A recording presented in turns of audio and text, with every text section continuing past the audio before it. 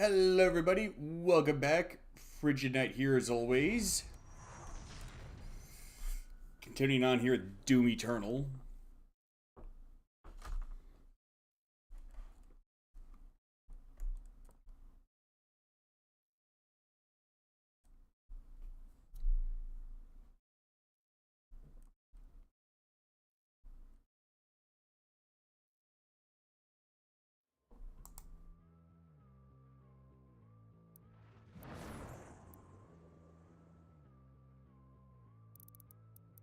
Customize.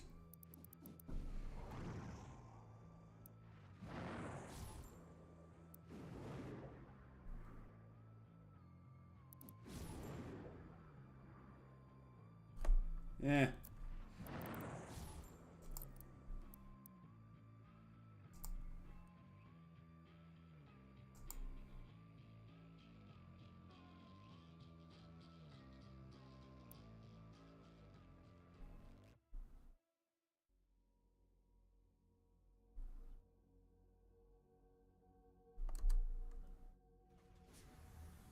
The final Hellpriest location remains unknown.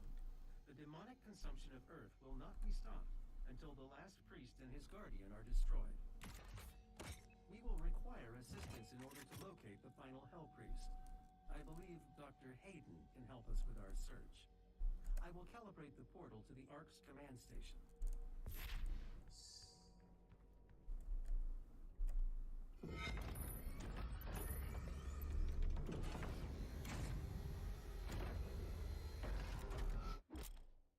Let's see. Oh, unspent Sentinel batteries in inventory. Okay. Oh. I thought the game saved that.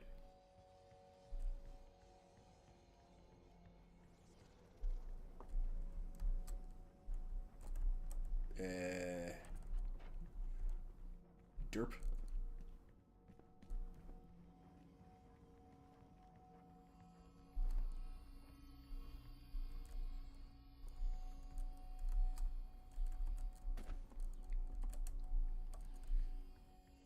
Okay, yeah, I did get both of those.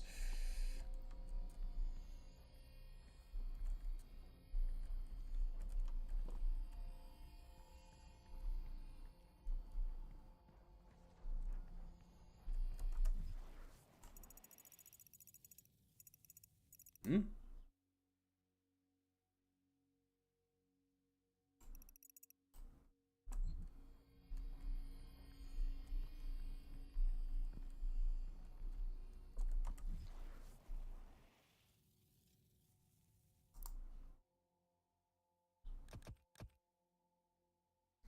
Okay, so would it be worth to... Hmm.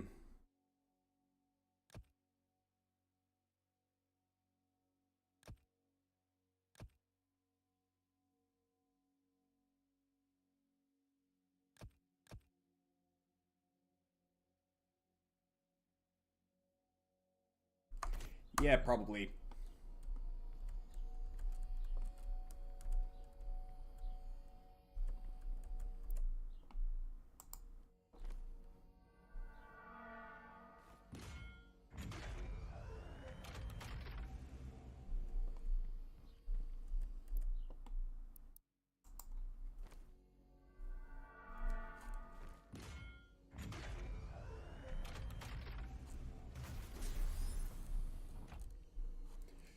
Homemaker.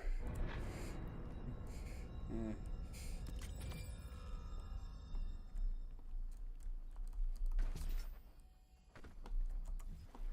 Alright, let's see. No, that. Oh, yeah, that's right. I could probably just.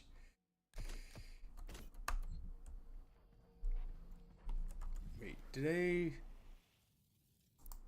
Yeah, I did have some weapon points.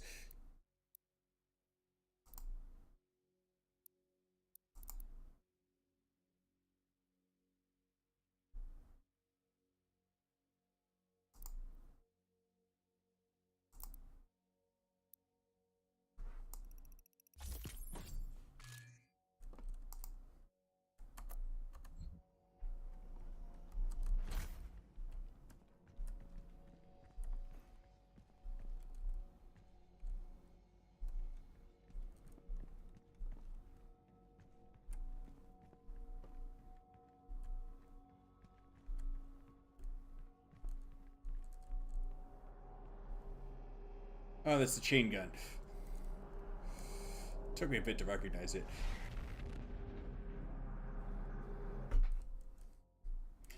Let's see. Having destroyed the Super Gore nest, the hunt for the remaining Hell Priest continues. Unable to identify his position due to the Con Maker's interference, travel to the Ark Complex, headquarters of the Armored Response Coalition, in search of Dr. Samuel Hayden, leader of the human resistance on Earth and the only person capable of finding the Hell Priest.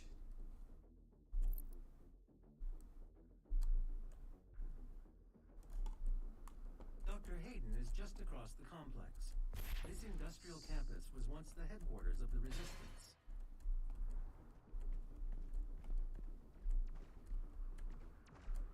Well, gee, I guess we now know what happened to the Resistance.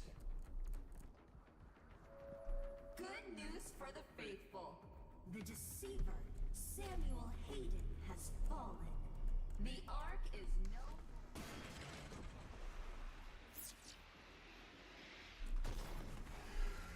Knock, knock! This area is no longer secure. Evacuation protocol is in effect. Huh, where'd that imp go? Oh, there he is.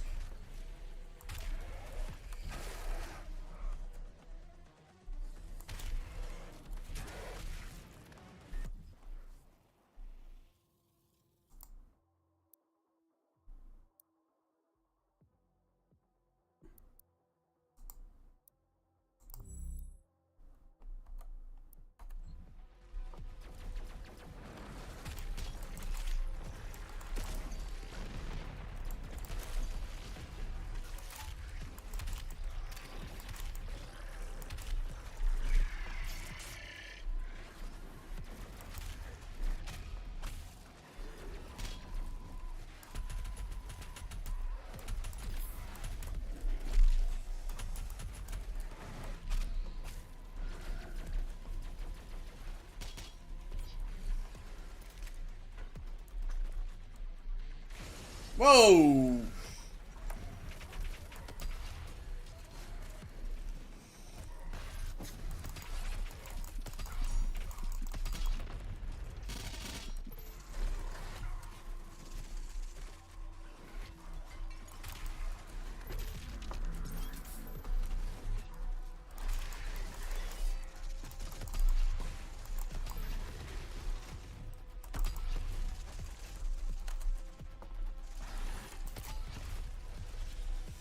Yeah, great idea. Stand somewhere where I don't have to get a direct hit on you. What could go wrong?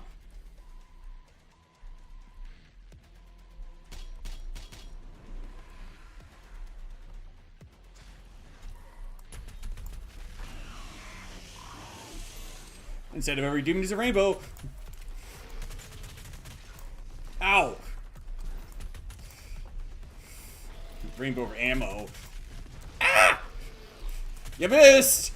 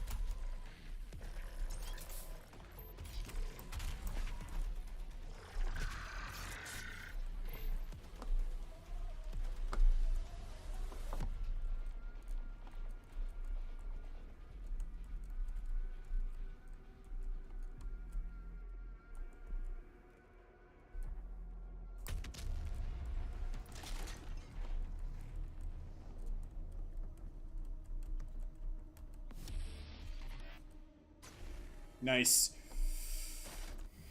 Wasn't even looking for it. Didn't even check to see if there's any nearby, and I found one.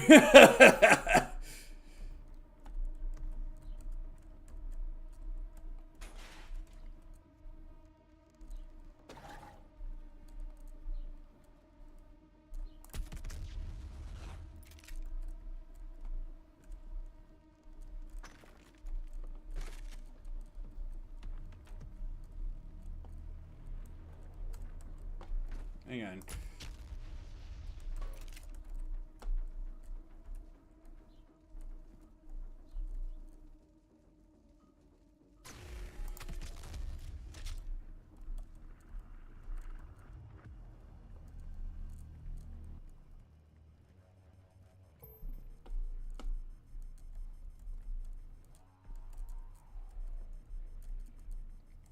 Wait, where the crap am I supposed to go again? This way. What's with the skeleton of the giant snake?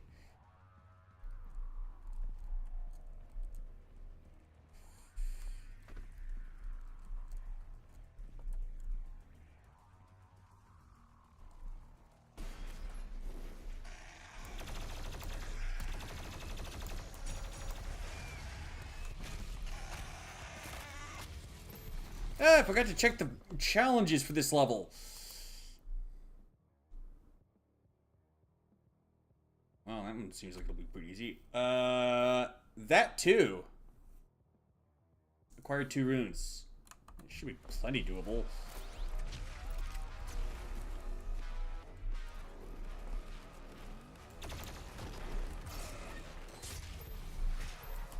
Hey! Not cool! Get back here!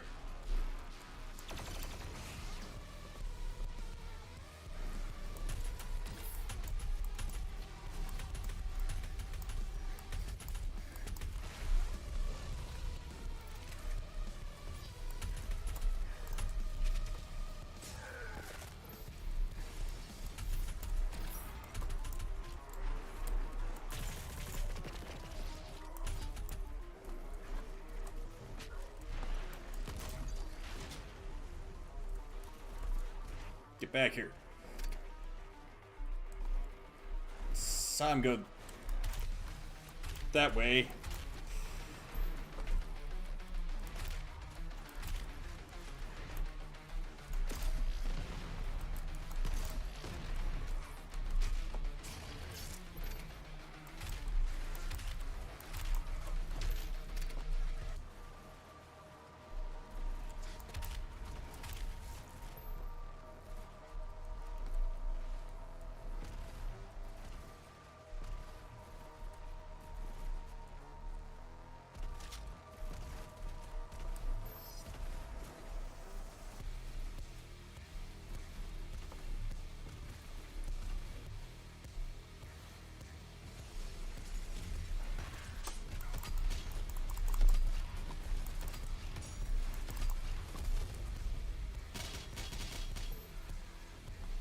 Good way to get armor chunked in a hurry.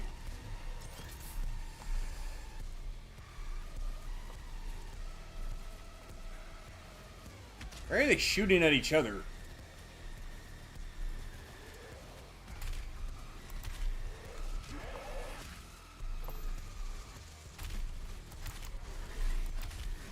Oh, great.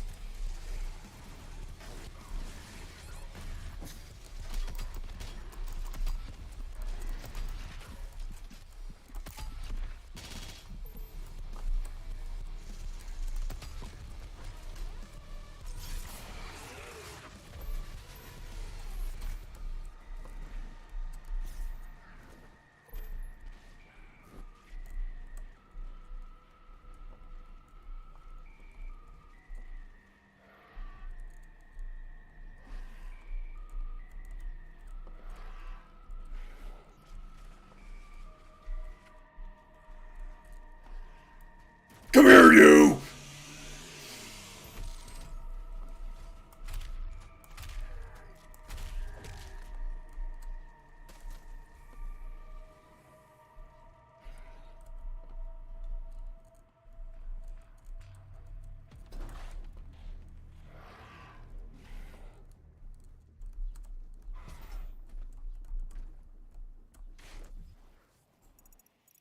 There's a demon around here somewhere. I can hear it.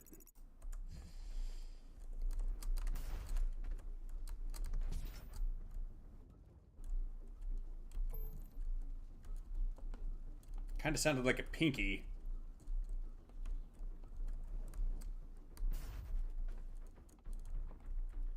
Sounded like he was saying Zoit! Or maybe it was Narf. Yes, I'd like a pack of gummy bears. What do you mean you're out? Fine, I'll take some Jack Links.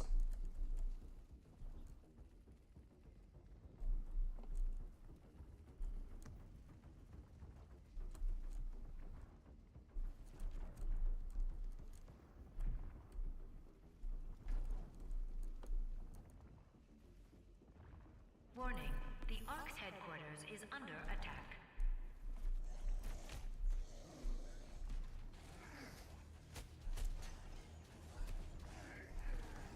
I hear demons, but I don't see them. Maybe they're below. Embrace your suffering, young advocates. Beyond the pain, there is enlightenment.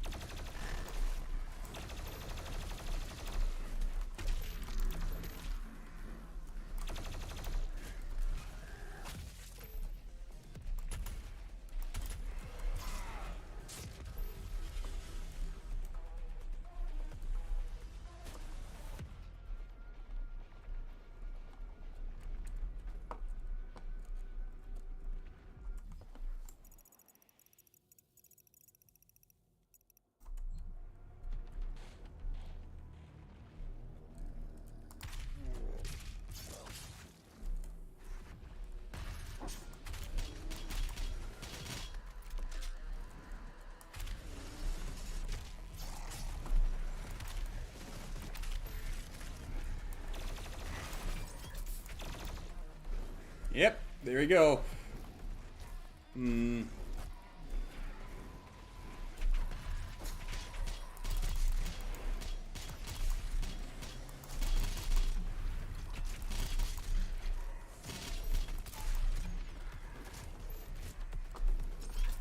Kind of goofed up there.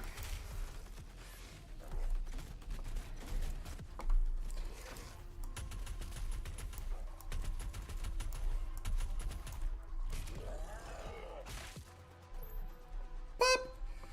Goes the demon.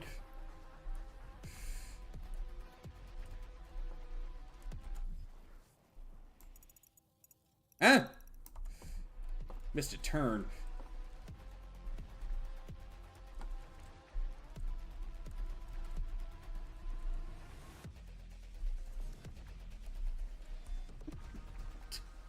That ain't right.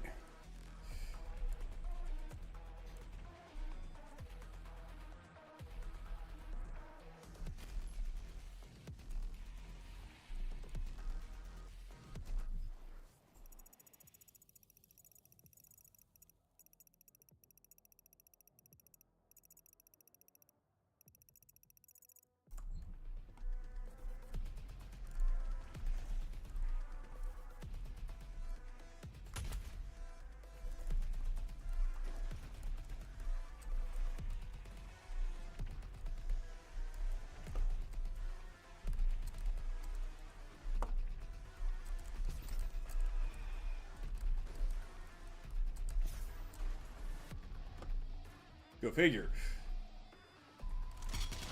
Ah! Wasn't expecting that.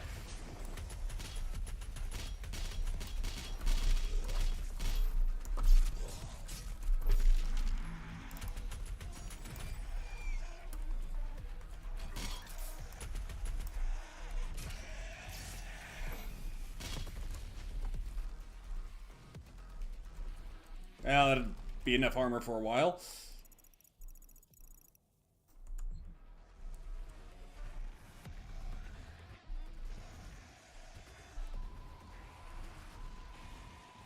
Attention.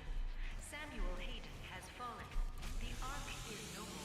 Please evacuate immediately.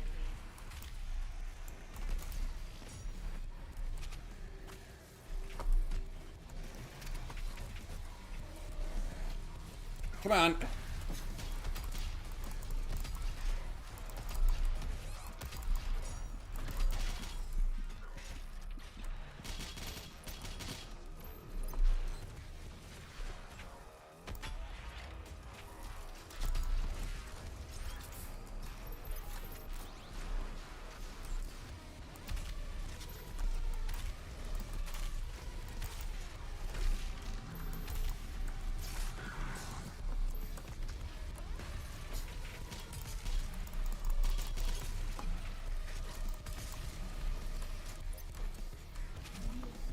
Eat up!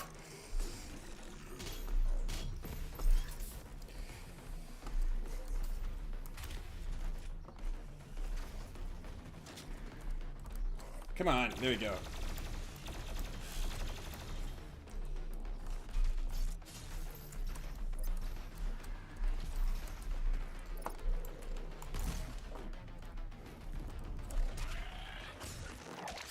Bye-bye!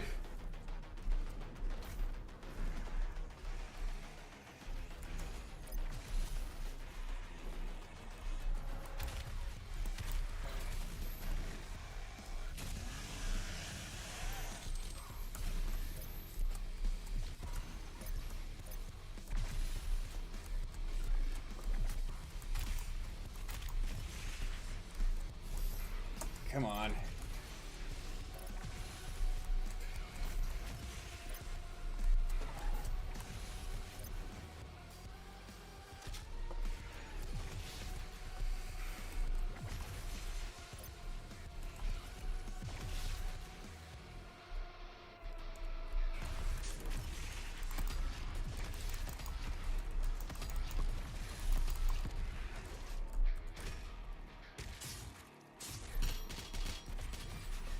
There we go!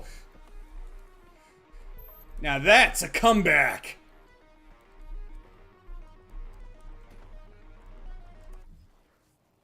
Which way did it come from?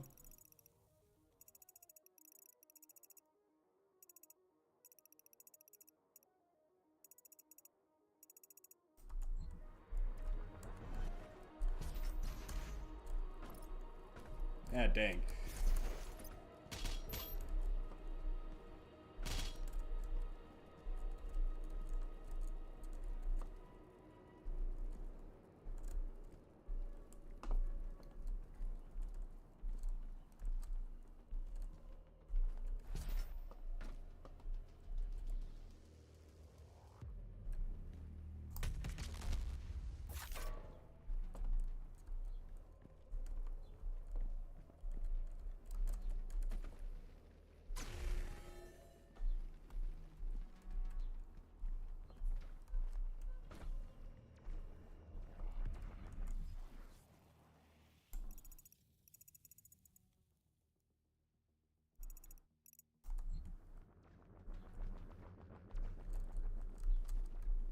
Okay, this way.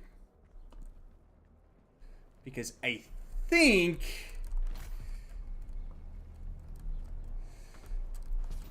Ah, dang.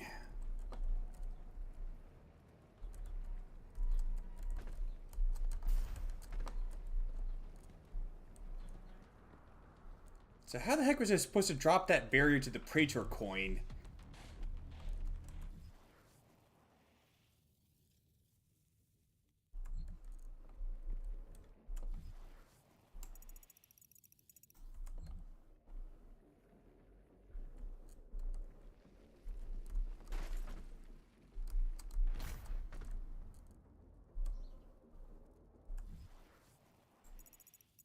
Hmm.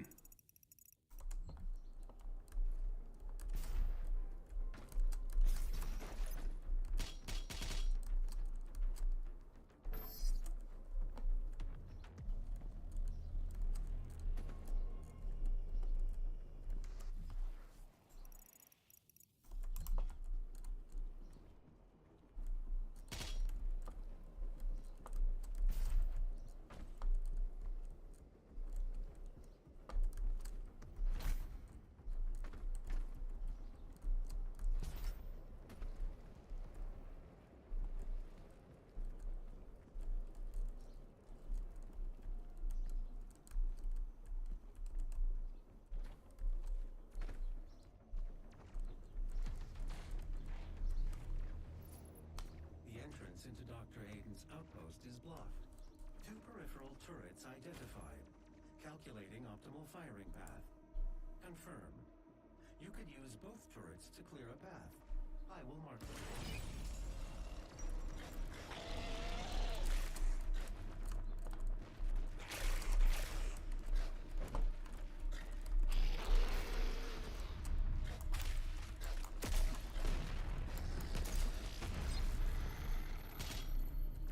Wait, that thing was empowered?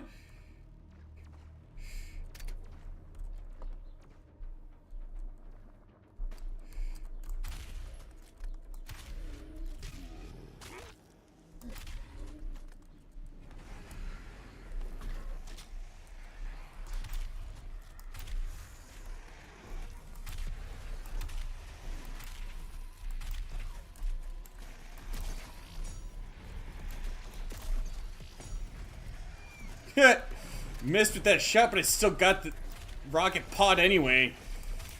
Love it.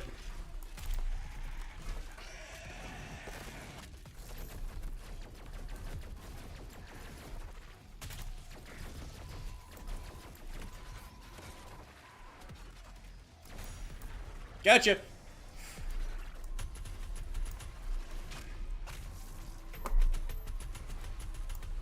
What the?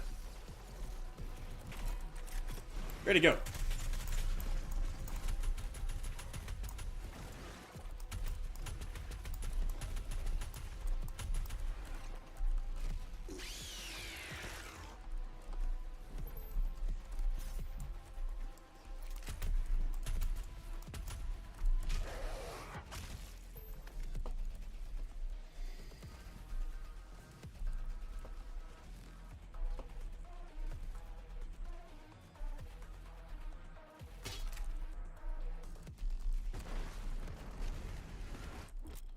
Oh, great. Cyber Incubus is a heavily armored variant that specializes in long-range combat in Area of Denial. A single blood punch destroys all of their armor, making them easier to kill. Good to know.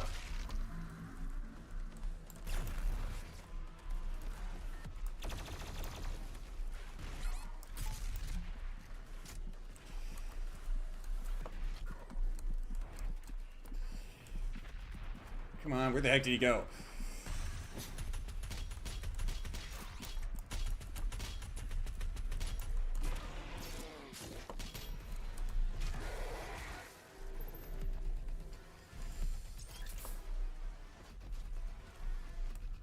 Oh, there he is.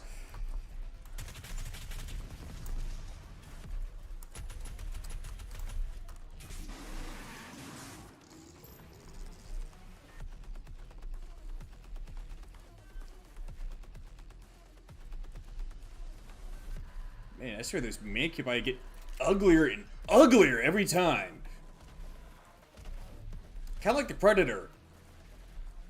Somehow.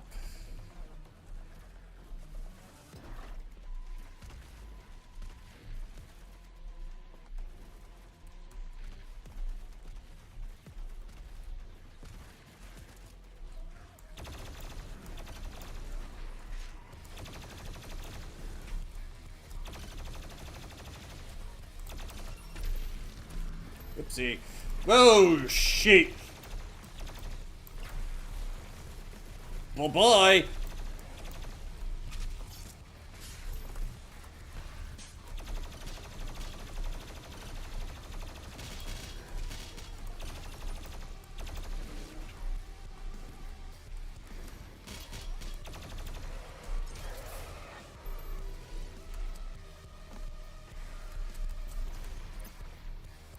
Where the heck is that Arachnotron?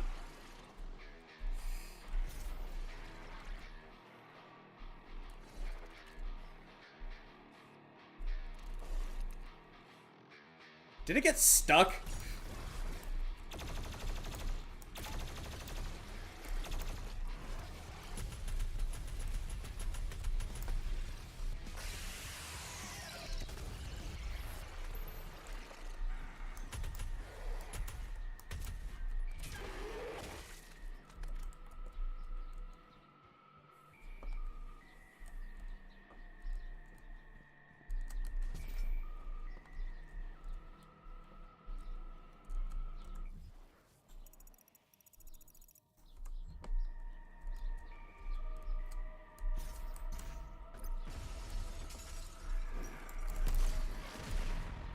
Group discount.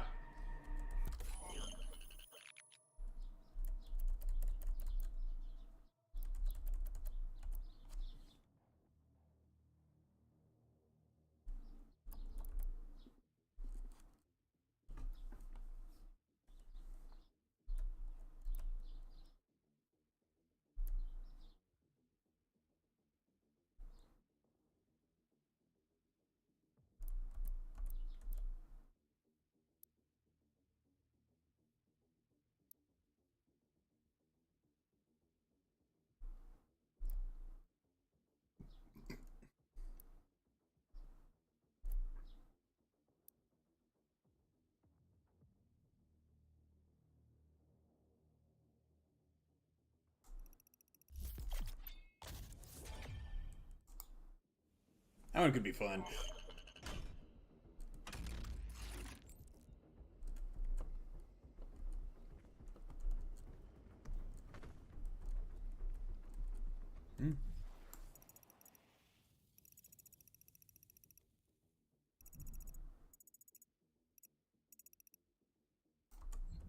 Gee, wonder how I'm supposed to get that Slayer key.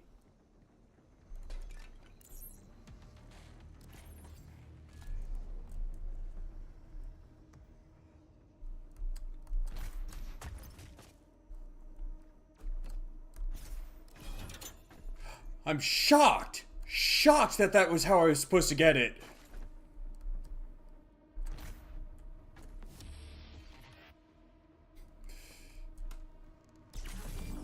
Cue ball in the quarter pocket.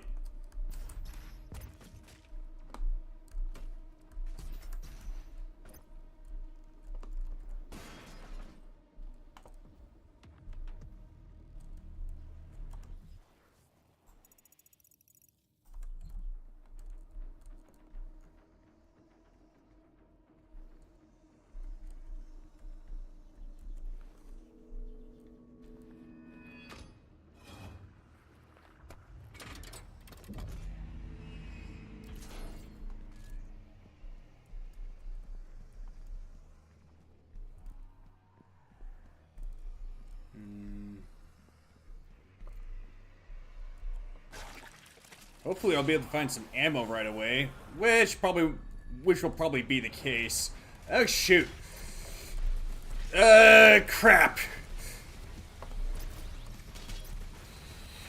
Come here.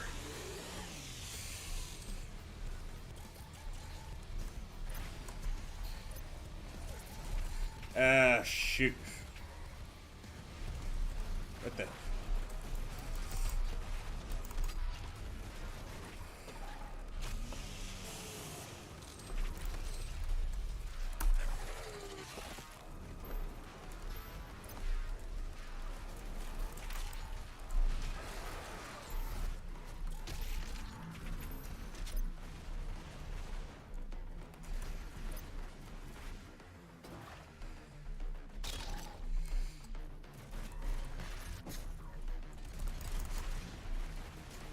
Wrong weapon.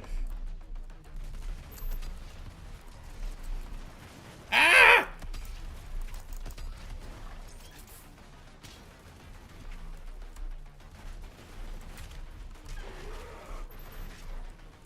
What the heck?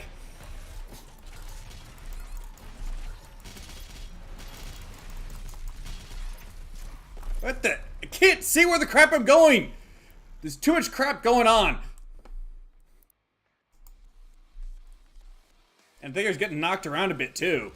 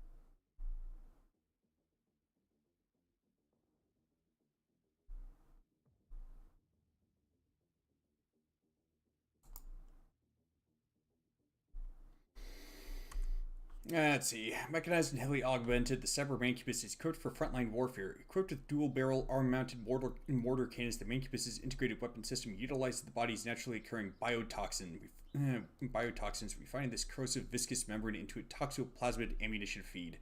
Siphoned from the spinal gland and funneled intravenously to the weapon conversion system, the corrosive secretion is discharged by an alternating firing mechanism, which dispenses the toxoplasmid as either heated projectile or ignited fluid, the latter resulting in flamethrower-like incendiary spray capable of burning through armored plating.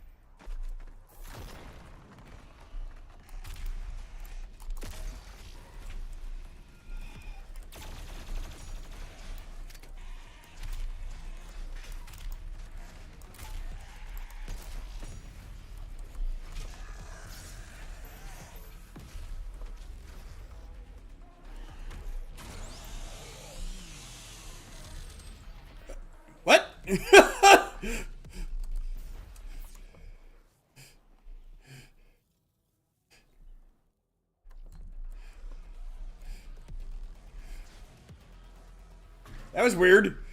I'm not complaining, but it was weird.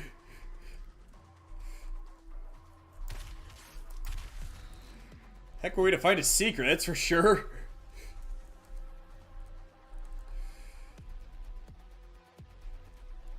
It seemed like I fell through 3 floors, but I guess I fell only through 1.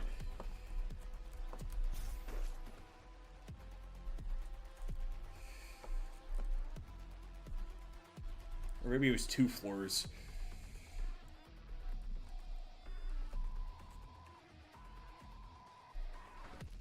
I'm not going to complain about a minor visual glitch. Minor, that's the key word. Hey, hello there, Zach Plumber.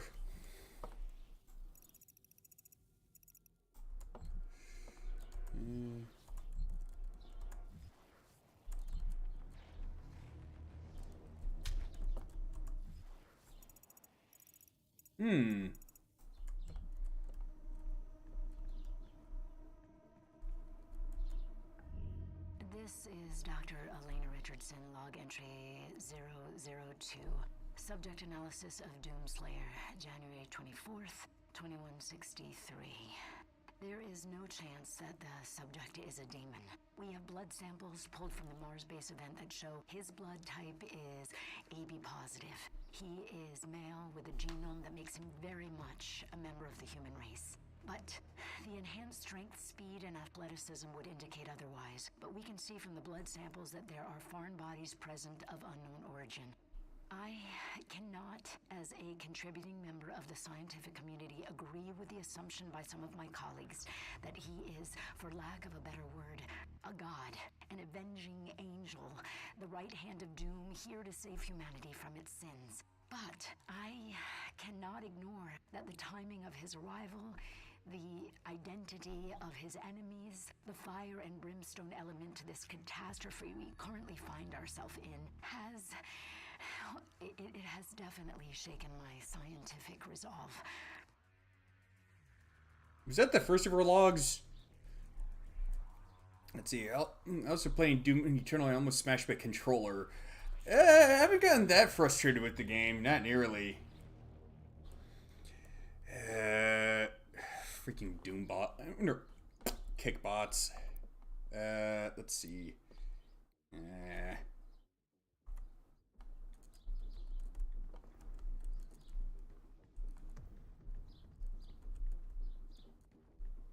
Oh. Is this a laundromat or something? It kind of look like washing machines. Like industrial ones.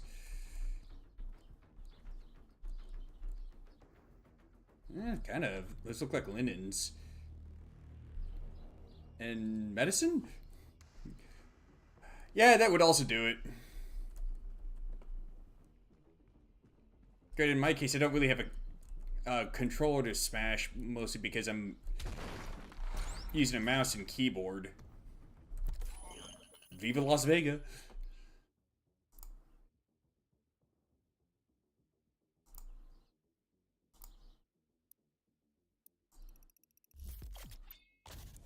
More DACA!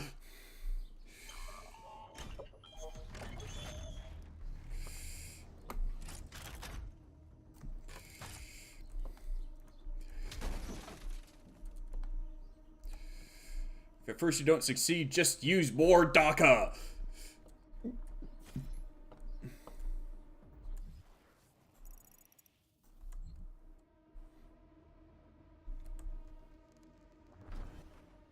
Whee! Wait a second.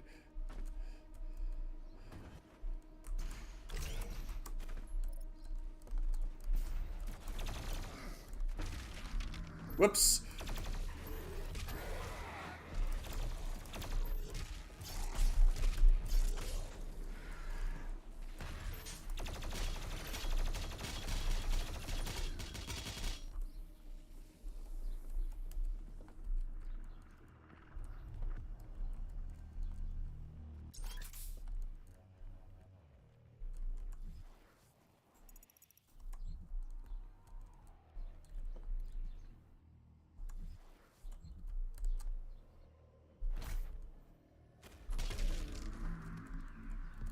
Now that's an entrance.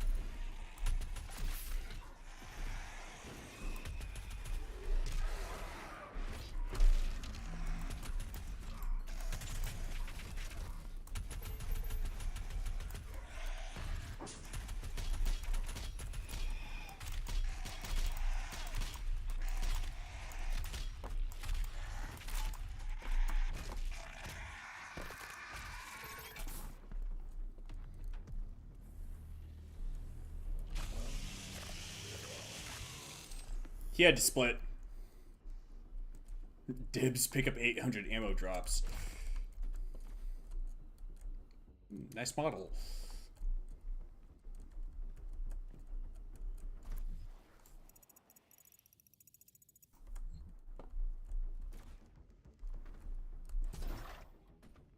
Huh?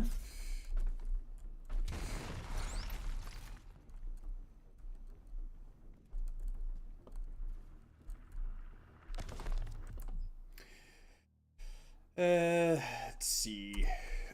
Man. Global Military Crisis Relief Initiative established by the Allied Nations in 2151. The Armed Response Coalition is designed with the sole purpose to combat and contain the Hell invasion, to succeed where modern militaries are ineffective, utilizing cutting-edge Argent-powered technology. Aiden, overseeing all aspects of ARC weapon and tech development, set about repurposing the UAC facilities on Earth, many of which were unaffected by the invasion due to the remote locations and high levels of automated security. These facilities, operated by powerful AI, are already designed for weapon development and mass production, meaning they could be repurposed overnight. Oh, that's good.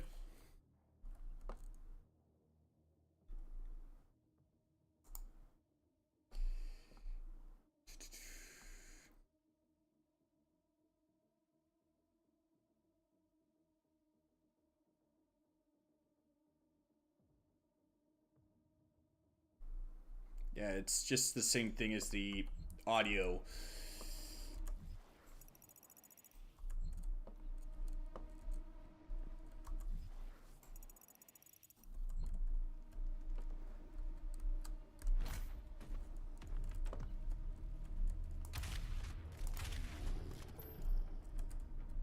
I'll be taking that.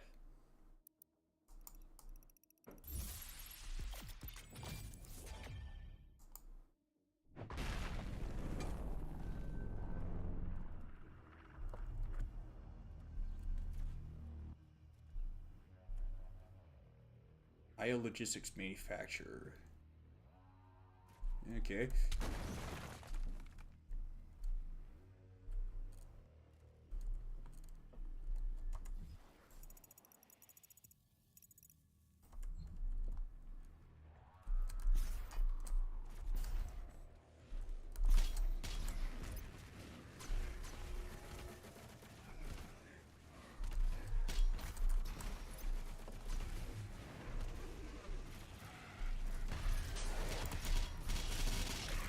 Oh, shoot.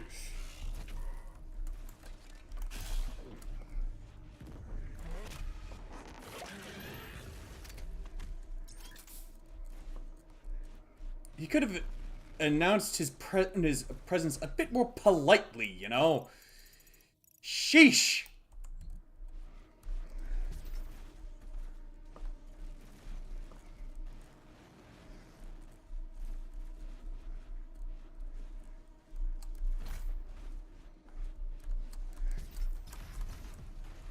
Yeah.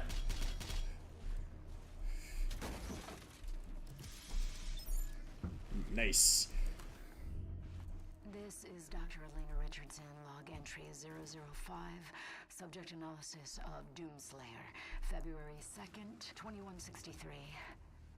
Maybe he is a god. Maybe he represents humankind's rage. Their will to persevere, to overcome that which would threaten our survival. He is uncompromising, a relentless being of violence that knows no mention of the hesitation shown by our many leaders and politicians during our time of judgment. Can he overcome them alone? If he can't, we as a species, all species, will not survive.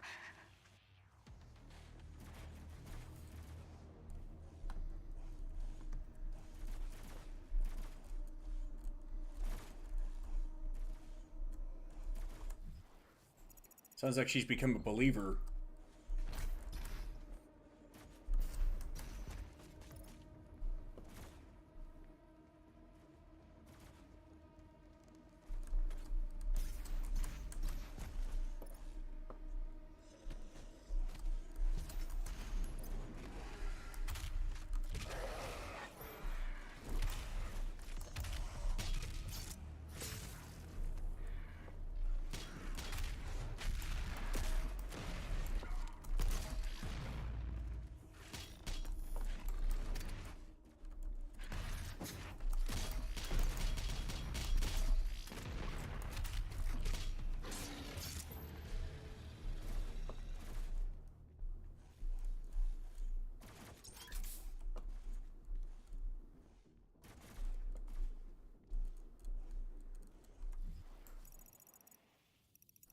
Man, really helps him to getting more used to getting more in the habit of using the flame belch regularly.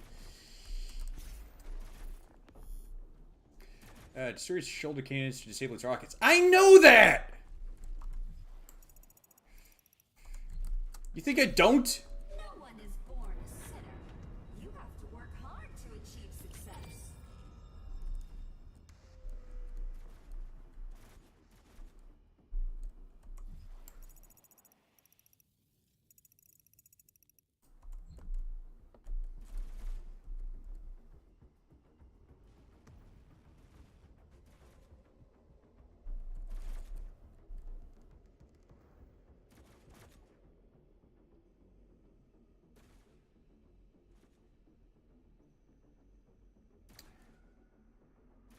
And just what exactly were the devs thinking with this sort of imagery? It seems to be in rather poor taste.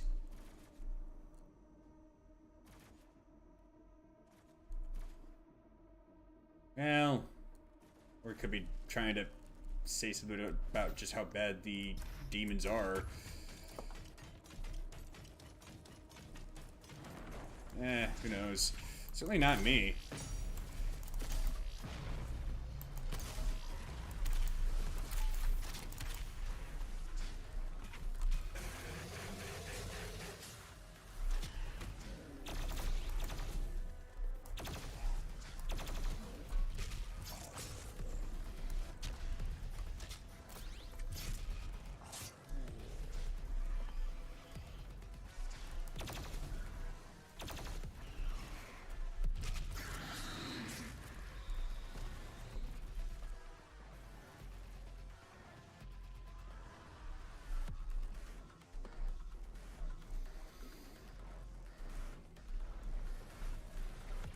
Of course, then again, I'm old enough to remember that.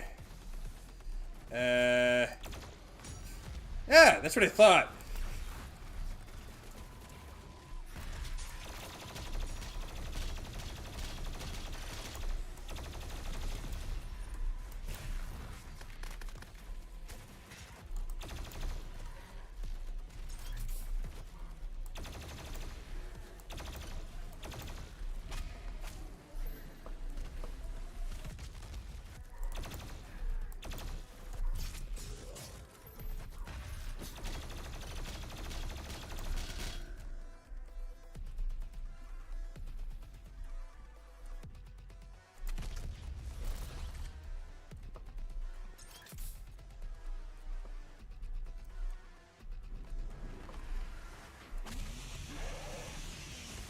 I found the rainbow inside that demon.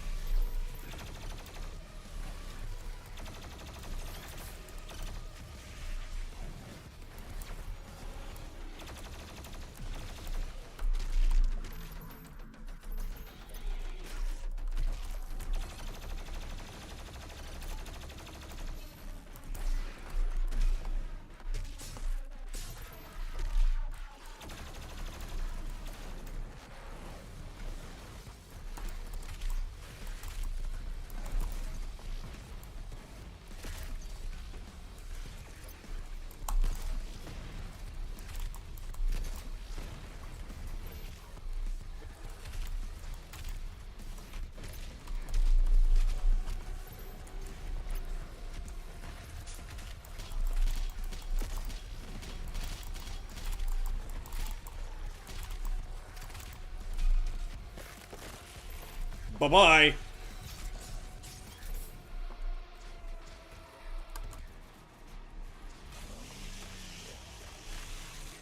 Rip and tear! Rip and tear!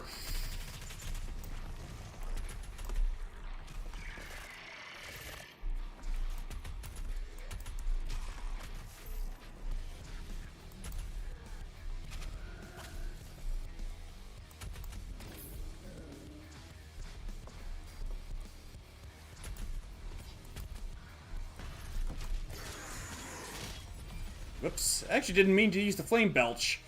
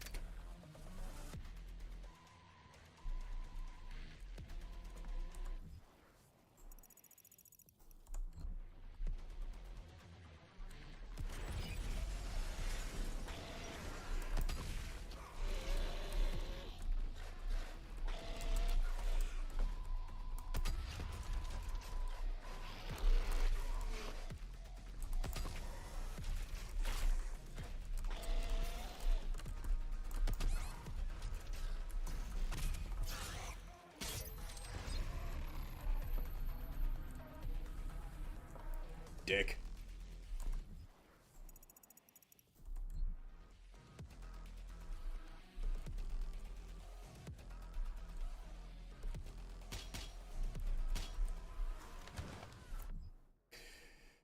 Let's see.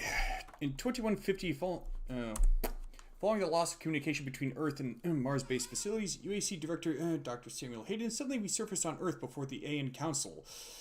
The demonic invasion of Earth had already begun, and Dr. Hayden had arrived just in time to provide aid. He supplied the Resistance armies with urgent technology and advanced armaments, taking the helm of the newly formed ARC as lead director. Dr. Hayden's tactical and scientific acumen were invaluable to the war effort, and he was soon given full command over all Resistance efforts by the Global Council. The ARC engaged the demons with bleeding-edge tech, X-suits, and heavy-frame battle mechs, but found themselves fighting a losing battle. Operation Hellbreaker was Samuel's final plan, a powerful counterattack that ultimately ended in failure. His robotic torso retrieved by ARC soldiers, Samuel is now attended to and monitored by a skeleton crew of scientists. He had been given contingency orders to safeguard his body along with the crucible obtained on Mars. The crucible, huh? Gimme!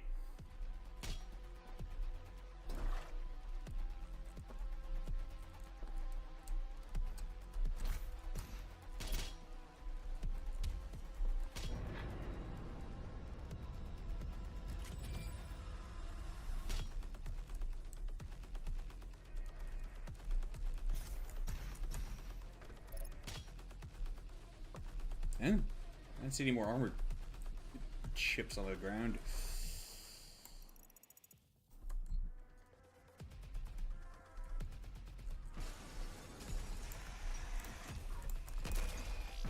Bullseye!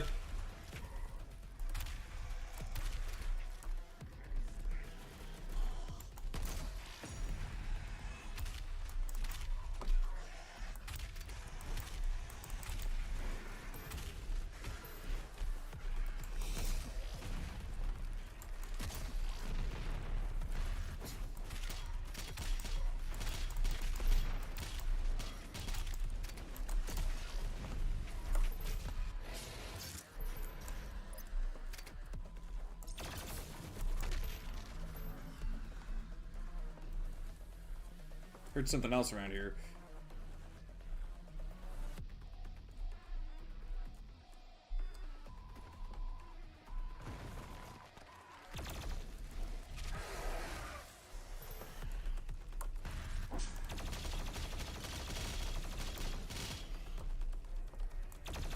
That's not enough ammo or armor.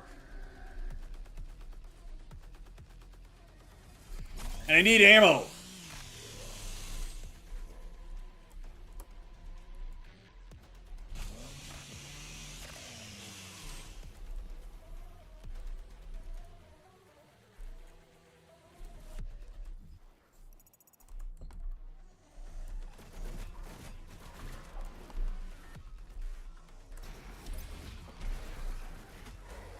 Sweet. That was not the best idea. Cool!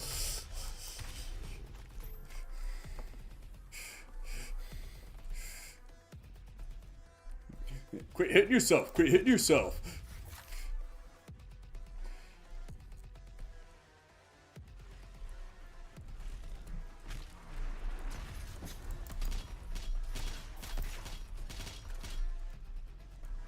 Again, not the best idea. Oh, shoot.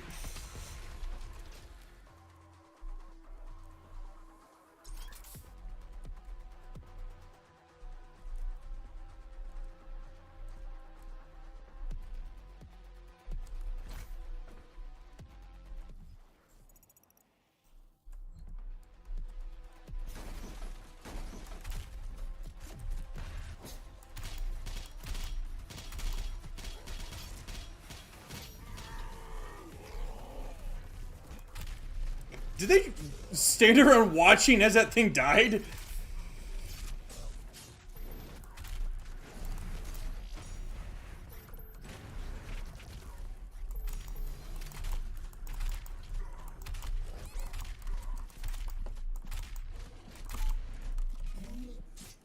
Eat up!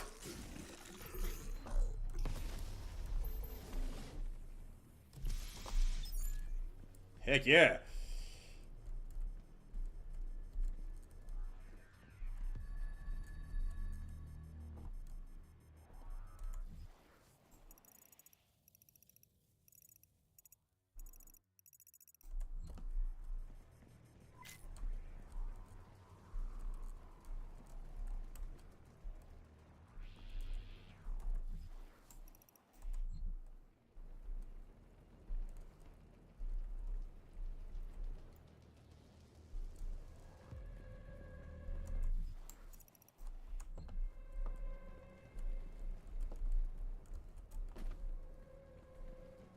Don't mind if I do.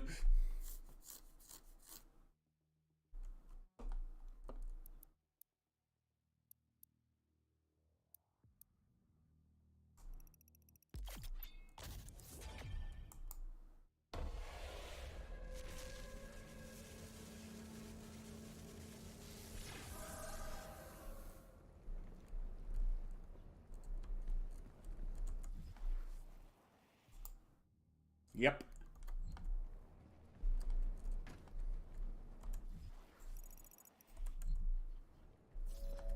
You believe the Doomslayer will save you? Your salvation lies with us, not him. You call that salvation? You couldn't even save a war. You couldn't even save a Word document. Okay, that's kind of some weird smack talk.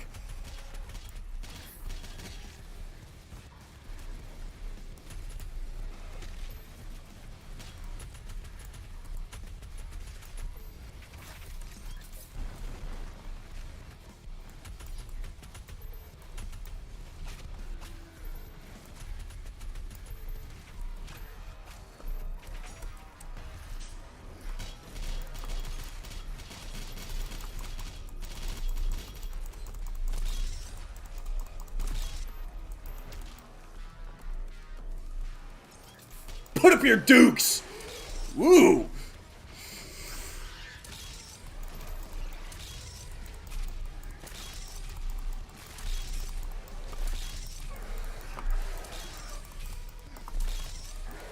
Half off! I don't just want a piece of you. I want two.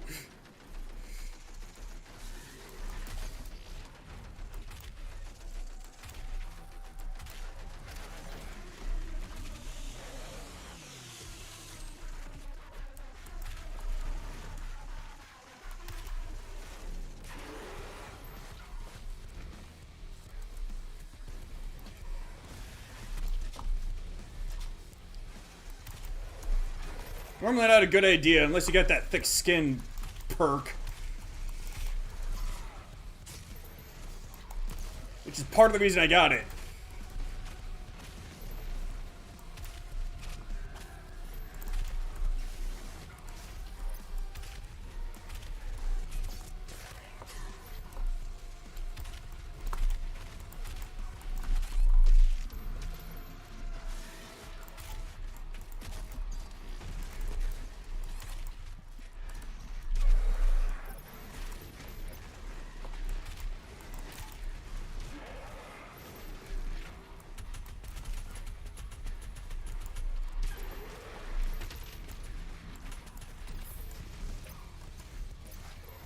Alright, Dickless, that's enough. Get back here!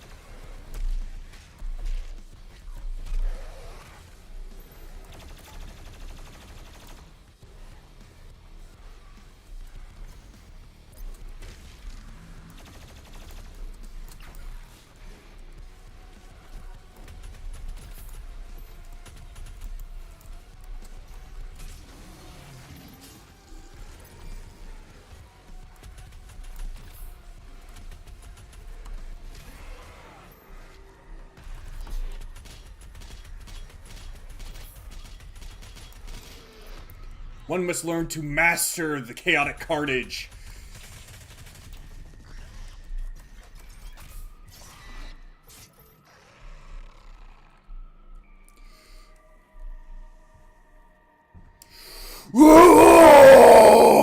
I am all that is man!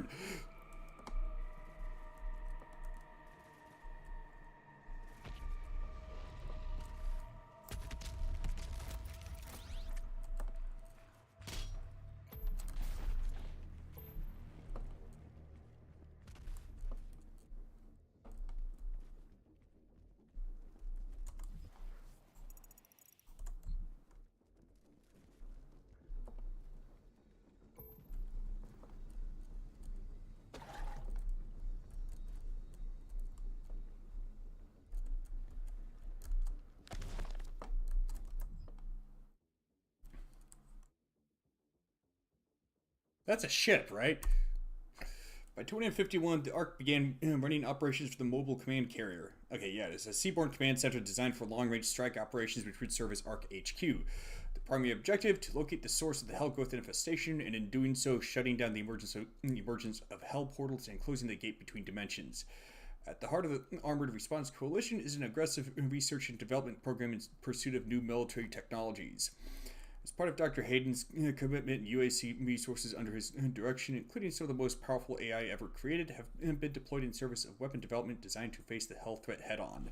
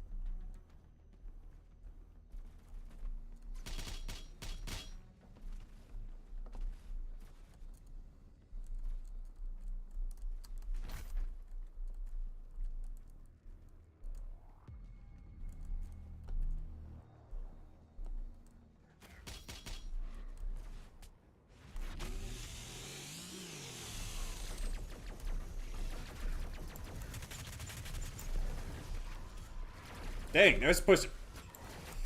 Whoopsie. That still got it. Uh-oh, where?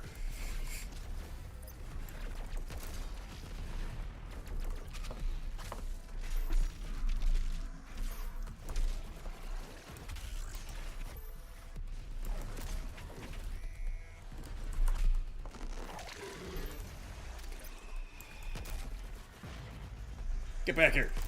Whoopsie. Whoop.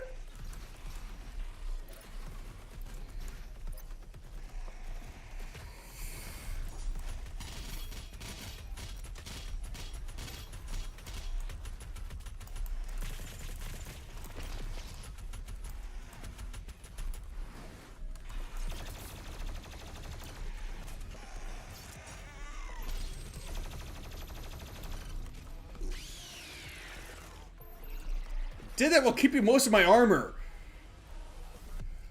I'm not sure if these enemies are actually getting worse or if I'm actually getting better. Maybe I'm just in the zone.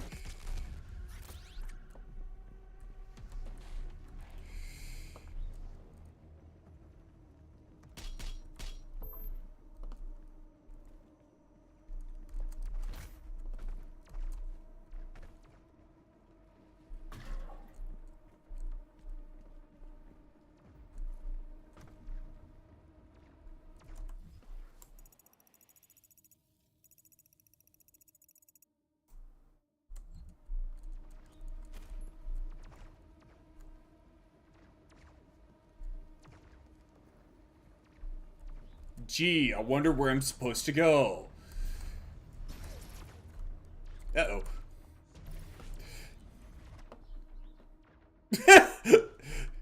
Heck of a way to make the jump, ain't it?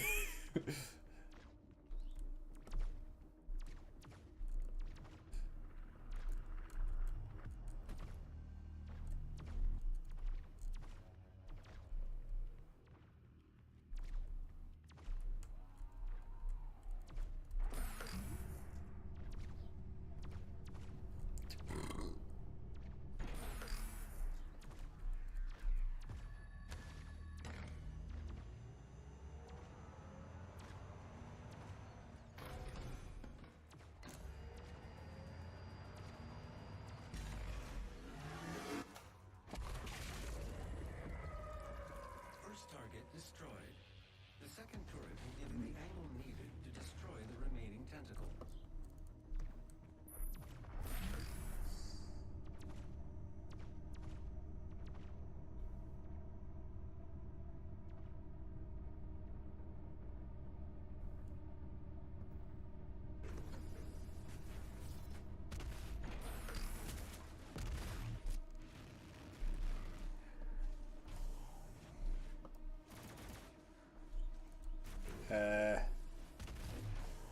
Oh, there it is.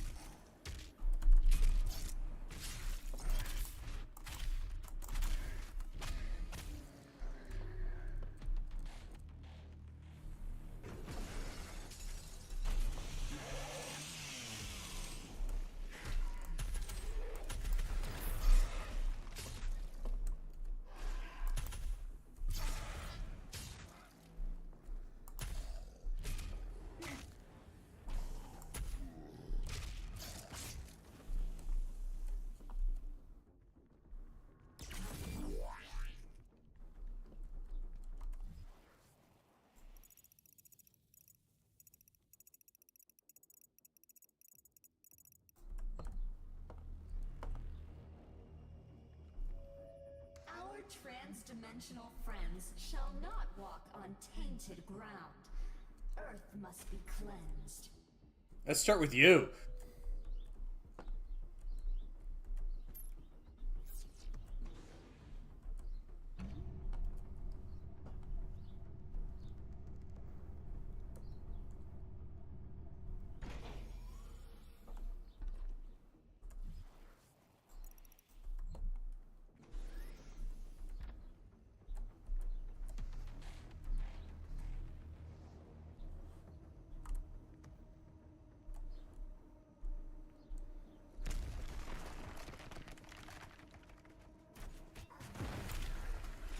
Dang it.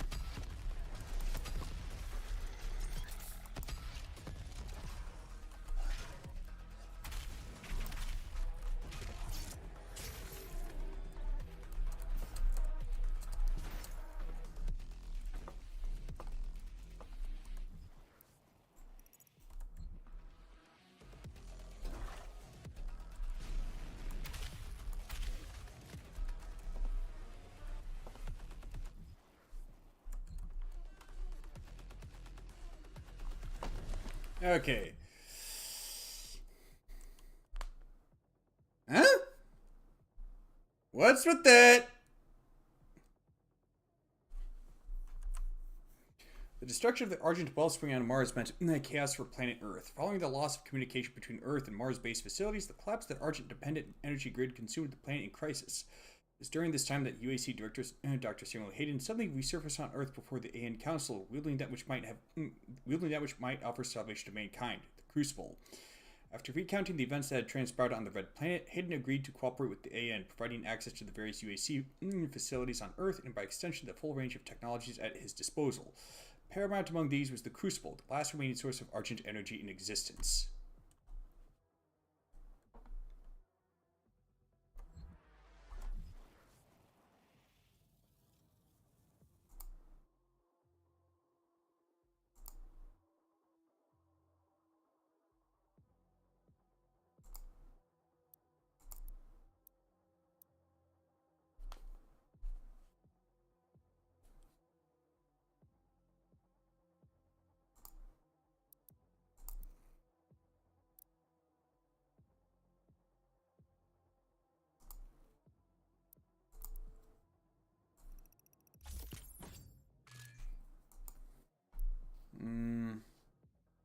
Let's see. Kill at least 2 demons with a single heat blast 30 times. Well, that can't be... that won't be hard. It'll just take time.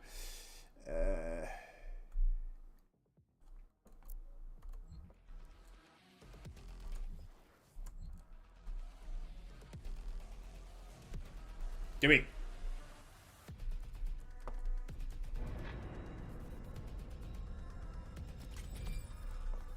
Dankeschön.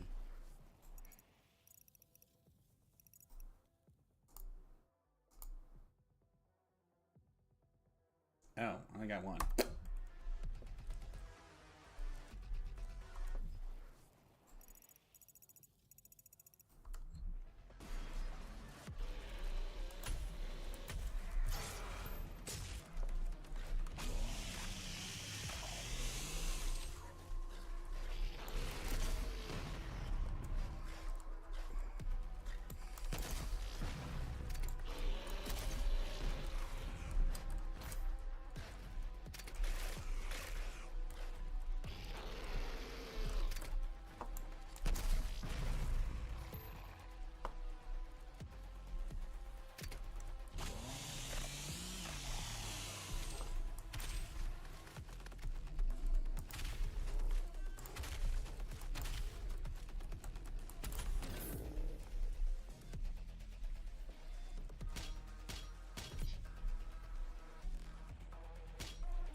Kind of like breadcrumbs.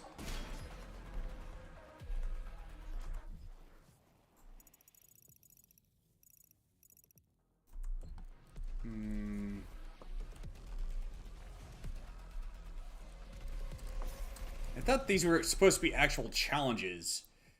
And that, challenges supposed to be, challenging.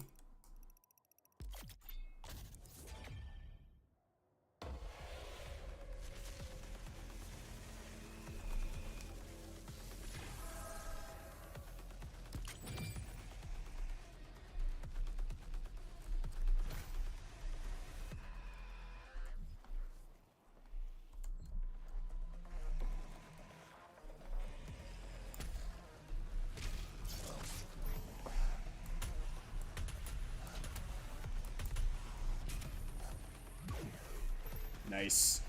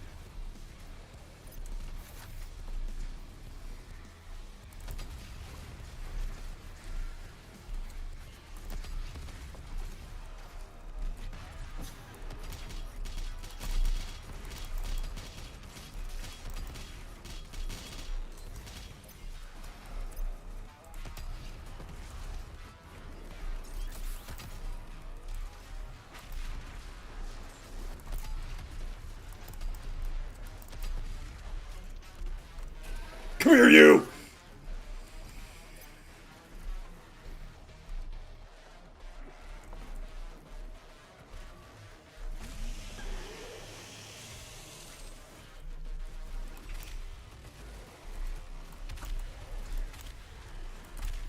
Come on!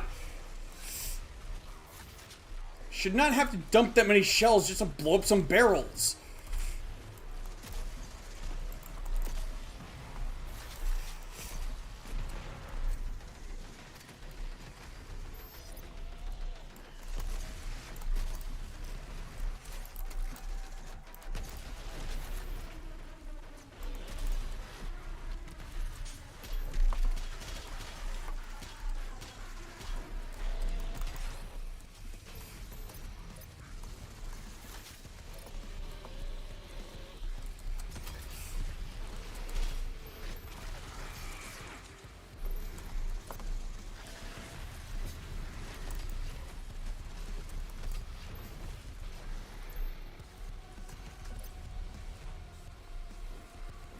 What can I say? I learned a lot by playing Team Fortress 2.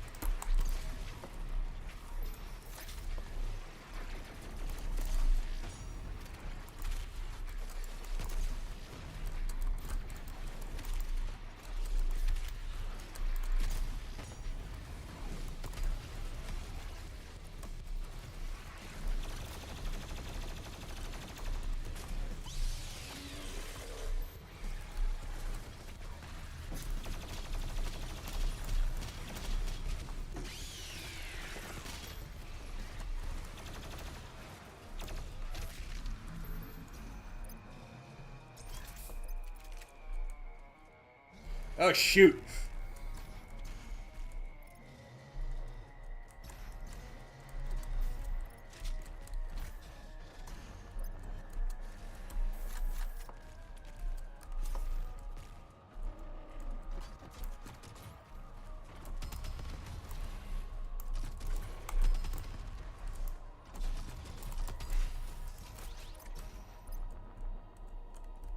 Oh, that took it down.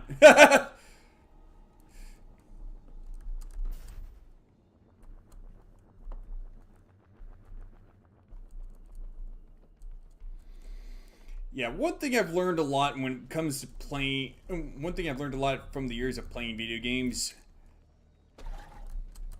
Always assume that the fight will keep going until you actually see that enemy go down.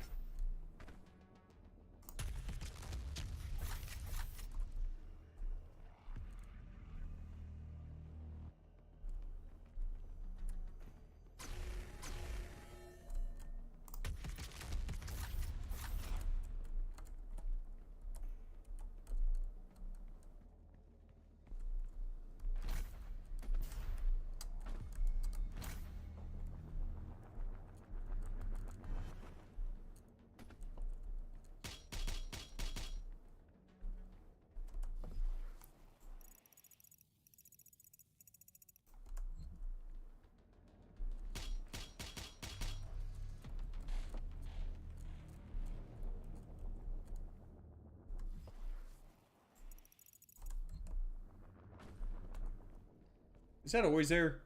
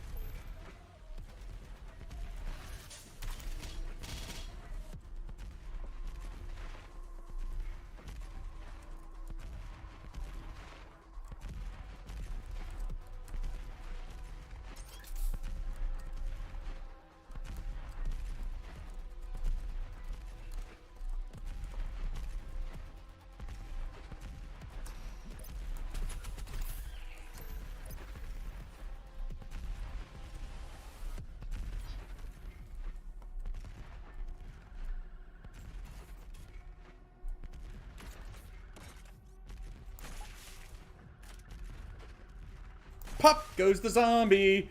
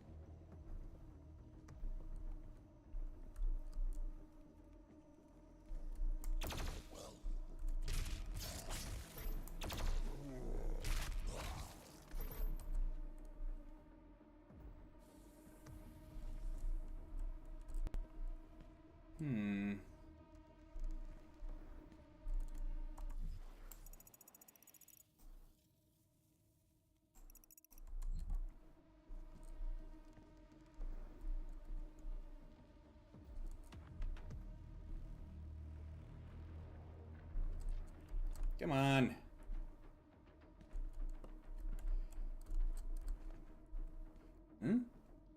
What's this?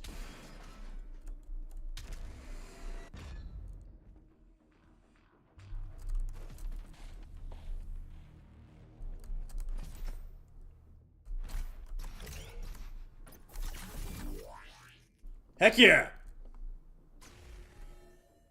And here, I was thinking I was gonna have to jump and make it clear the way from over there. But then again, I guess that's not the case, because it's supposed to get over here, so...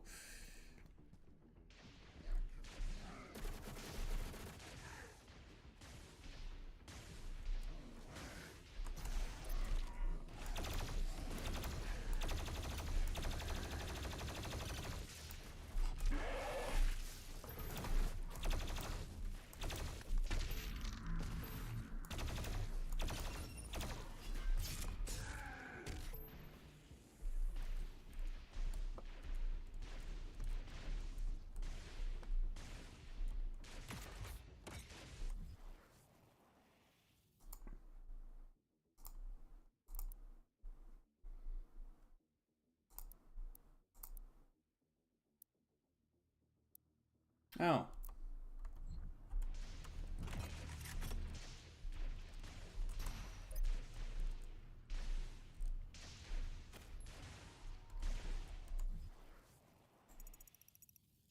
I've heard about some people complaining about how, like, all the platforming and puzzles kind of breaks up some of the action and all that. Me, I can't help but look at it from a sort of in-universe perspective, because it's like, why the heck would all these forces of hell think that all this platforming and puzzles would do anything other than just slow down the Doomslayer at best?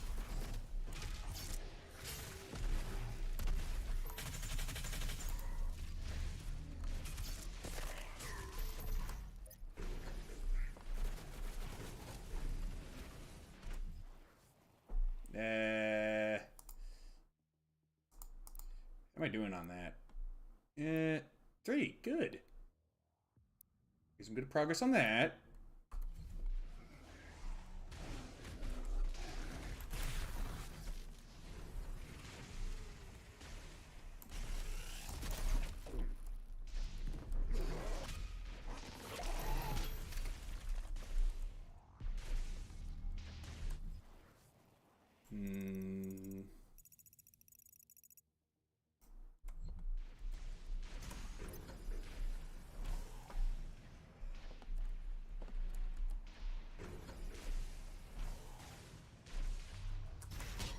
Ouch.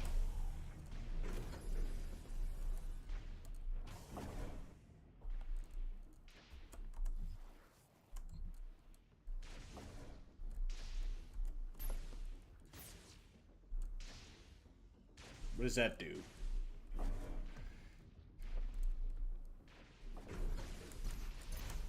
Ah, that's what I thought.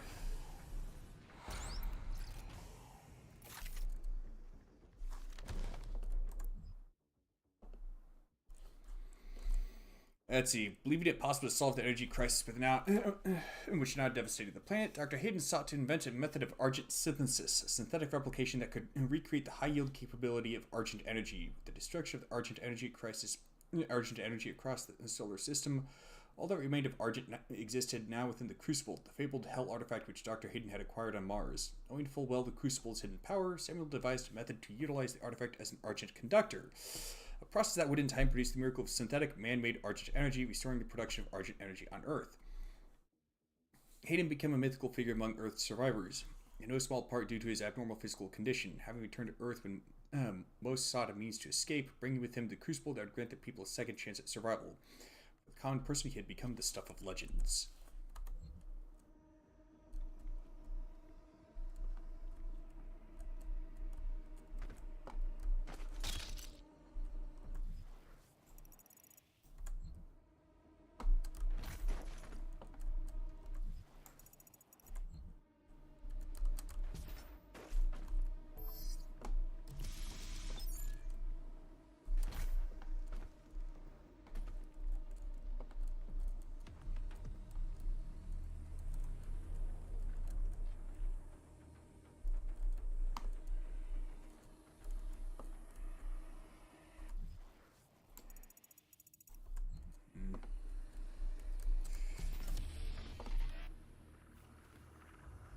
Quad machine? You know, I know there's like some connection between Quake and Doom, but I'm honestly not sure what the connection is.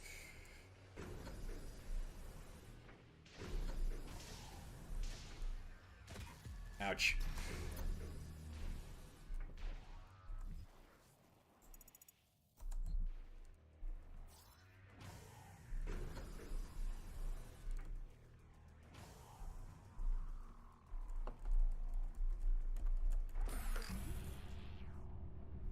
Beam me up, Scotty.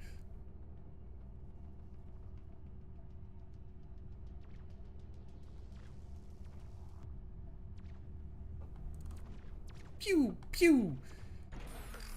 What the heck? That ain't right.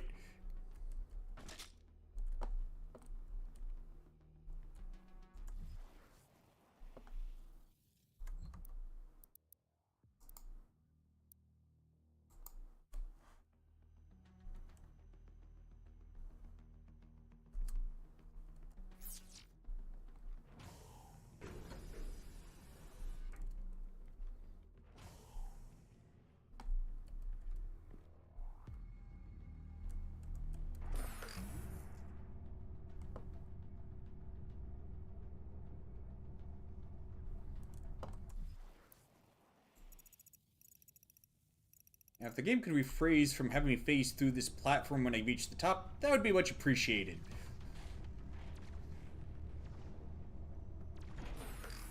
Ah, good.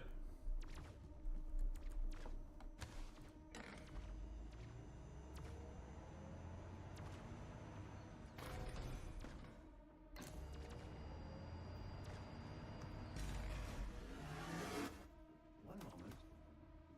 That ain't right. Ride successful. The path is now clear. You can access Dr. Hayden's outpost.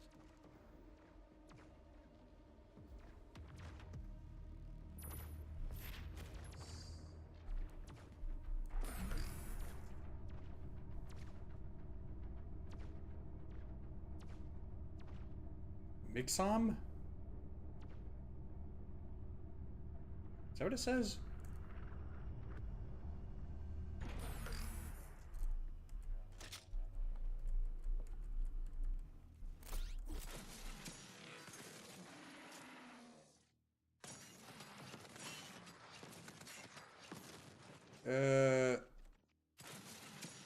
Okay. Yeah, I've heard that's a often used trick for taking down the Marauder.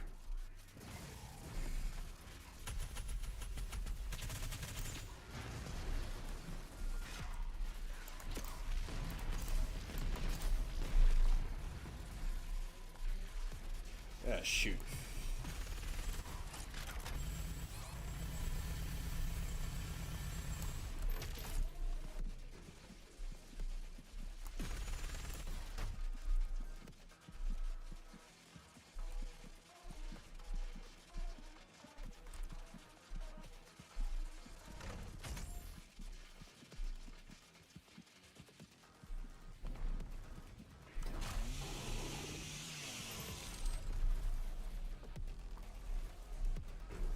Yeah, you really think I was gonna mess around with that?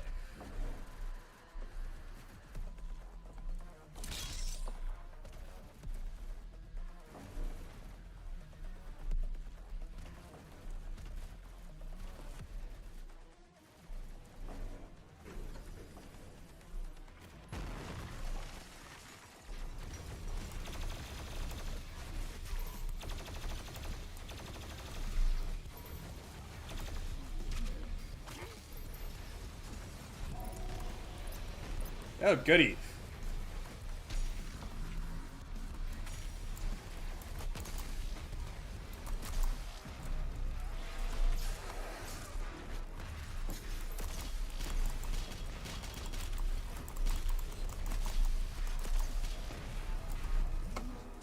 Eat up!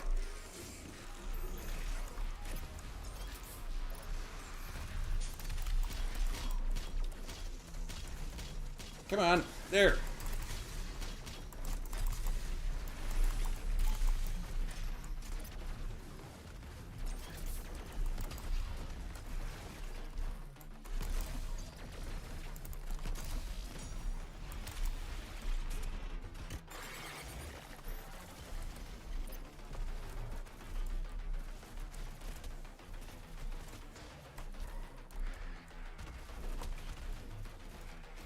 Yeah, come on.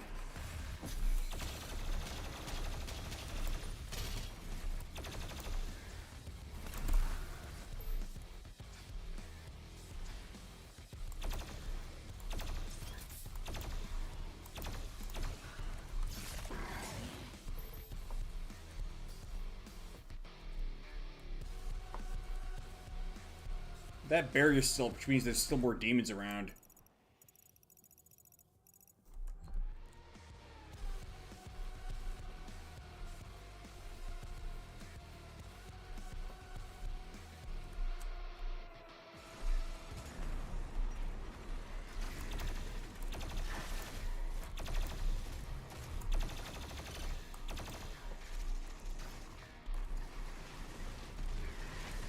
Come on.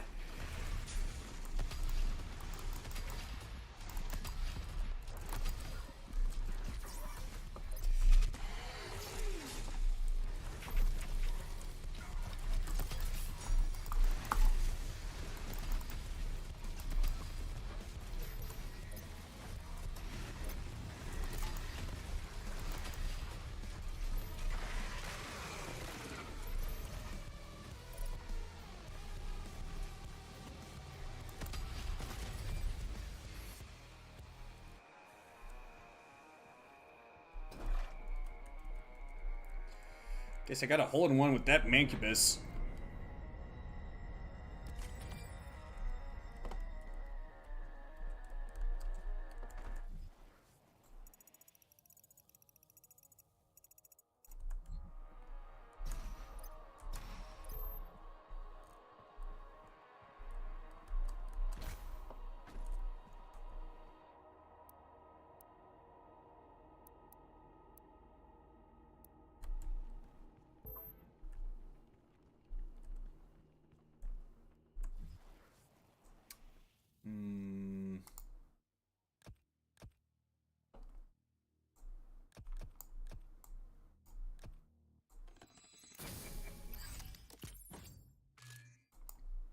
Of course, for that to actually do me any good, I'd have to actually use it.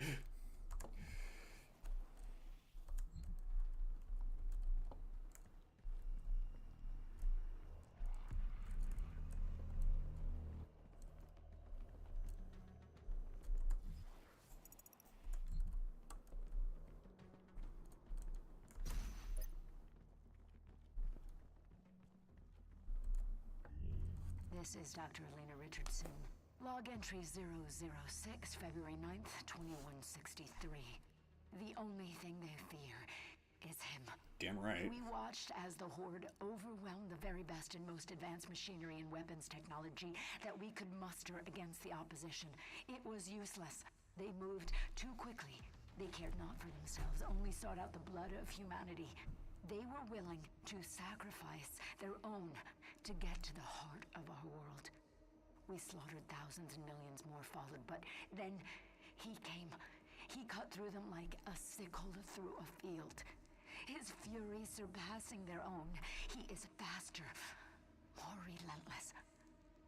I believe him now to be more than just a man. He is Doom.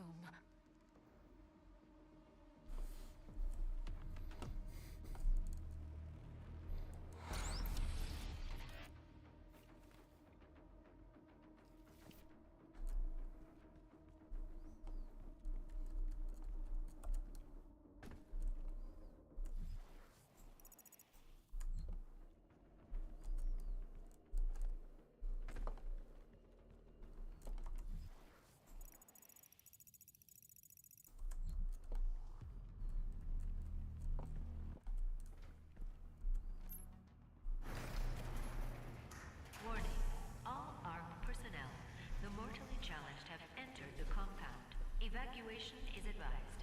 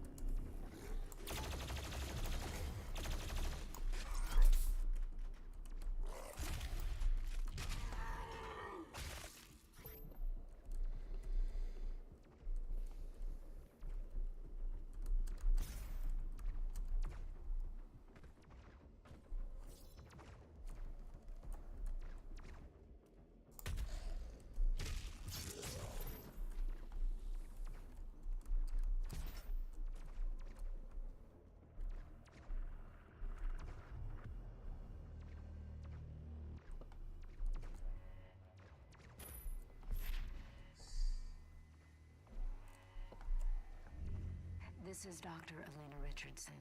Log entry 007. March 3rd, 2163. And with him lies our salvation. For as he gains in strength, so do they fall in numbers. The priests command the armies to the north and south, but he controls the fight. The inner circle of death is where he resides, hunting them at the far reaches of the earth and beyond. I am a believer now. I feel it is in Doom that I have faith. The Slayer is the spear that stabs at the heart of our attackers, and those that would seek to harm us should feel warned. For there is only one dominant life form in this universe, and it carries a steel-barreled sword of vengeance. All hail the coming of the Destroyer. The Slayer's time The heck? is now. There you go. Kind of fumbled that. Steel-barreled sword, though. I like the sound of that.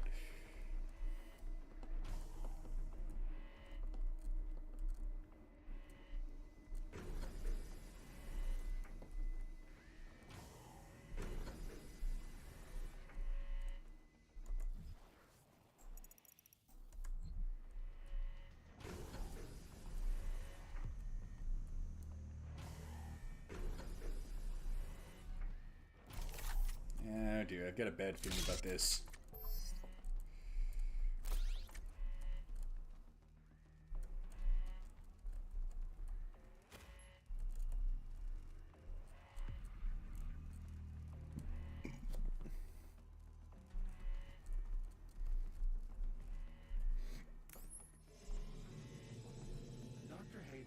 Complex Laboratory is located at the top of this facility. Attention. Emergency protocols have been activated. Please exit the facility now.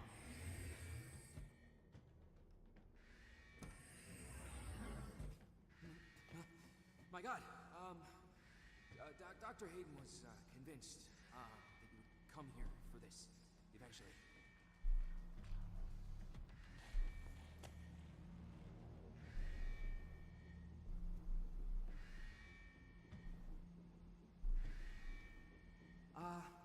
Can I just say that it is an honor for me, personally, to meet you?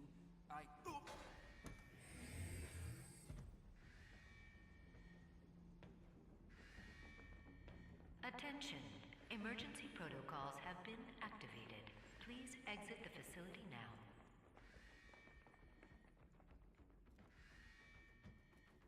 We don't know how to access his main cortex. It's all alien. We couldn't figure it out. What do you mean, alien? Prepare for his careful extraction. We were given specific orders. His life signal is barely readable. Warning. Demonic presence threat level 5 entering main laboratory. Uh-oh.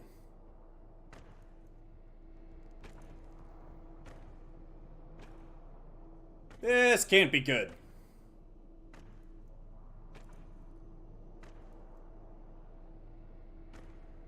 Opening the portal now.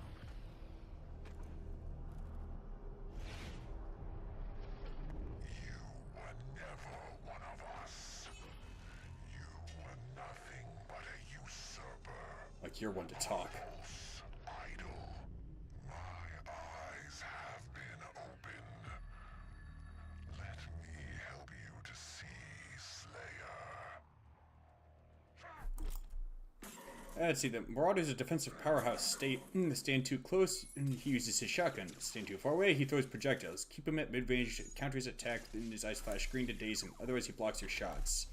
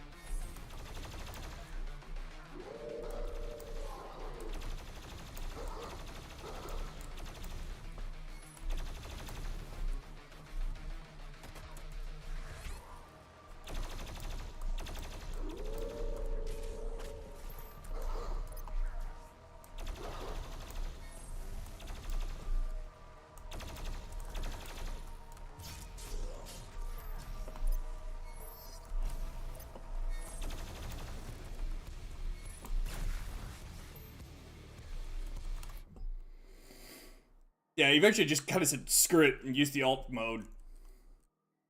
As the green flash indicates that they are vulnerable and cannot block, so time your shots. The water cannot block all day, so strike fast before it recovers. Don't waste ammo trying to break through the shield when it is active. Civil War consumed Argent Dinner. The Night Sentinel's guard was quartered by their faith. Torn between serving the Khan Maker or revolting against that which they swore to protect. Those most disillusioned forswore their oath to the Sentinel royalty, abandoning their pact of allegiance made to the throne. These hardened warriors joined the separatist group led by the exalted priest class, allying themselves with the Makers and their devout acolytes in an attempted coup against the Sentinel royal house.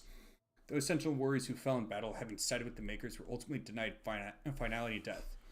Resurrected by the divinity machine of Maker design, these fallen Sentinels were returned from the dead, transformed by Hell's power and recreated with a singular purpose: to hunt the Slayer, now reborn in Knights, reborn as Knights in Hell's army.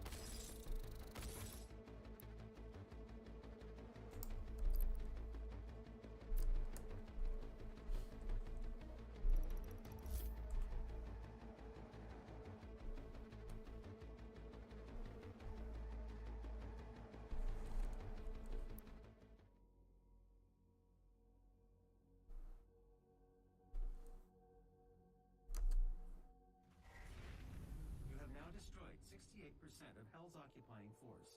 Without the priests, the demons will not consume Earth as the Khan Maker had planned. But there is still one priest left, and I have lost his signal. I can no longer locate him. Dr. Hayden will be able to find him. Dr. Hayden is transferring himself into your ship's mainframe. The architecture is similar to his own. This will...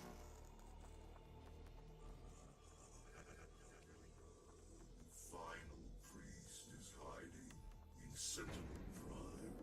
The Khan Maker does not want him to be easily found. The only functional slipgate to Sentinel Prime is in the core of Mars, in the lost city of Hibeth. I have marked its location for you, but getting there will take time. There is no easy way to access the core of Mars. There are no known pathways that lead there, Dr. Hayden.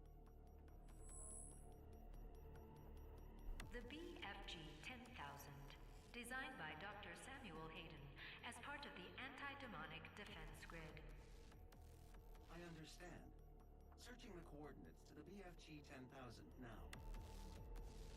Makes sense that it'd be on Phobos. Just shoot a hole into the surface of Mars. Watch me. The portal is ready.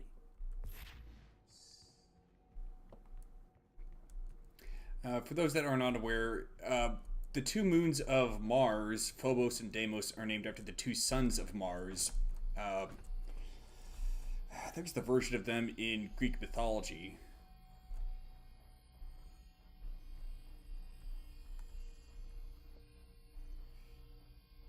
Yeah, I think that's... Yep, that's definitely got to be the BFG.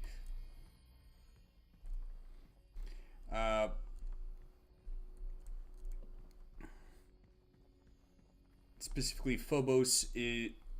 Okay. One other thing to keep in mind about Greek mythology, as well as the Greek language. A lot of the minor gods had their names actually meant what they were the patron god of.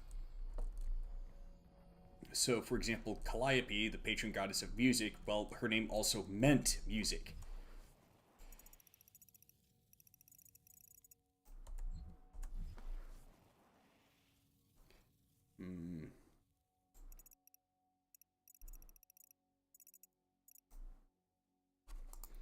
As for Phobos and Deimos, they mean fear and pain, respectively. And one might think that perhaps the BFG 10,000 being on the moon Deimos would be more fitting. But considering the BFG 10,000 is supposed to be the biggest freaking gun,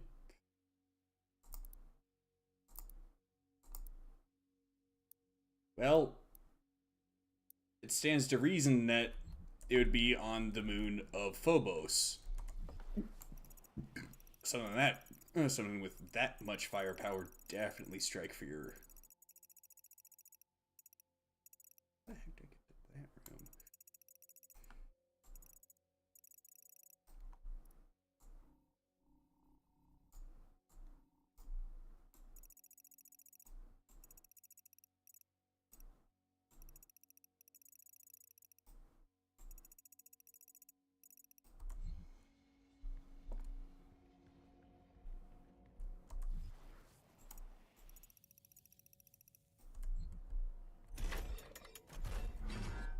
Oh, it's right there.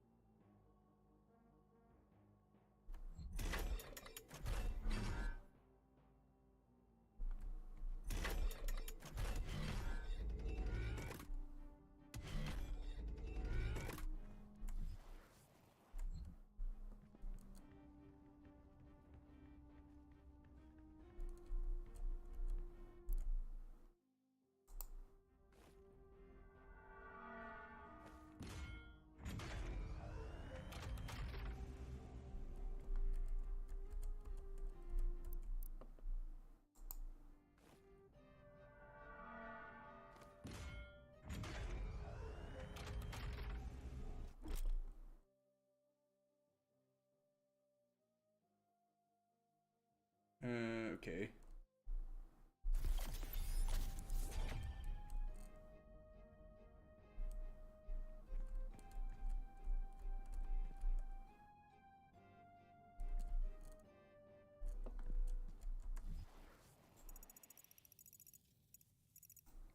So what's down there?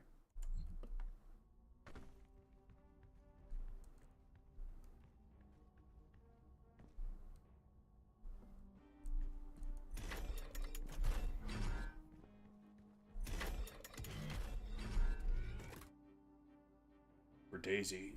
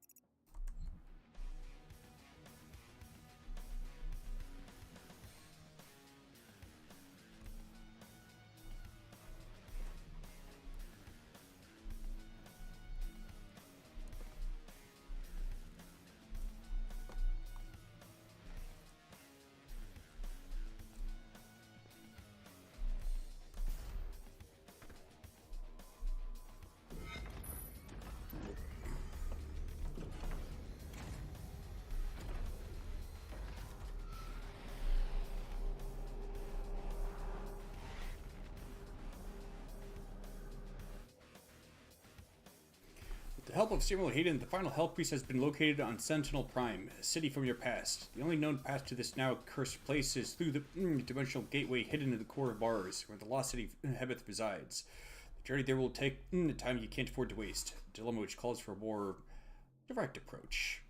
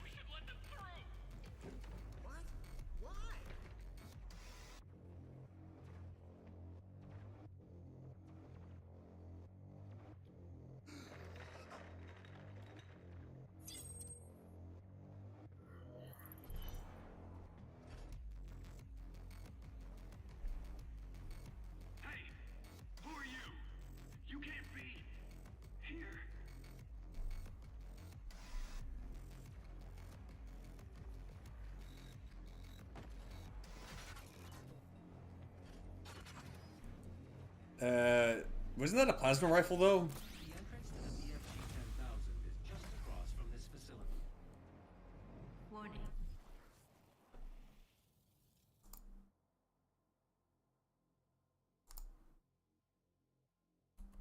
BFG 10,000 is firing.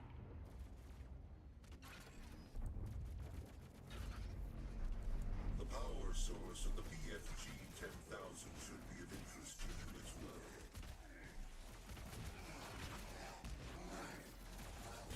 Warning. The Slayer has entered the facility.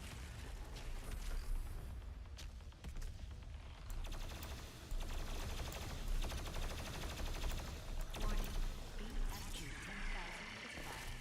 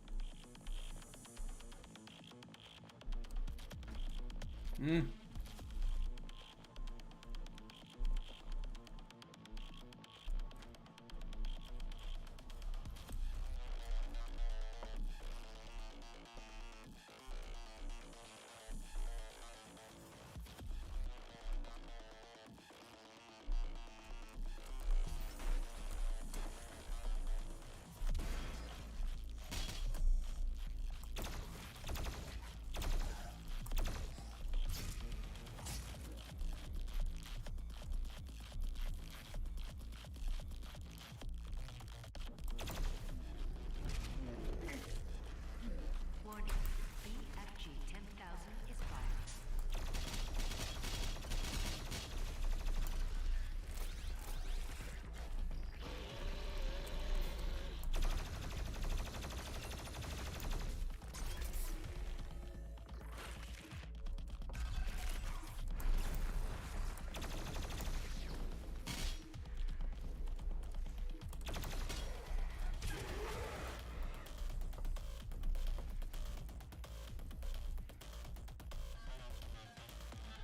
Oh, I thought I was kind of stuck with that weapon. That's silly of me. Warning. BFG 10,000 is firing. Is there a drinking game for, like, doing a shot every time you hear that alert that the BFG 10,000 is firing?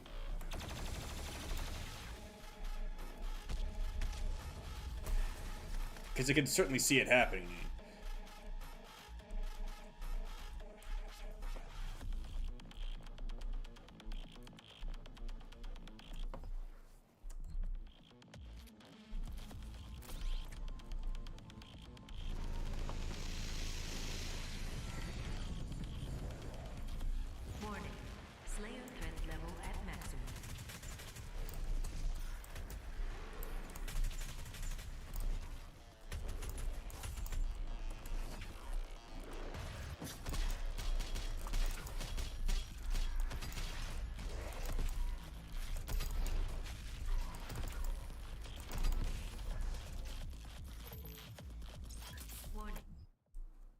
Baron of Hell.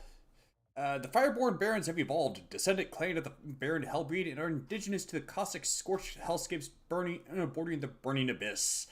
A landscape of cragged spires and forged from unbreakable blackstone, tempered by the crashing waves of magmatic tide. These sulfuric plains of hell have long served as banishing grounds, a place of exodus to which the damned are sentenced as their final destination. The Fireborn Barons have evolved in this environment, sustaining themselves with the remnants of the damned, growing obsidian carapaces and in time becoming infused with the very incendiary matter of hell itself.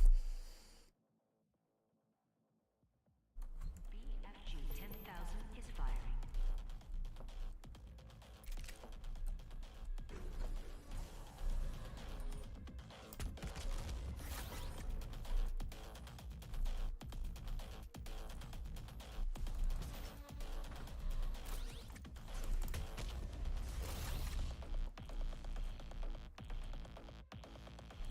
Poor Squidward.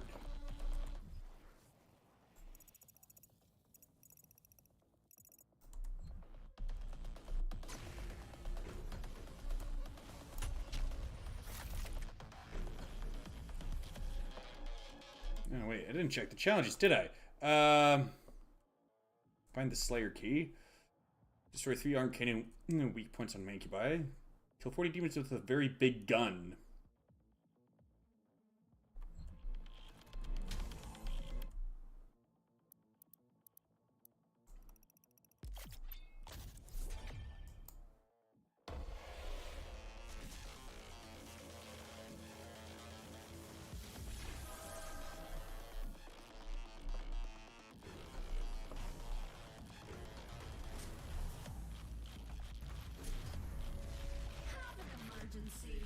Just dial 6 3 times on your mobile phone, and a UAC representative will be glad to assist you.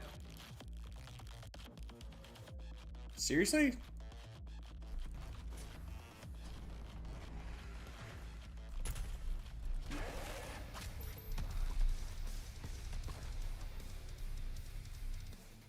Warning, BFG 10,000 is firing.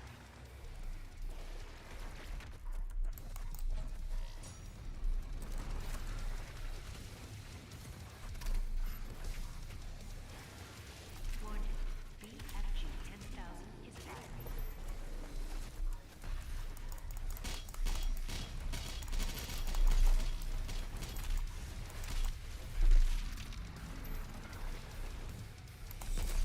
Warning, BFG 10,000 is firing.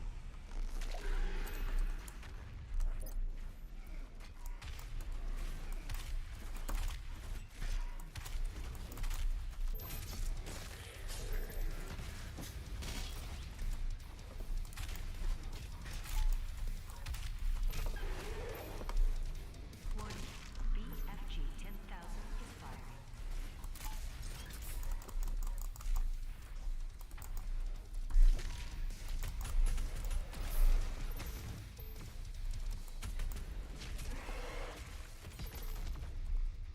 Warning, BFG 10,000 is firing.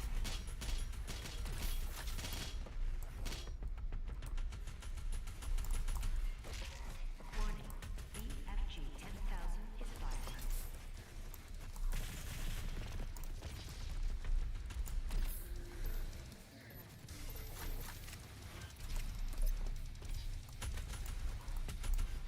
Warning, BFG 10,000 is firing. They sure like firing that thing, don't they?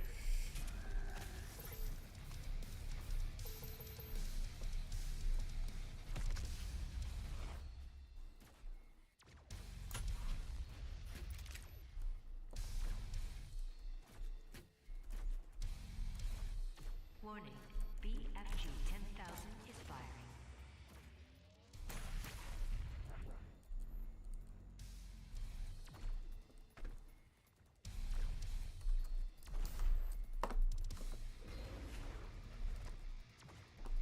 Warning, BFG 10,000 is firing.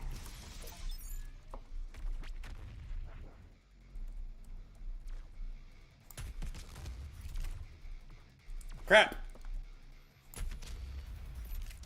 Warning, BFG 10,000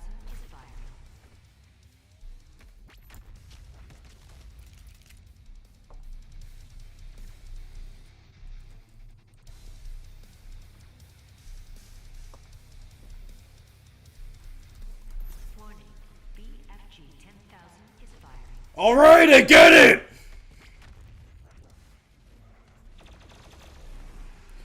What the heck? Is that a beholder?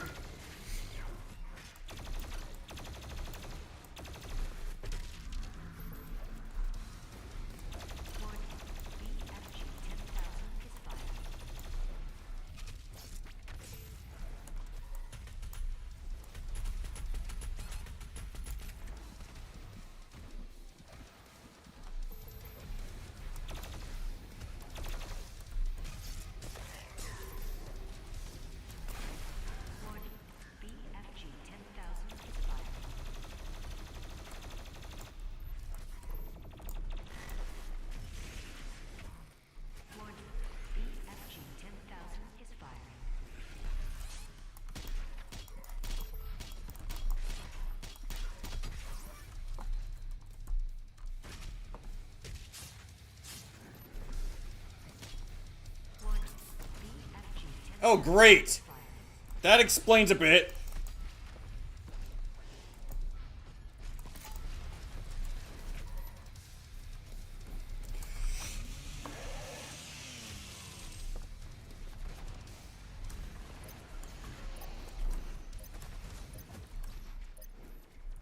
Warning, BFG 10,000 is firing.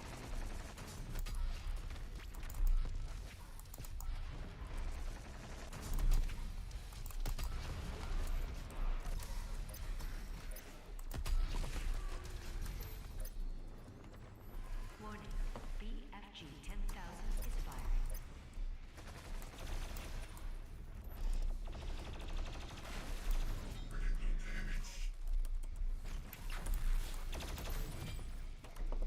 BFG 10,000 is firing. The schematics show a maintenance hatch on the bridge. You mean the one that just opened up?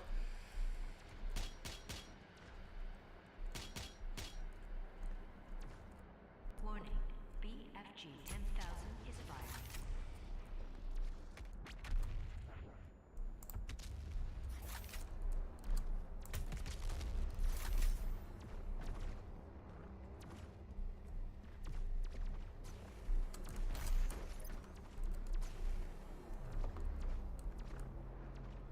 Warning, BFG 10,000 is firing. Dang, need more rockets.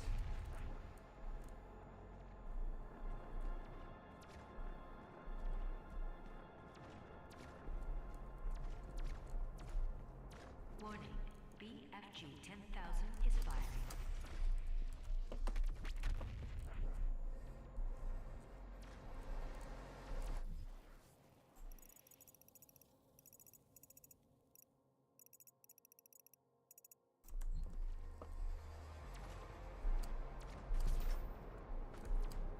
Warning, BFG 10,000 is firing.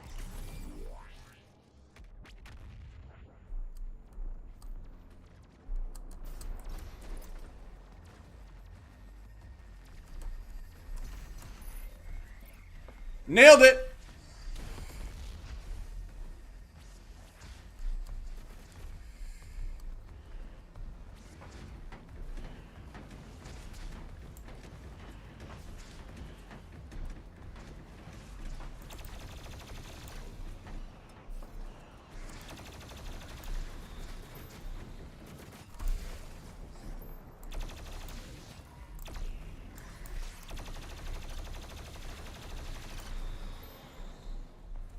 I'll be taking this.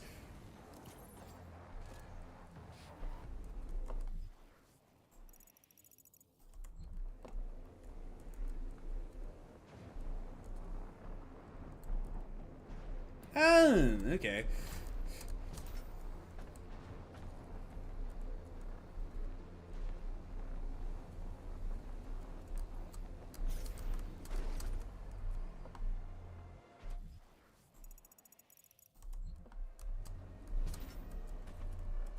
Crap!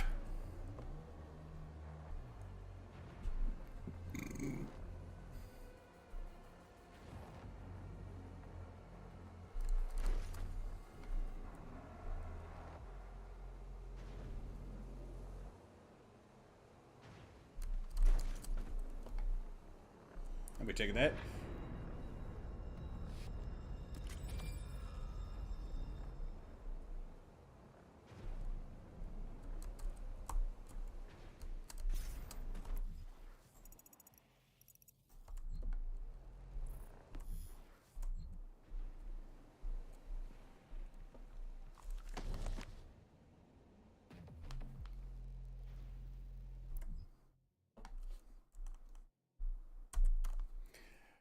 Originally established as a mining and communication relay, the UAC outpost on Phobos began immediate expansion following the destruction of the Argent facility on Mars.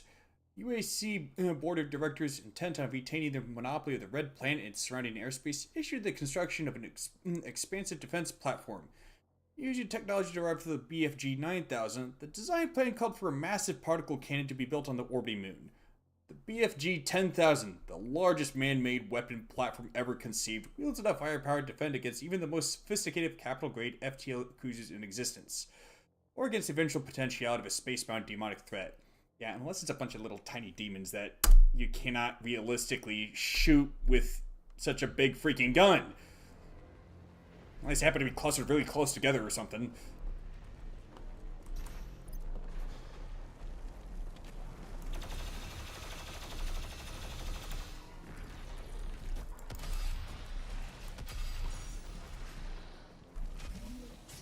Eat up.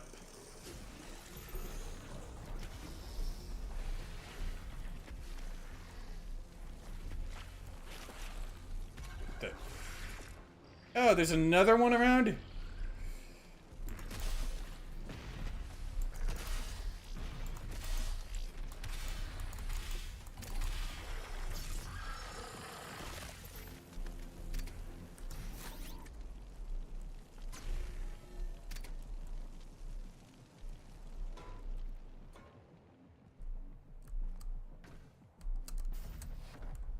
Oh. I'm serious. That guy doesn't scare me. I'd like to see him try. Doesn't scare you, huh? You were saying?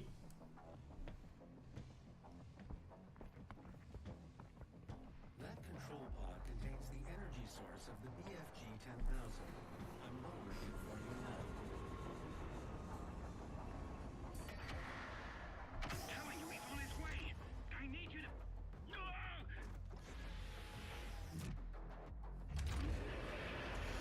That kind of looks like the BFG 9000 right there.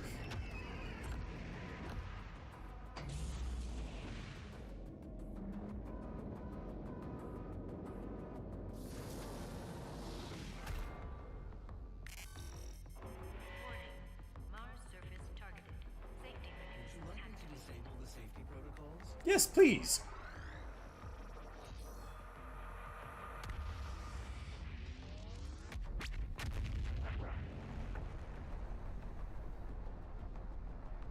The pod is set to self-destruct. We should move ahead.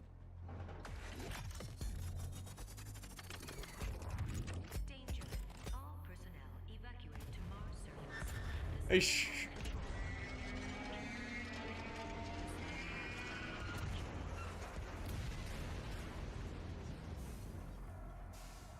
Really? You want to evacuate to the surface of Mars and it just blew a big freaking hole in?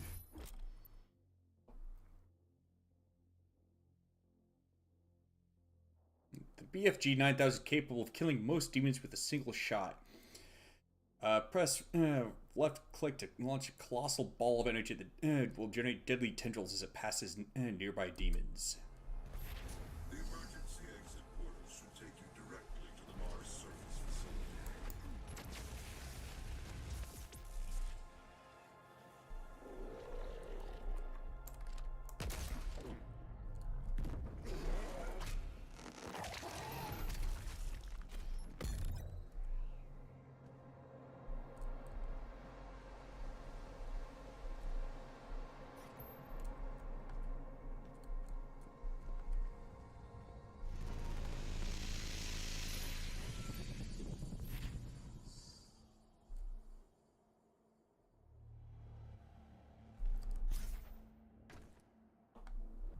You can use the facility escape pods to get down to the Mars core, but we have no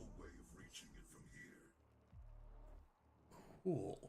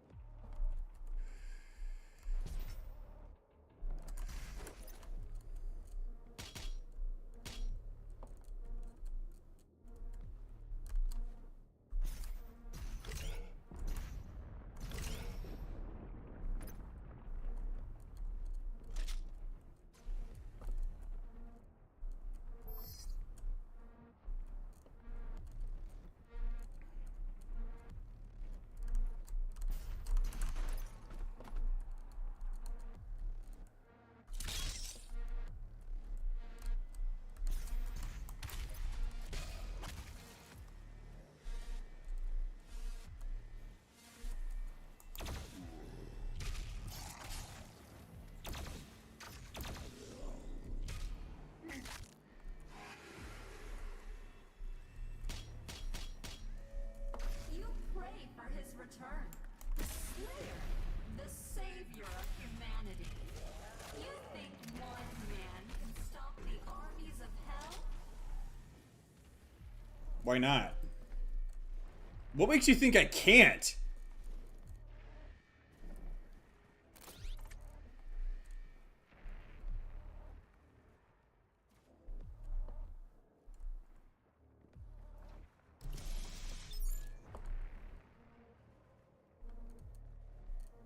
Especially now that they've got the freaking BFG 9000.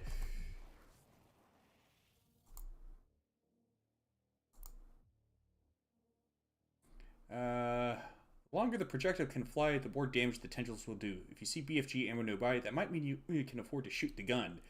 Yeah, no kidding. Welcome to hell, brought to you by your friends at the UAC.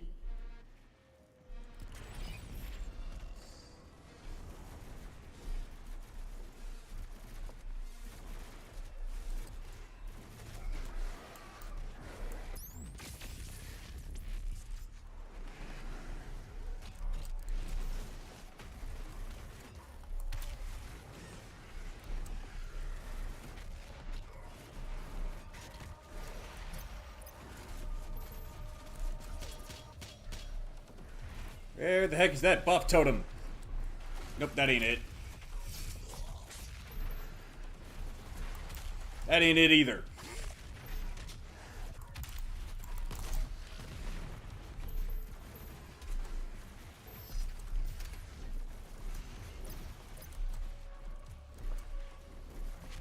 Found it!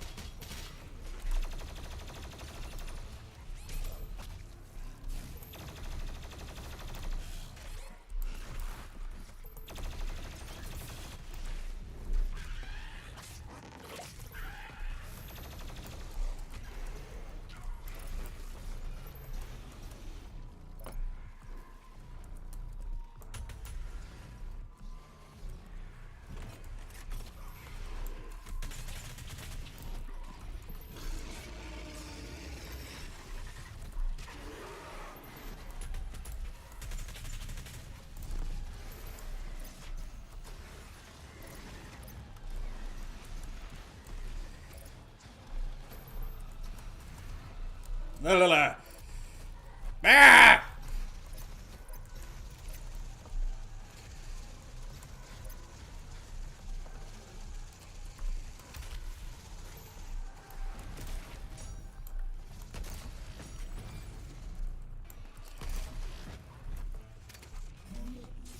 Eat up!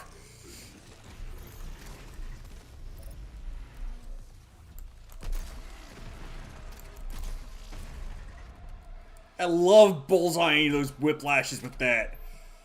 I know it's tough, but that's part of why it's so satisfying.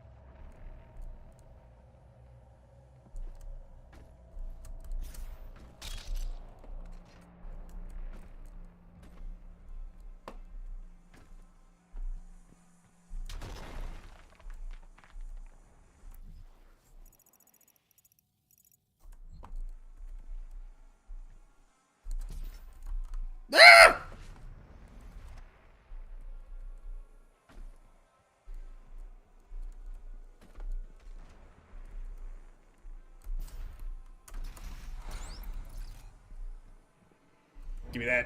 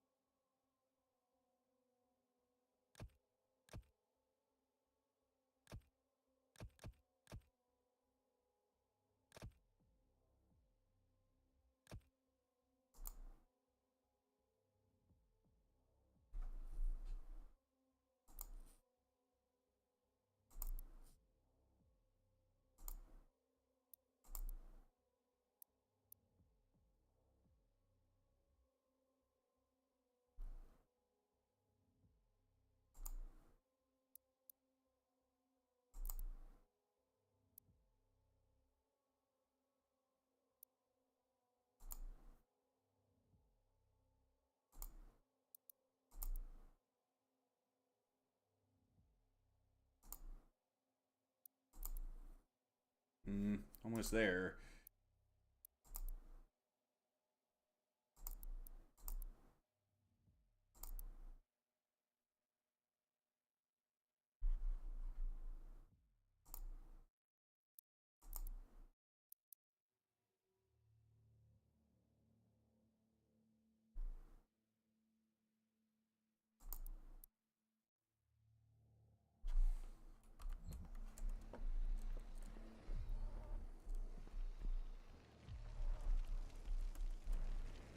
Huh.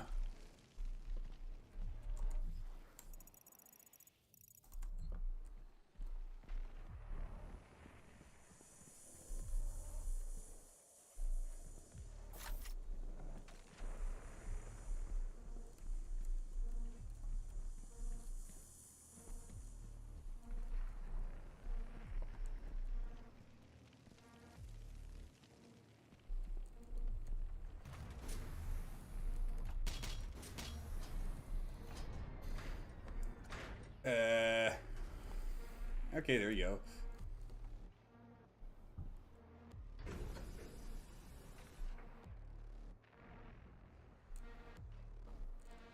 Oh. Of course.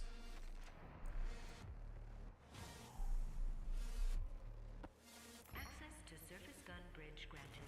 Manual loading initiated. That is a weapon, not a teleporter.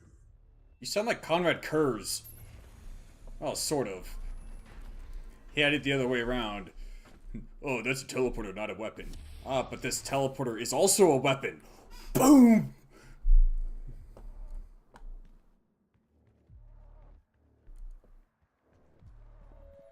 See Jessica in HR and sign up now for the UAC Mortally Challenged Blood Drive. Be generous. Give your blood. Give all. I thought it sounded a bit odd.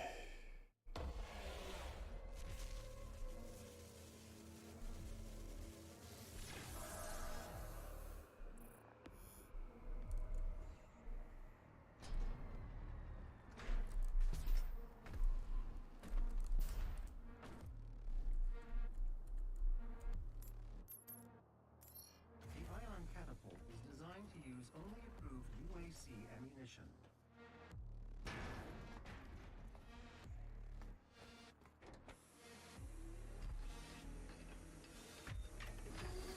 Override loading sequence. Fire. 3, 2,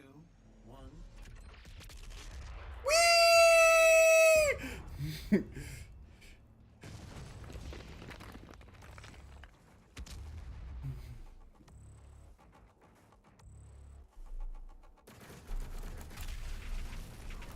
That was fun.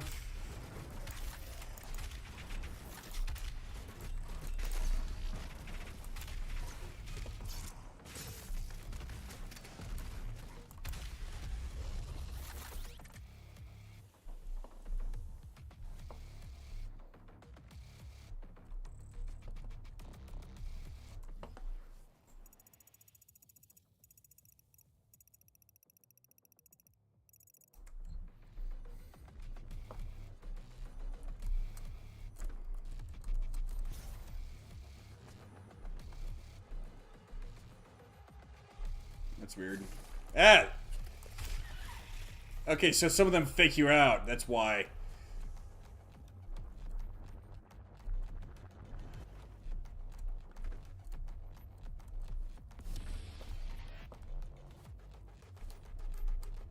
What does that do?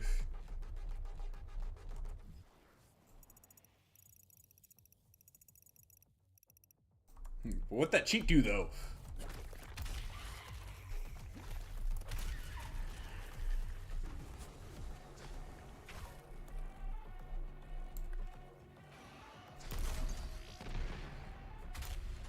Get back here!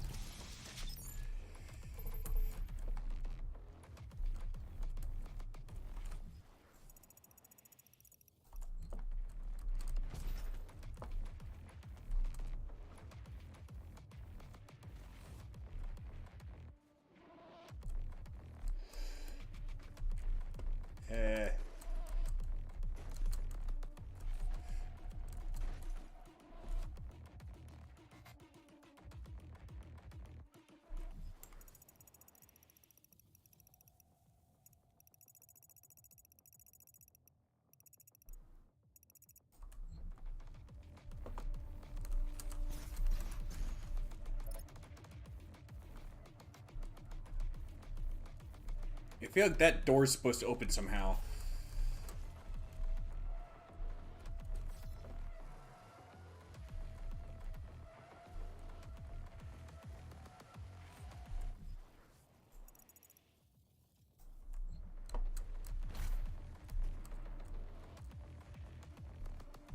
That is a big freaking explosive barrel. I think.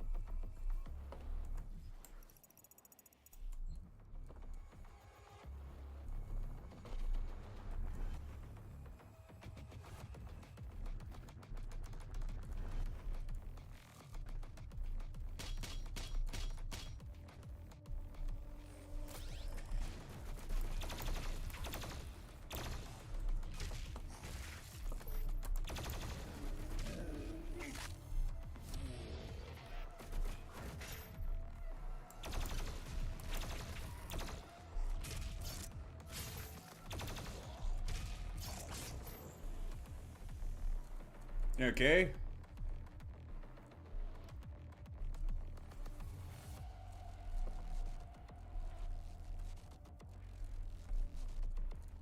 Okay.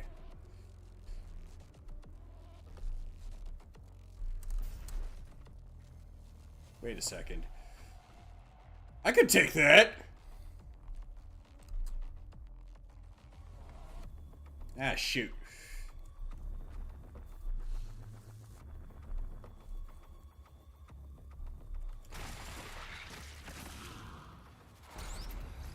Oh. That's right!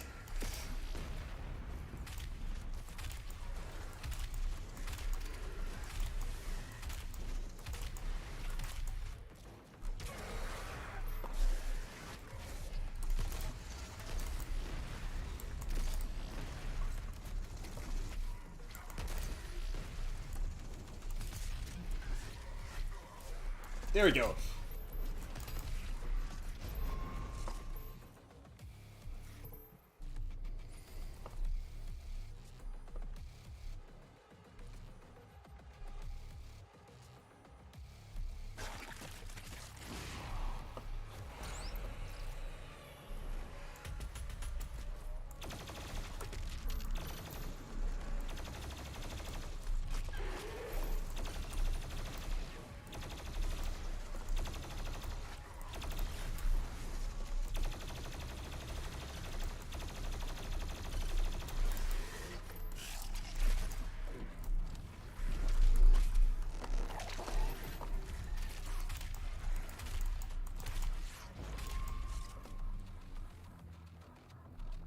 Well, dang.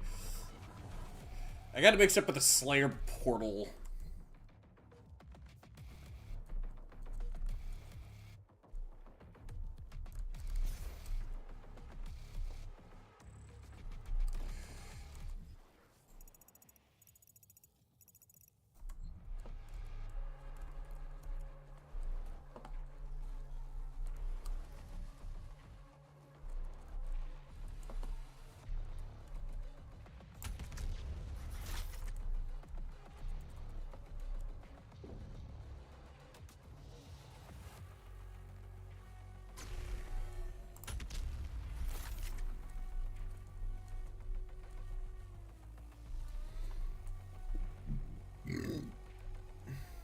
Alright.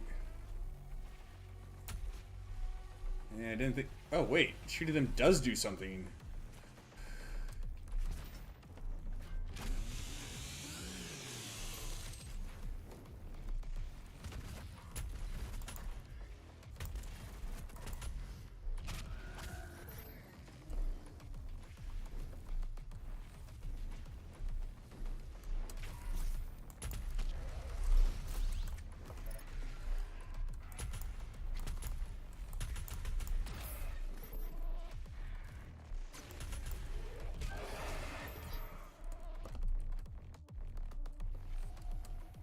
There we go.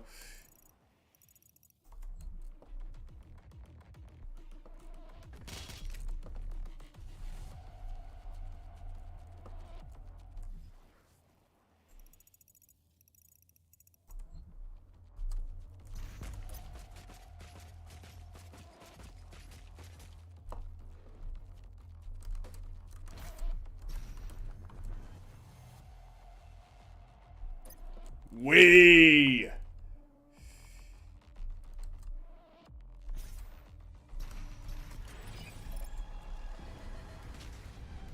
That's the empowered demon?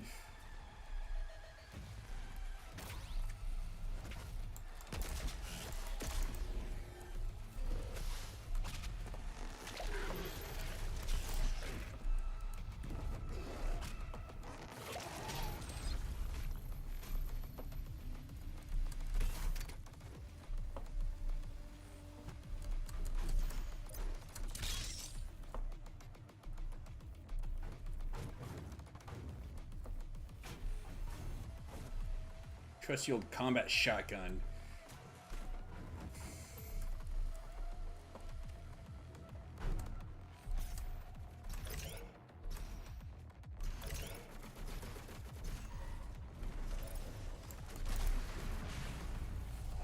Oh, shoot.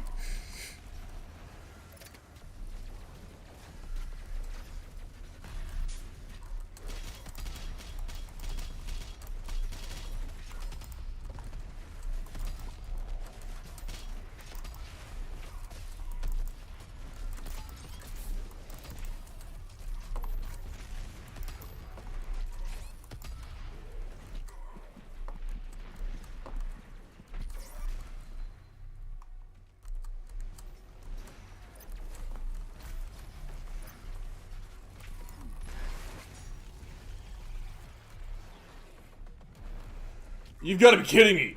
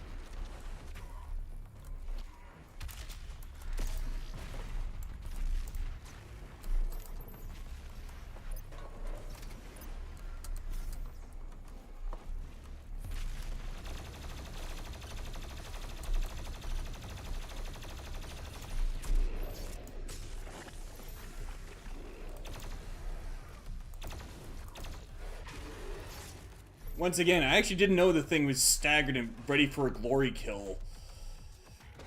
That was just dumb luck.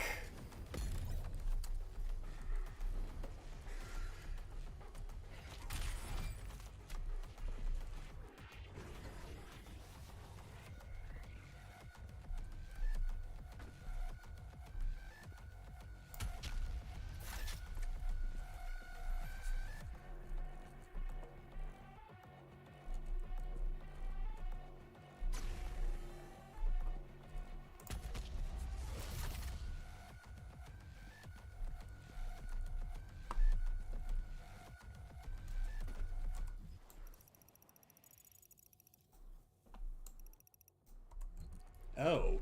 It actually marks Argent Energy on the map. Yeesh. Kinda gives you an idea of just how rare it is.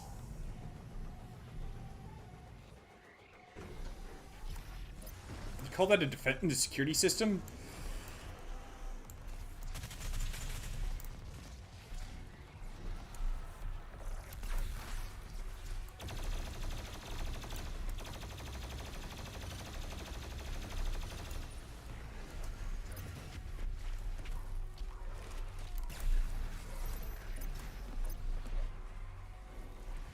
Woohoo!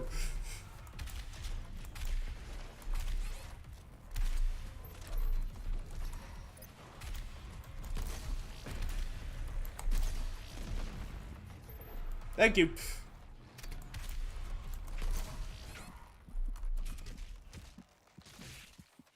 Woohoo! Now that's a gory kill.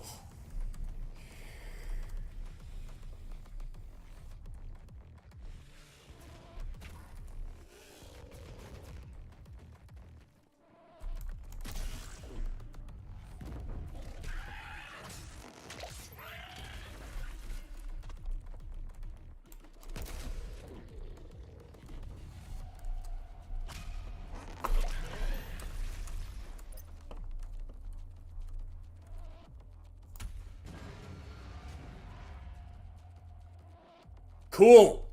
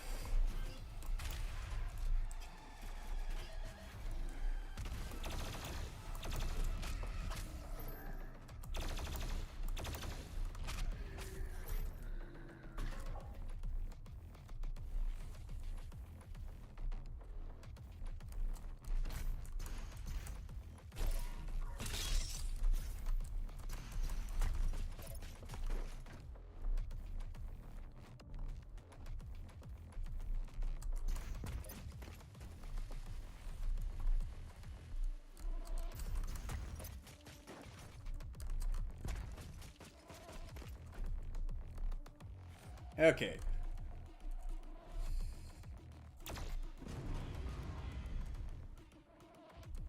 Ooh, pretty fireworks.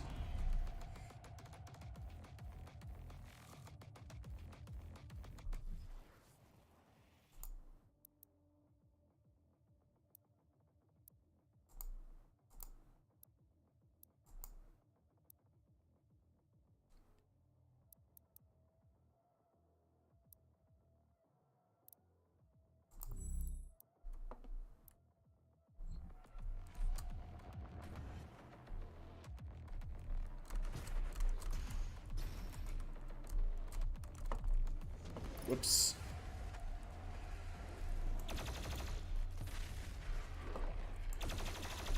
Oh, shoot. It's another Baron of Hell.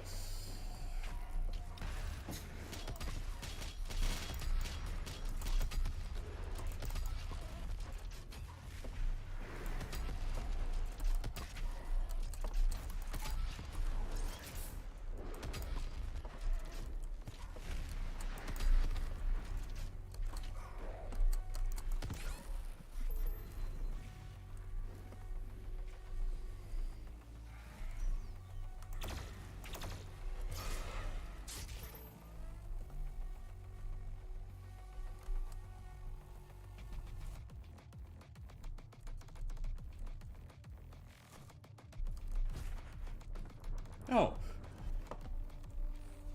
Oh.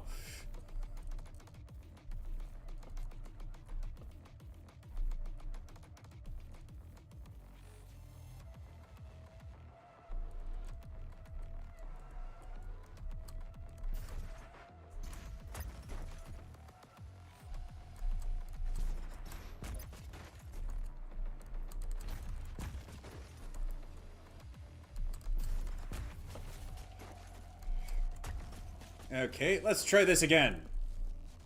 Once more with feeling.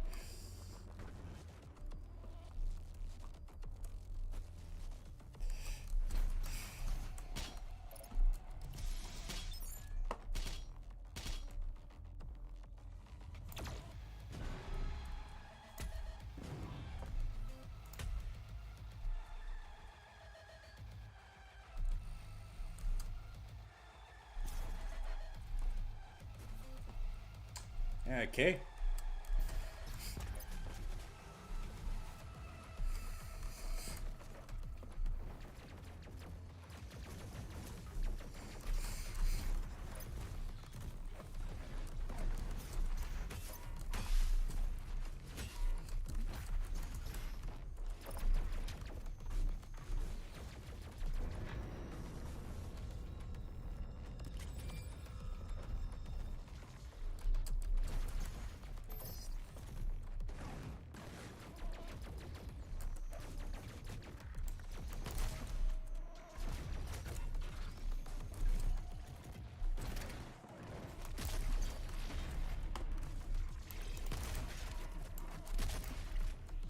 Great.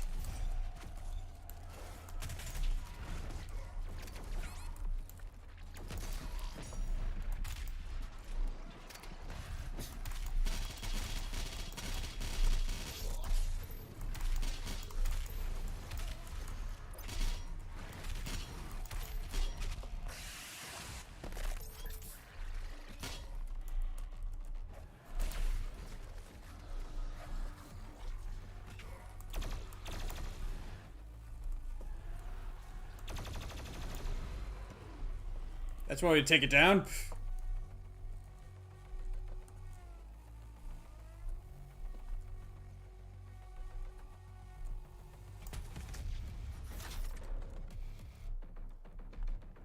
Wait, I think I need more rockets.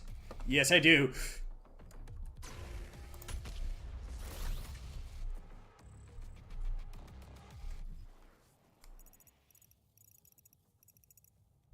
I want that Argent energy.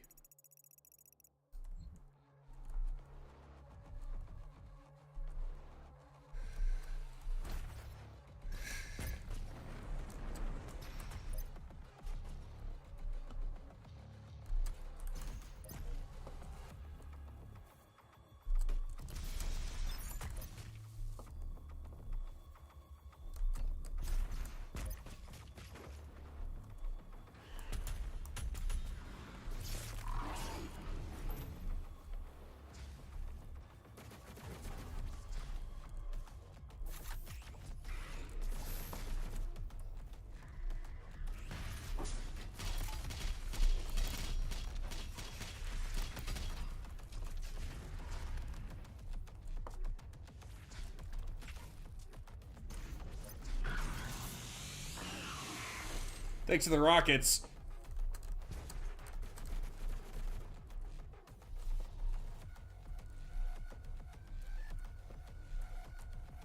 I still need more, though.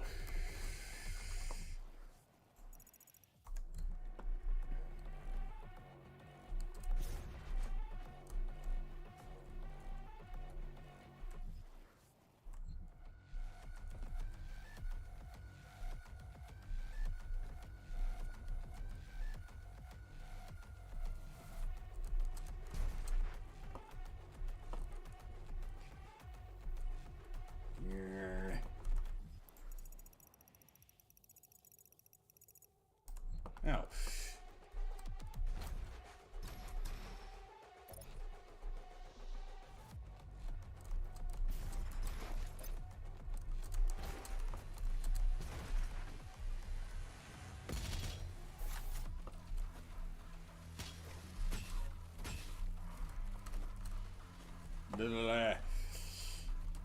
Yep. There we go.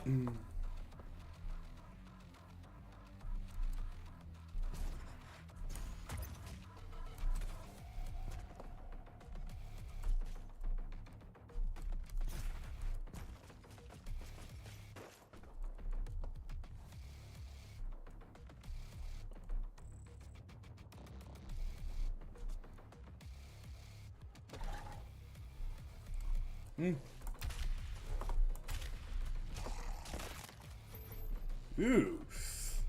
Nice. Whee!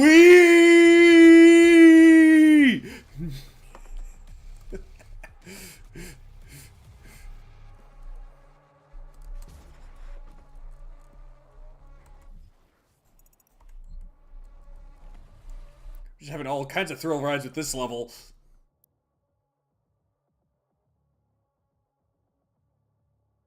Health for blood, armor for blood, blood for the blood god. Wait, what?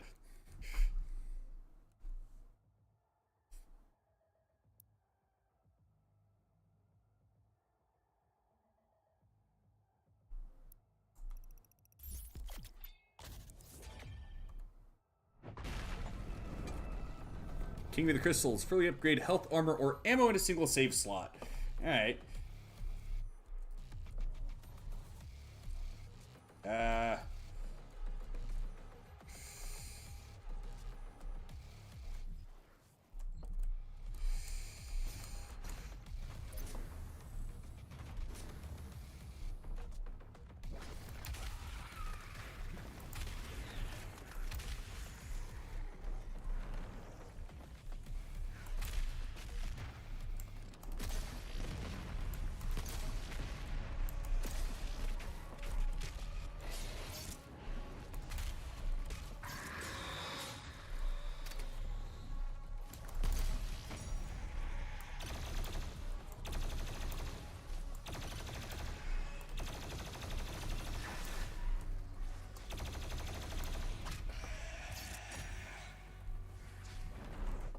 What are the challenges again?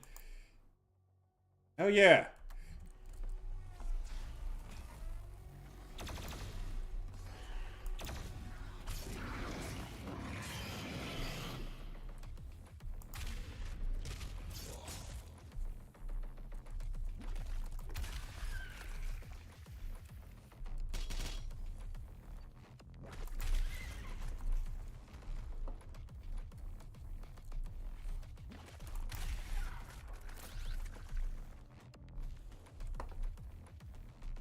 It's almost like Whack-A-Mole.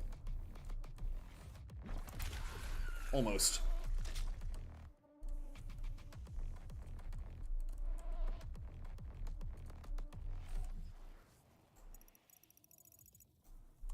Well, that ain't too hard to find. Oh.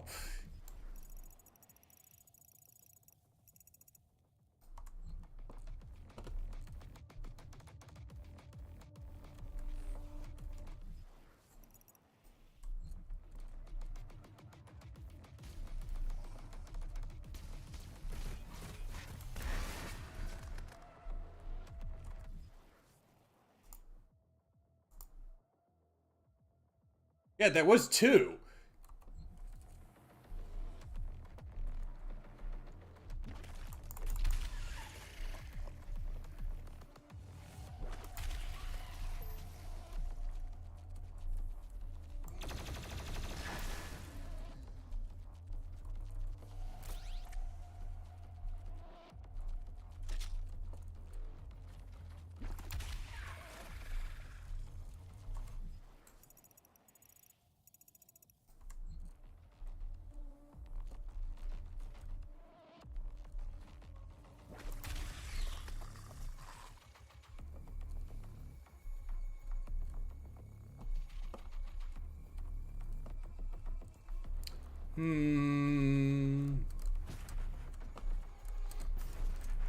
What the heck?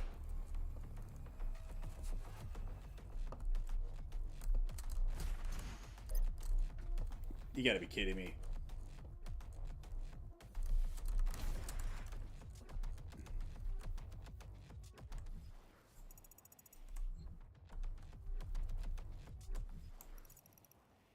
Seriously?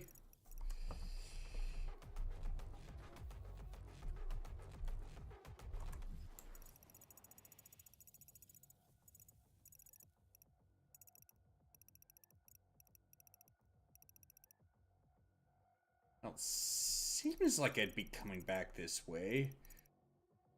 Maybe?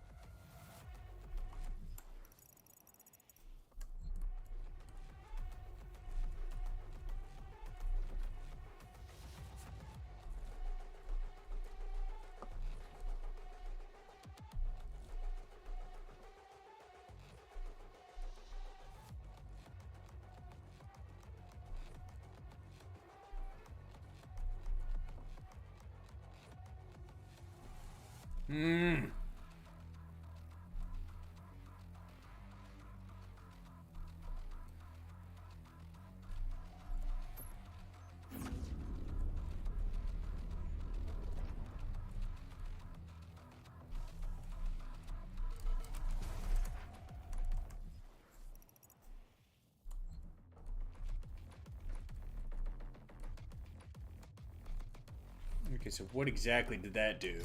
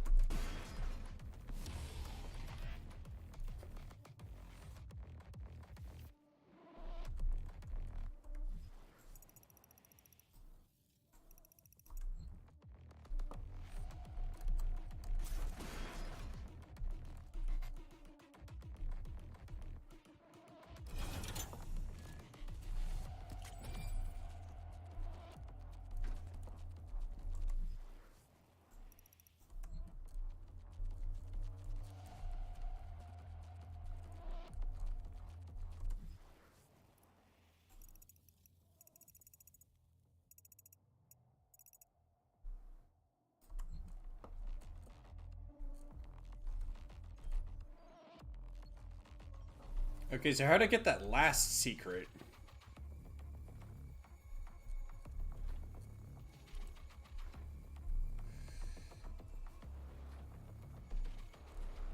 Is there some way in or something?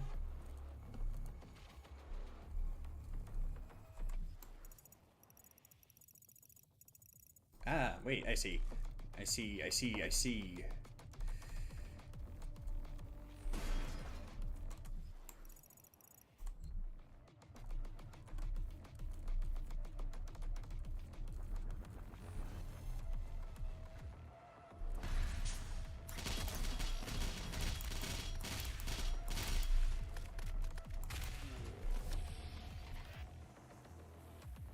Narf!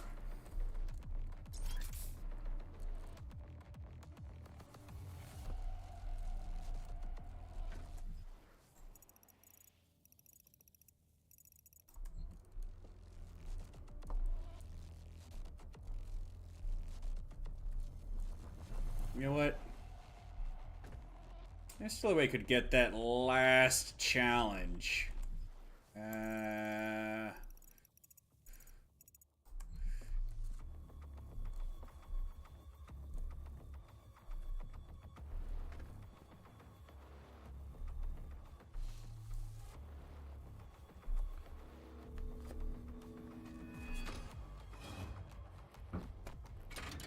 Then I've got some time to burn on it.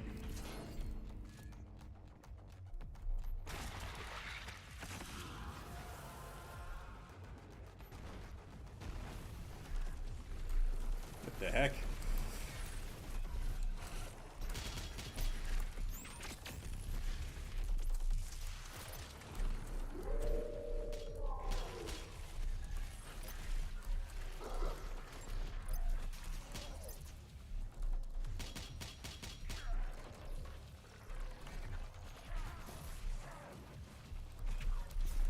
the heck?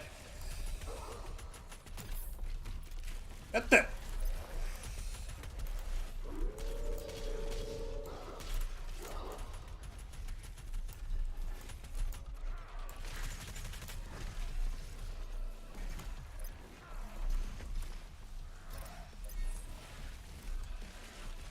This is really not a good time there. I haven't come up with a nickname for the Marauder.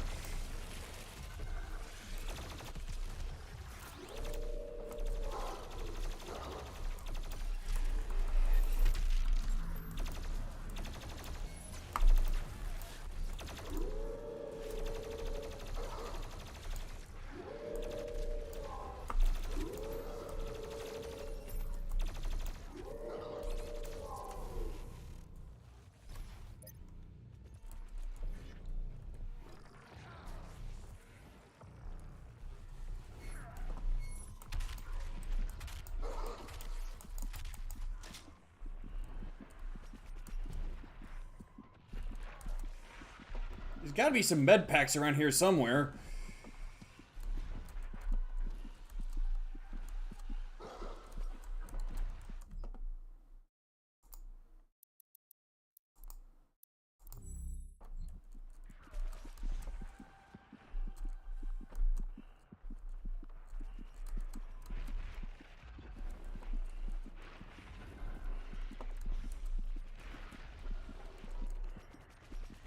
What the heck is that?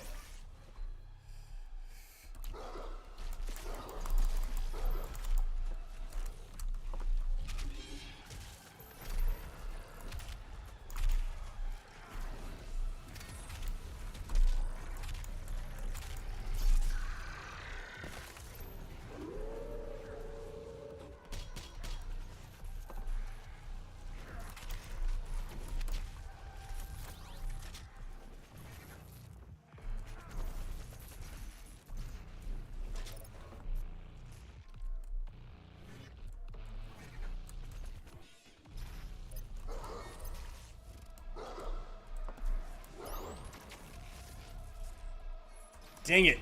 Missed.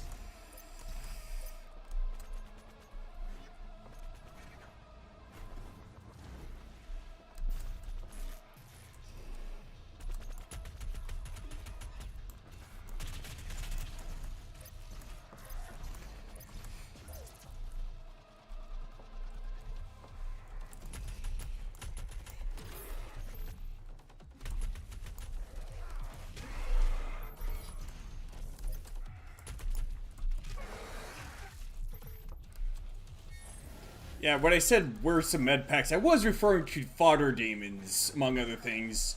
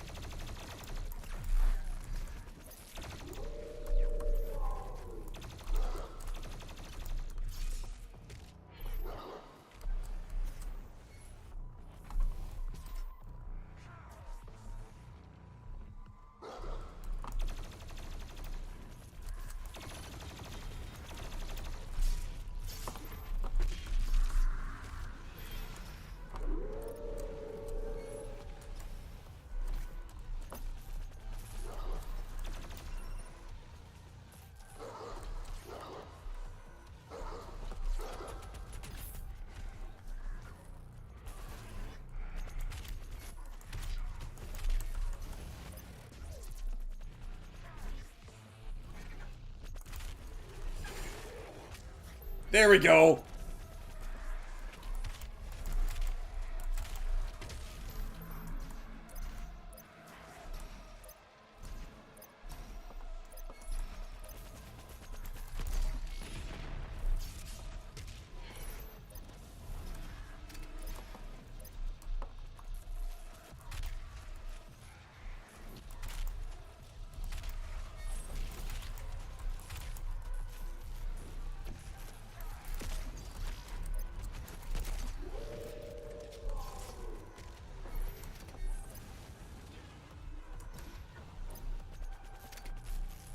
Oh my gosh, these freaking makers are annoying.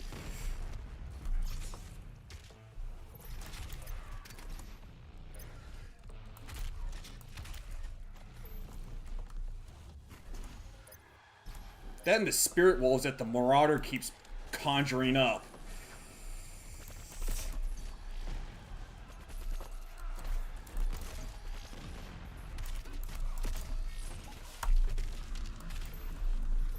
Gotcha!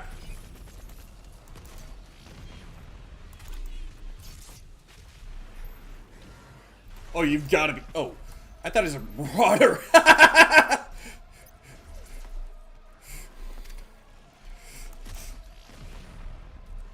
Oh, shoot.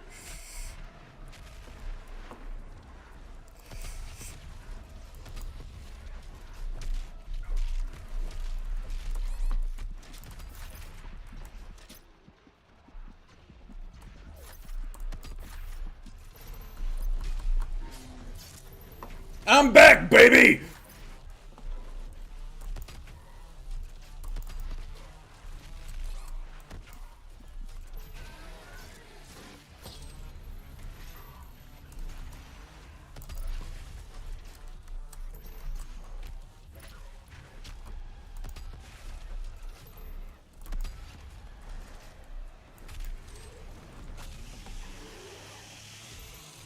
I need more rockets. Oh, shit.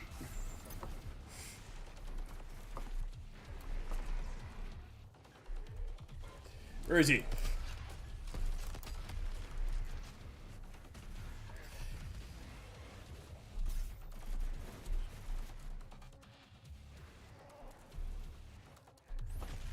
Crap. What the?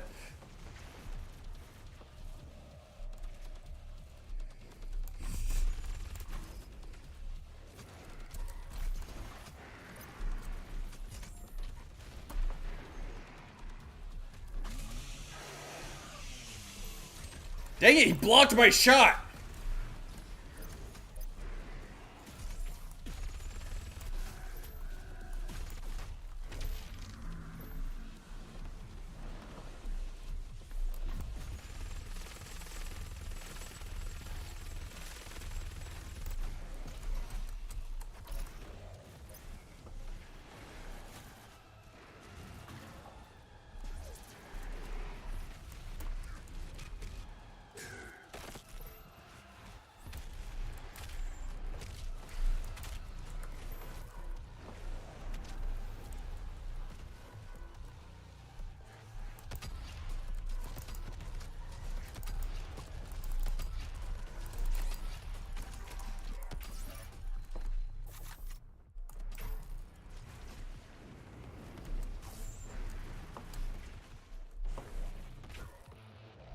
Really obnoxious when they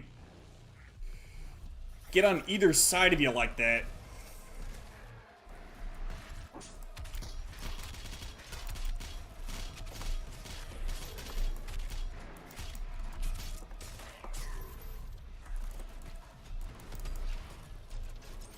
That's one down.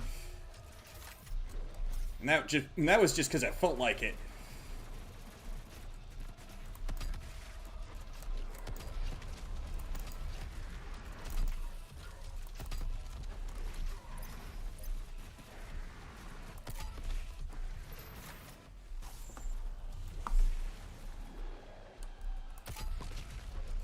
Gotcha!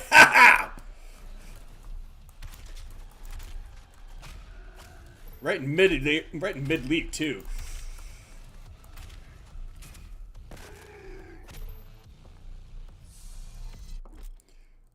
Oh yeah!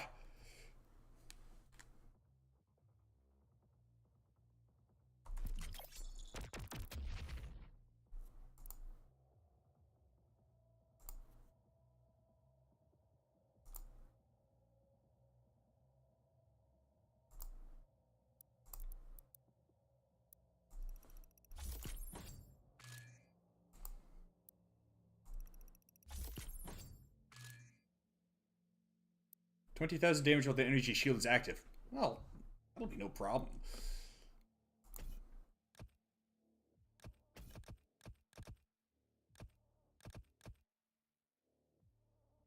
No prob, Bob.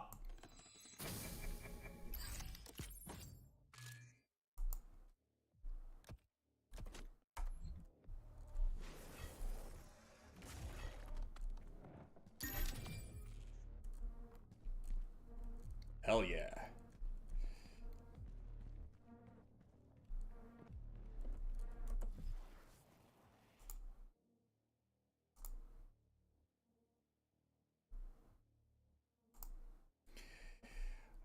Headshot kills drop a lot of resources. Okay, their thick hide mitigates damage.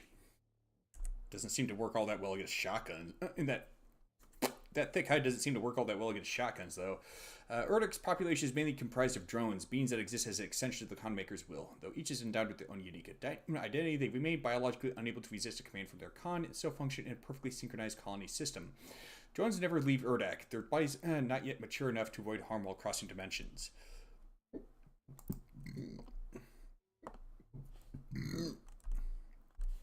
An abhorrent creation of the umbral planes, the pain elementals descended from the primal, abominable depths of the demon world. Knowing only its own torment, the elemental is cursed to forge lost souls within the fiery pit of its gut. A process that is excruciating without end for the duration of the creature's miserable lifespan. The elemental's only reprieve from its own agonizing, torturous existence is the projection of suffering into the world. For this reason, the pain elemental reaps great satisfaction from indiscriminate killing and the infliction of misery upon those weaker than itself.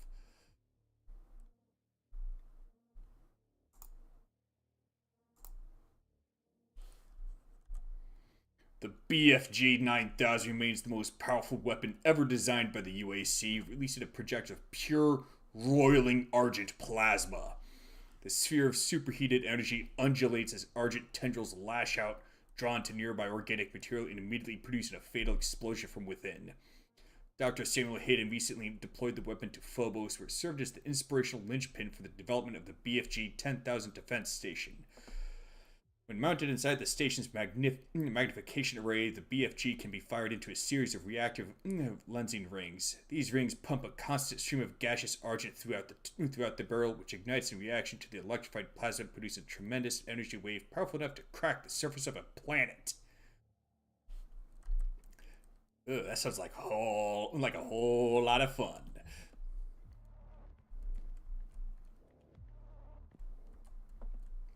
Which way? That way.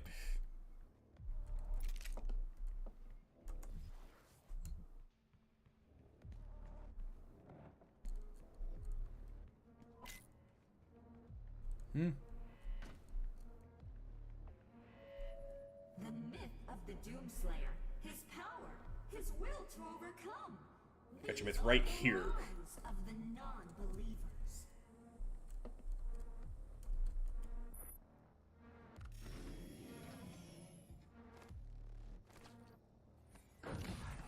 I'm charting a flight path to Mars. Calculating thrust vectors. Launching in 3, 2, 1.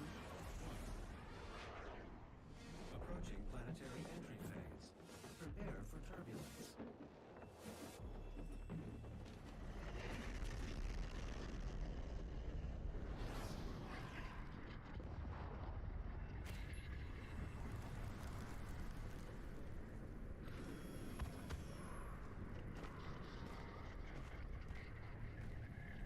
The lost city of the Bear.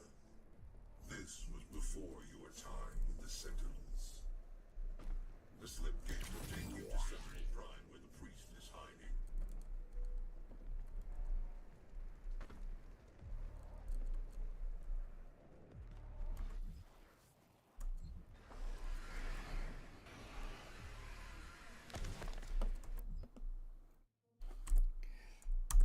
Let's see. Amidst the long and enduring history of Sentinel civilization, there are moments in antiquity that have become buried in time, forgotten chapters that remain concealed to Sentinel historians, waiting to be unearthed. The fallen city of Hebeth is one such tale, all but forgotten to the tomes of legacies past. Once a prosperous port city, a proud gleaming marker of conquest for the distant tribe of Bethian clansmen of the Outer Worlds, Hebeth bridged the disparate Sentinel cities with the ingenious design of Slipgate invention, but it is not meant to last. And among those cities, the lost of the Crusades of Sentinel past was Hebeth, now little more than a smoldering ruin swallowed by the quaking surface of once habitable Mars.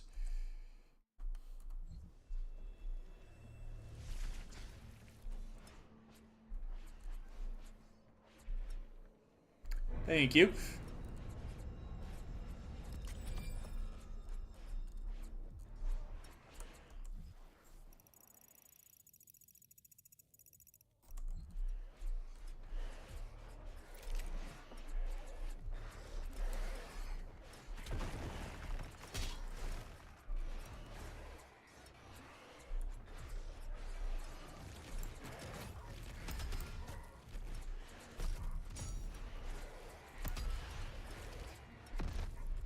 Gotcha!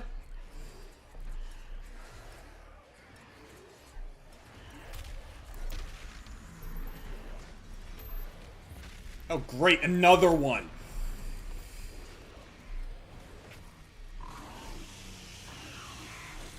I'm gonna need a lot of rockets to deal with that.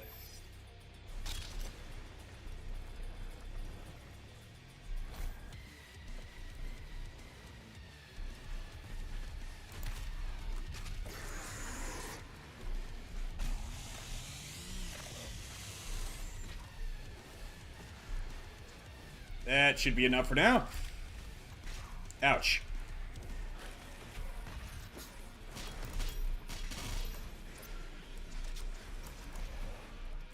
Get out of my dang way.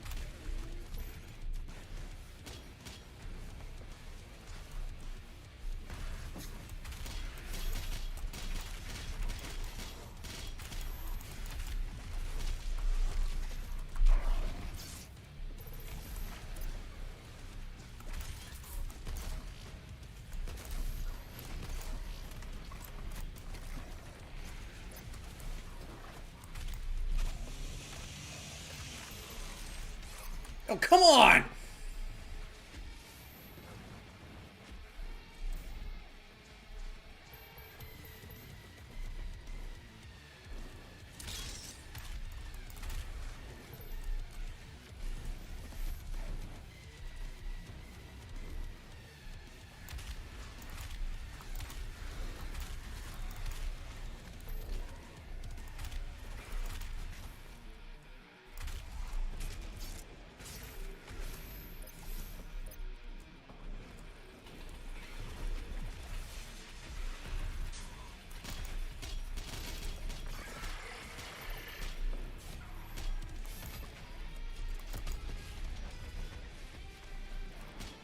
Yeah, pull yourself together, man. Where do you think you're going?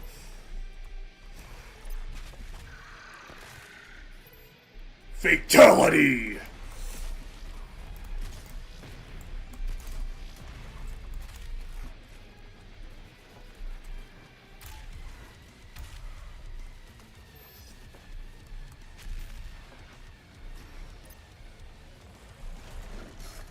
Dang it.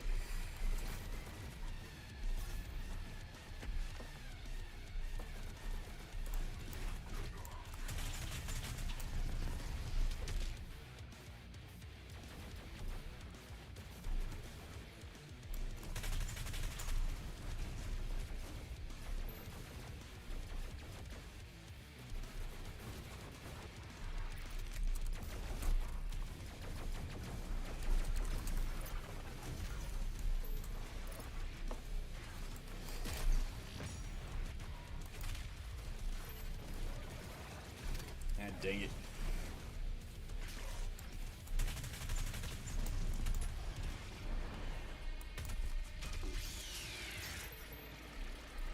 Death from above.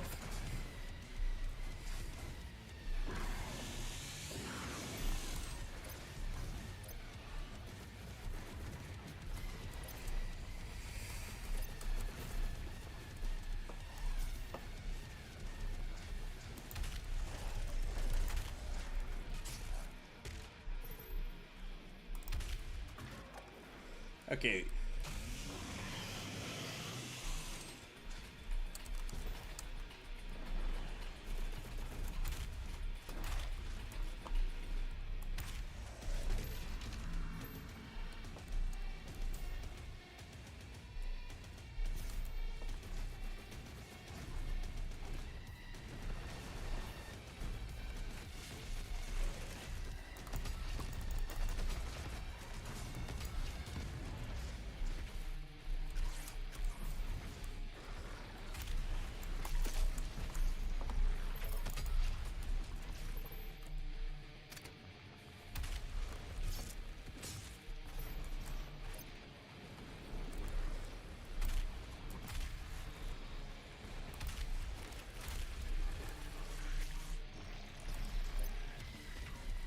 Come on. Where the heck is that Doom Hunter? Show yourself, you big pansy!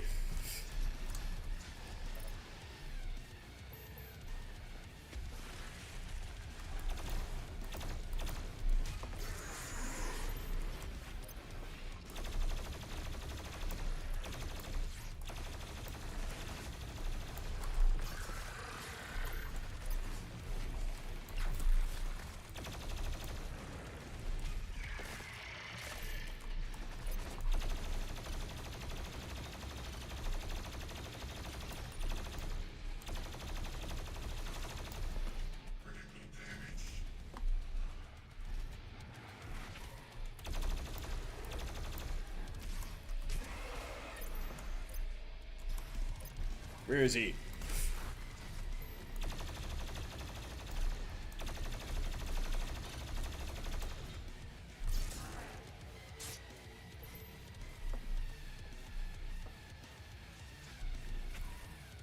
Where the heck?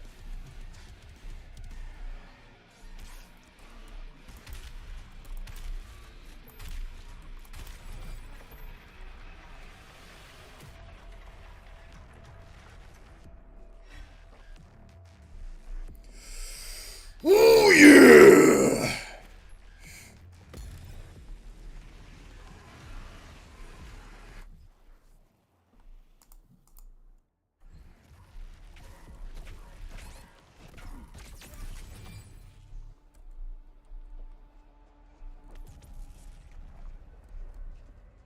That's one way to clear a room.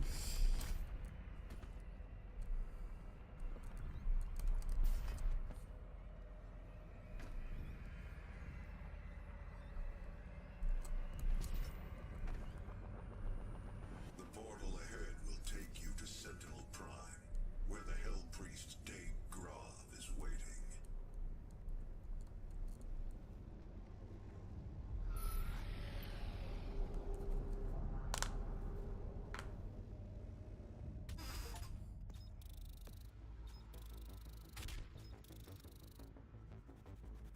Dang.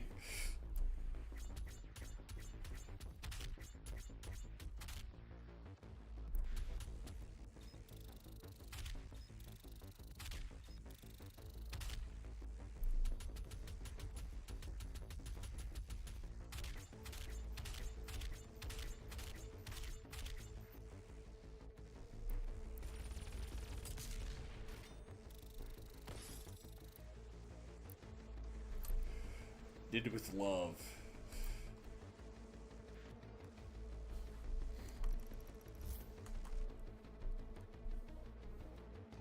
You've traveled through the core of Mars, arrived at the ancient city of Sentinel Prime. You have sovereignty in this unholy place. For now. The Great Slayer was once a warrior king in this world. Tradition grants you safe passage, but the completion of your mission will come at a price. Hell Priest Grav is waiting.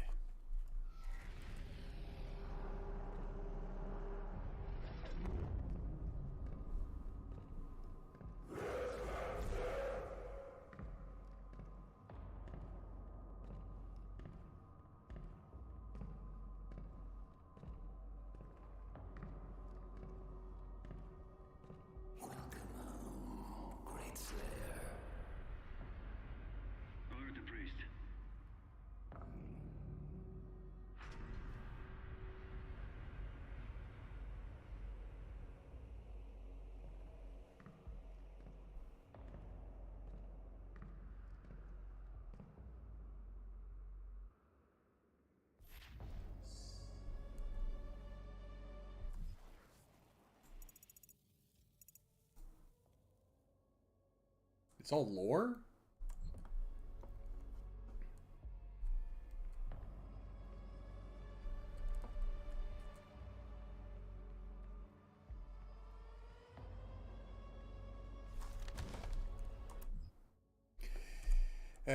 The ancient arena is a holy place for the people of Argent D'Nur. Constructed in the earliest days of their history, this coliseum served as a proving ground for trial by combat. Historical records indicate that the Argenta did not jail their own kind. Rather, prisoners and criminals were granted the right to earn their chance of regaining honor through victory in the arena. Those who succeeded were given a place to fight in the front lines of the Sentinel Army, to die in service to Argent D'Nur. This traditional use of the arena has subsided since the assimilation with the Dark Realm. The corrupted priests now allow more violent exchanges, with armed captives pitted against demons for sport. The priests of the Order Day continue to hold undisputed power in Argent D'Nur. Spilling the blood of the Argent Ascended class will result in the transgressor's banishment. Asylum amongst the Argenta will be denied to any who do not adhere to the rules of engagement.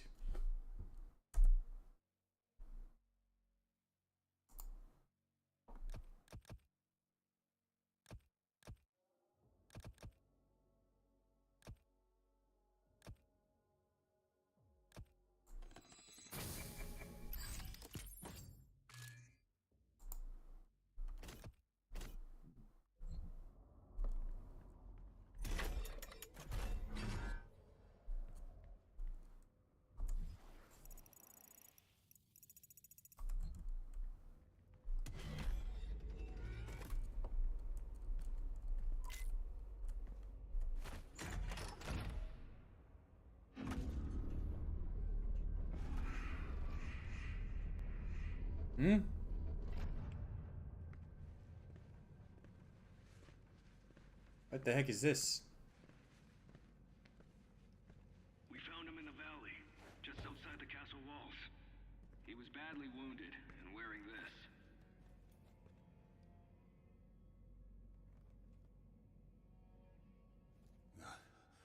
Guts.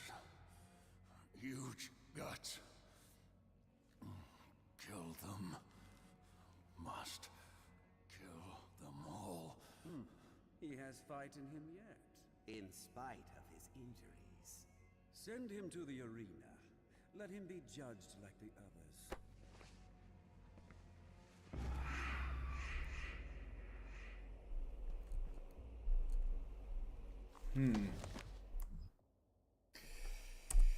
Let's see.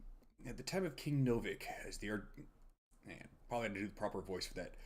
In the time of King Novik, as the Argenta secured peace and safety through dimensions across time and space, an outlander came to us. He was not of our world and spoke an ugly tongue. How he first took step upon our land was unknown. Sentinel scouts had found the outlander bloodied, clawed, and near death, mumbling of impending doom in the forces of darkness. The scent of blood followed him, and the gore that stained his armor seemed not entirely his own. By Argenta law, the stranger would be judged at the Colosseum, where he would be given the chance of all who stray for the path to fight for his freedom. We knew not of this stranger. His mind seemed crippled with rage. He dressed in attire not suited for our lands and carried munition of arcane origin. We watched as his will overcame his injuries, and in the blood arena he proved his worth. The Outlander's technique was crude and brutal, but the determination of his charge echoed that of any true-born sentinel. His war cry echoed through the Colosseum, as did the sound of his fury, and the guards cheered his banner.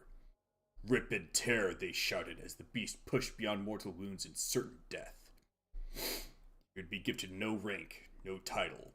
The survivors in the arena were provided only one reward: the right to earn an honorable death while spreading the blessings of the Makers to those in need. The Outlander's determination was witnessed. His ravings documented through the word of the Order Dag the Khan Maker had him brought before her. She set her minions to learning his tongue, for with his ugly words he spoke of lands unseen, creatures born of fire, and a dark place unknown to the Queen and her caste. Yet another opportunity to expand the gift of the Makers to those in need.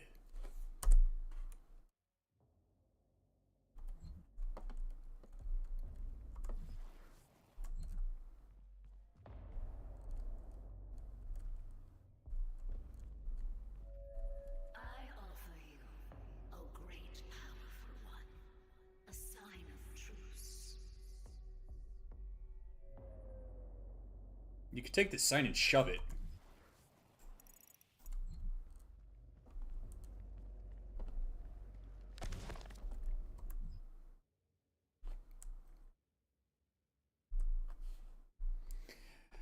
On the eve of the Black Star, the Dark Ones, they came from a world beneath our own. Not through ship nor ethereal vessel, but through the fabric of dimensions. Out of swirling, firing gates came horned beasts from a timeless realm. First one, then many. Crashing waves of evil swelled from the obsidian force of the Argentian overlands. The Alorm clans from the eastern mountains fell first to the black hordes of devils, and the city of Talorm was slung under the weight of their charge. We sentinels rose to meet the beasts with spear in hand, the might of the holy fleet striking back at the demons. The dark gates from whence they came gave birth still to even greater hordes. A line of blood was drawn with the fallen of both sides, and the unholy wars began as the time of darkness came upon us.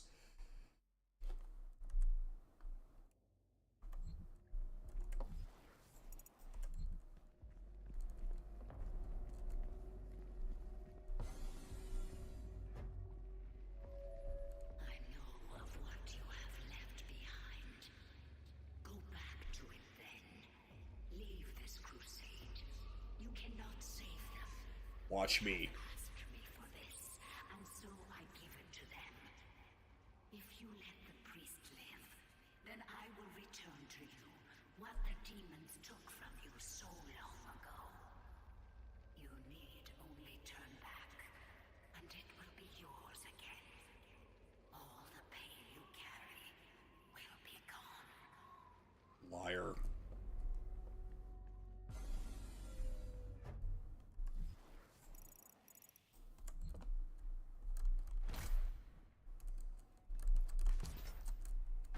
That was worth a shot.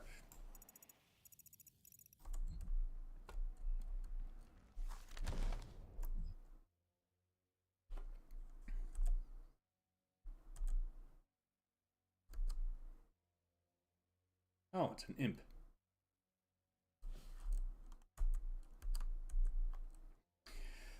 Unlike enemies of the past, we could not contain the demons emergent from the Dark Realm.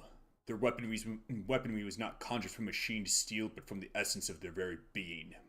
Dark magic not known to us in our many conquests. Had we grown overconfident, our victories serving to dull our blades, we drink the glory of our expanding empire. Lost, we knew not of how to prevail against this foe. The Maker God stood perplexed, and our engineers and priests scrambled to find the advantage in battle we so desperately needed. Unknown to the enemy, we were pushed to the brink of defeat, and our God stood with us as we worked to find the answer. The Order of the Dague were the first to unlock the mystery of these foul creatures. Priests were about to capture several of the beasts and set about to identify the source of their power. It was then that the essence of the Dark Realm was discovered. Not wholly unlike our own, this power was the life essence that flowed through their twisted form and powered their attacks. It could be hardest to power our own weapons, giving the Argenta the chance to combat the demons on even footing. The priests believed that with greater knowledge of the essence we could discover its source and cut it off from the demons to strangle their armies from within, allowing us to regain the advantage we required for victory on the battlefield. The Khan Maker gave blessings to our majesty and directed the priest to delve deeper into the mysteries of the scarlet elixir from the demonic realm, for she sought only to return balance to our universe. Proper assimilation was required, as hell stood beyond her influence. After great effort, the priests discovered more than they had ever hoped for. They learned of the true nature of the demonic energy, and how it could strengthen those skilled enough to harness its power. The energy coursing through the malformed bodies of our relentless enemy could be used to end a life, or to enhance it. The power to heal, to mend, immortality, knowledge and enlightened faculties beyond our understanding. The demon's life force in the skilled hands of the sentinel priests, and under the righteous gaze of the Khan Maker, our people would not only rise to victory over the unholy horde that clawed at our walls, we would move to a higher plateau of existence, ushering in a new era of military science and industrial healing. No sentinel would grow sick. No maker would need to suffer the transfiguration that they so feared. All would be risen. None could ever oppose our peaceful ways and threaten our world again. True balance over hell and its legions over space and time. In this world and all others, we would dictate the order. United with the Makers, we would find peace eternal. That's the old saying. If it sounds too good to be true, it probably is.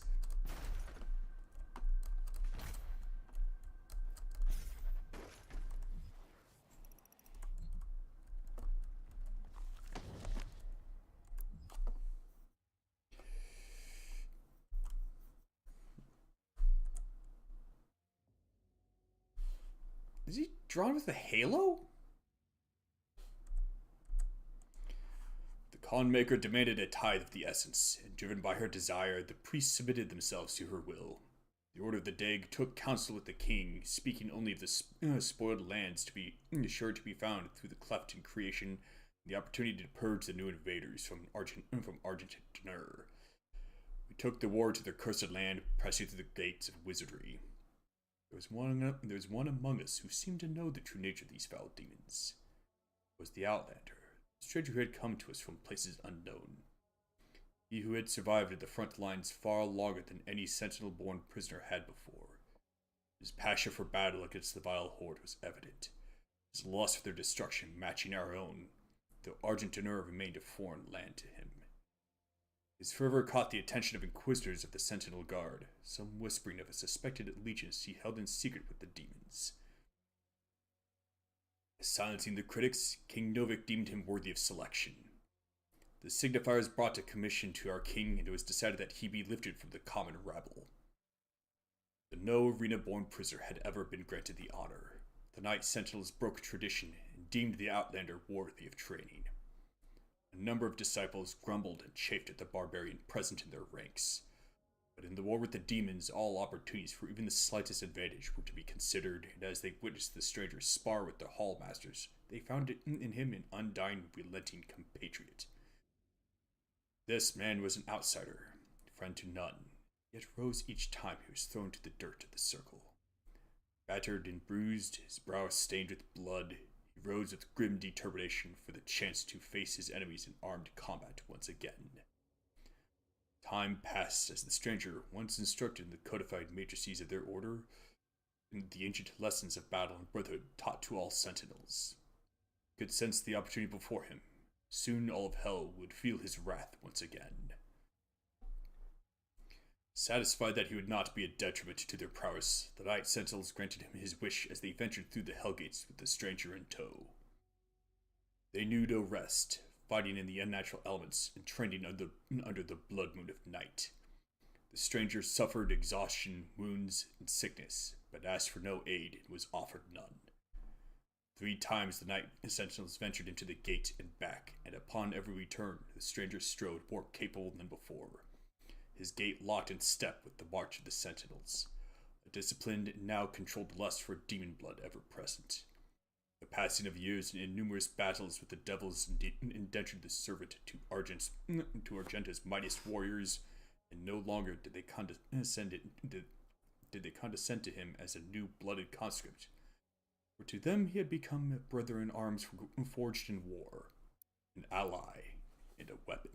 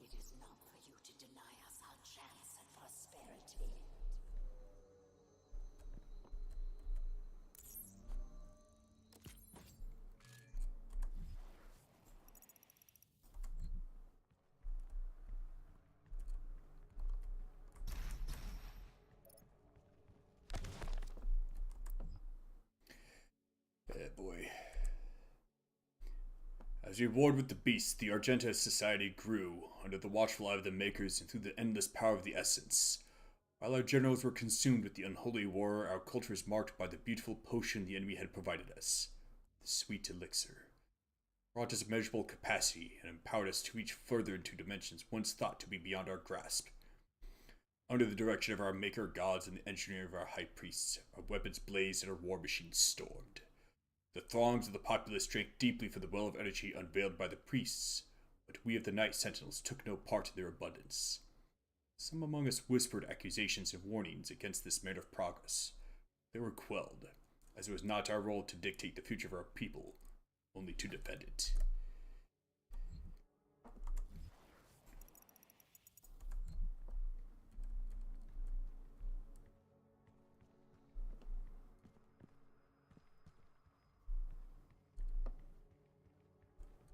Go figure.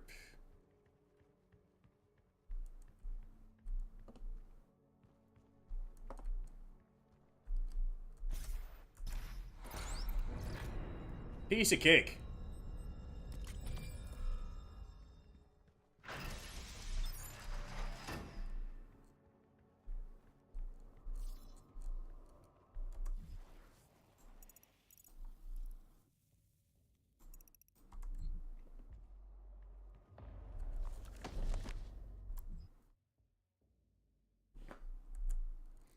As the Black Star ascended to its zenith, King Novik sat restless on his throne as a howling darkness began to assemble just beyond the mountain rise to the east.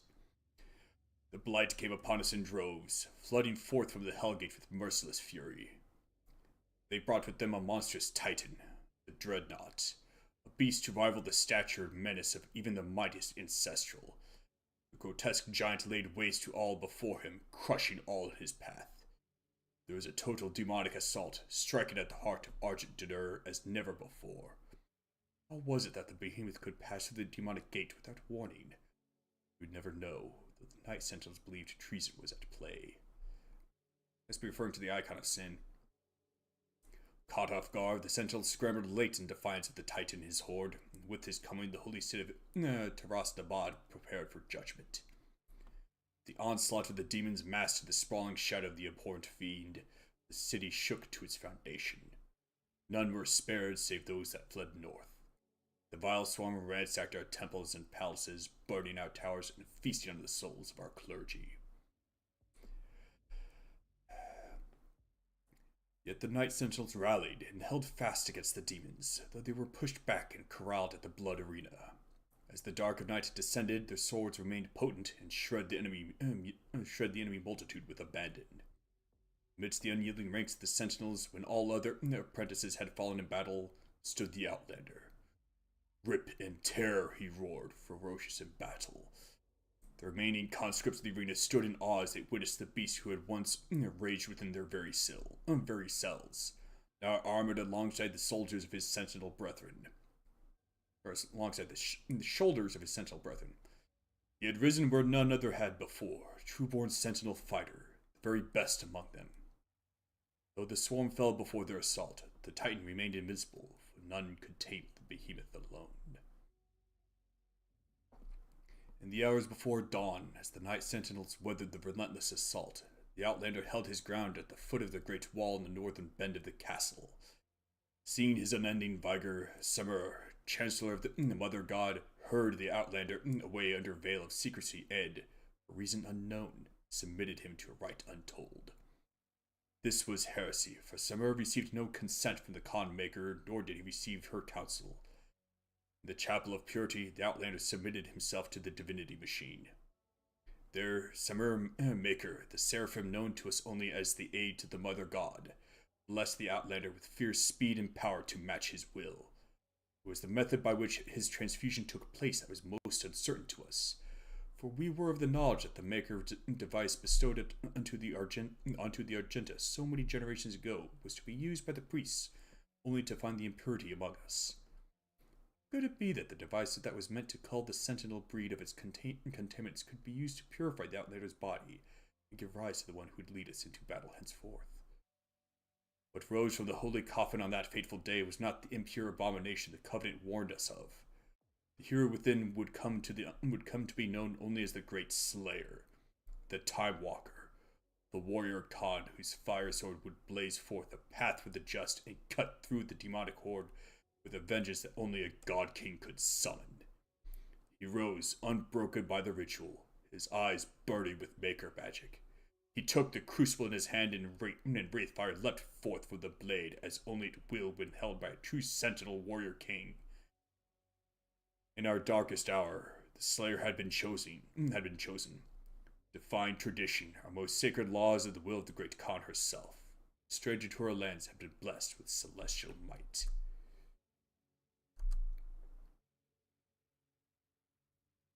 Hang on. That looks a lot like the Goblin Slayer's helmet.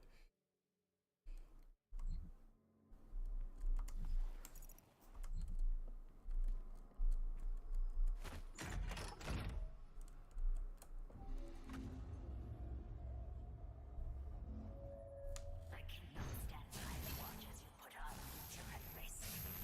Earth will be consumed, and the energy will continue to flow.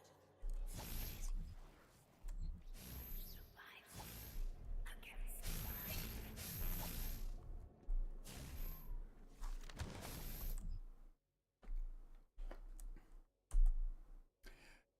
Daeg Grav remains the most powerful of the Hell Priests amongst the people of Argent D'Nur, frequently visiting his ancient homeworld to lord over the populace. Arrogant and pompous, Grav calls for blood sport in the arena to entertain the fallen citizens of Sentinel Prime. Since the demonic invasion of Earth began, he has operated on the planet's surface along with his fellow Hell Priests to direct Hell's forces, but after the deaths of Daeg Nalox and Daeg Vernak, he has fled to the safety of the arena.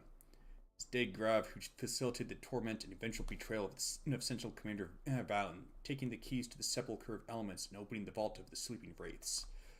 The ancient creatures were abducted, transported to Hell, and tortured to siphon away their power. He used the heart of Valen's son to animate the Icon of Sin, a titan still spoken of in legend throughout Argent D'Nur.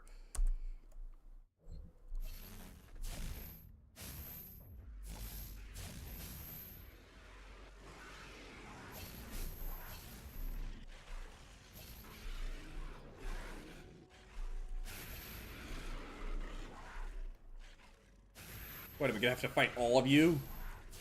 Bring it.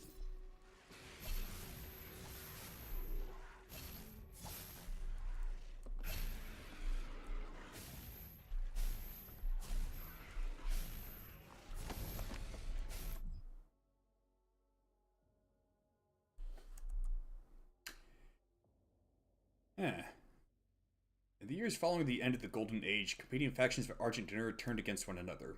An insidious influence had beset itself upon the Sentinel people, corrupting its once held sacred traditions.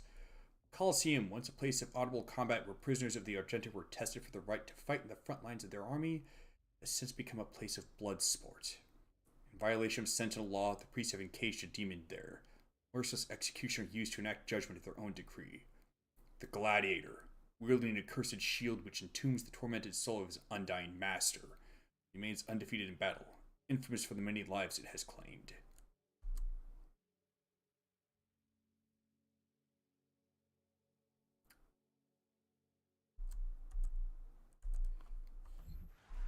I'm gonna fight that thing, aren't I?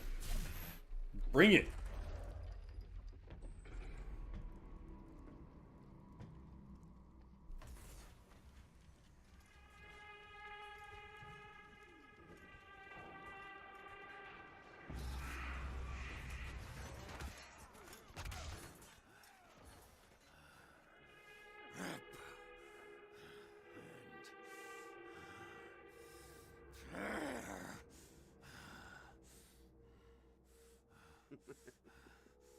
You'll make a fine addition to the front lines, stranger. The demons! They are everywhere.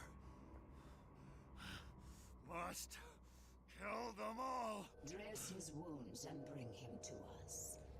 I want to know more about the others he speaks of. Yes, Your Grace. If Sentinel holy blood is spilled on these grounds, you will lose all sovereignty here.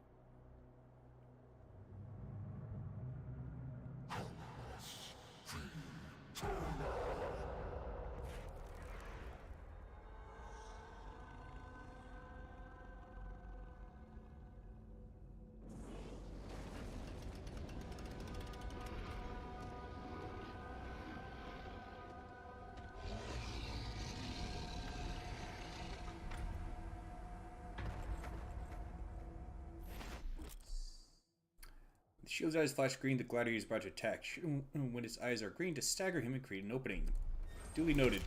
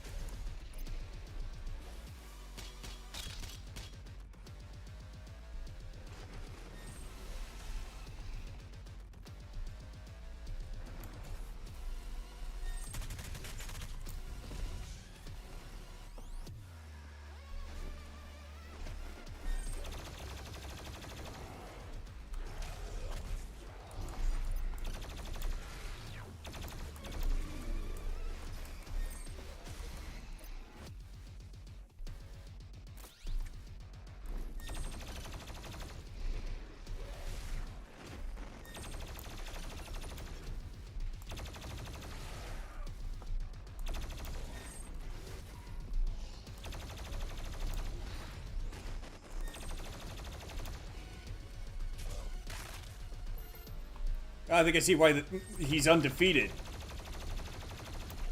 The other warriors must suck.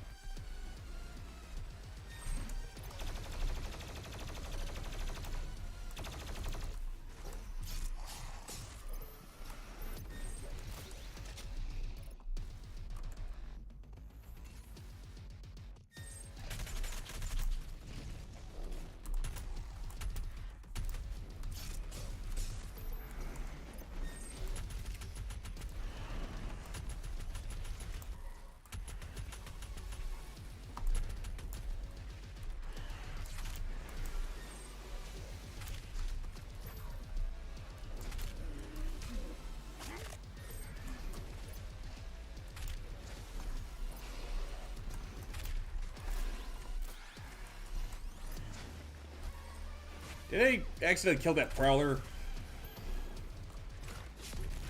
Okay, so much for that.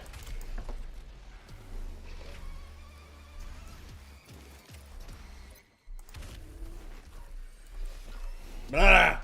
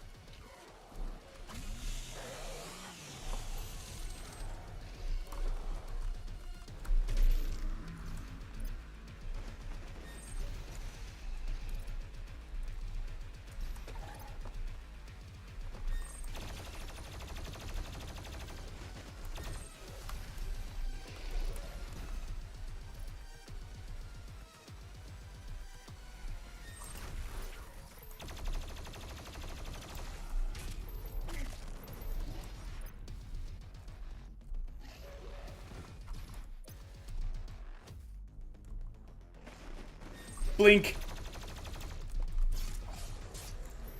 There's a timing to it. I should probably more like a rhythm or beat.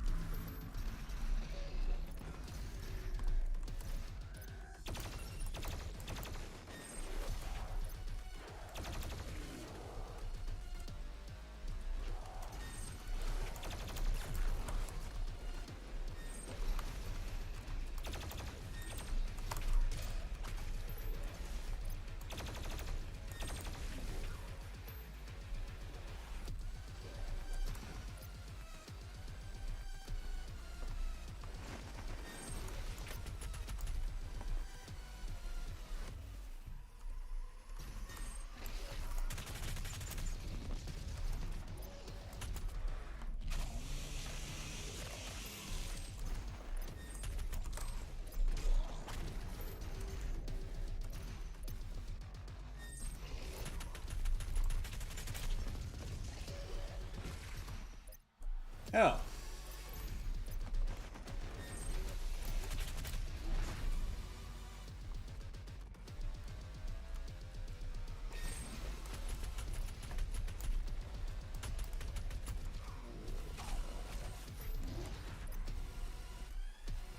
Hmm.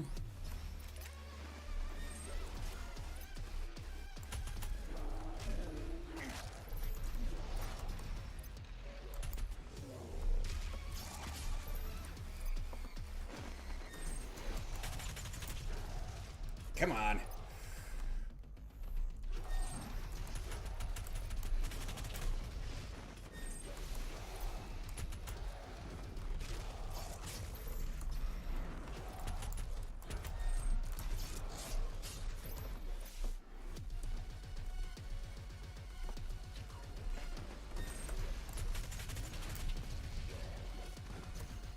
You can actually see his shield blink just before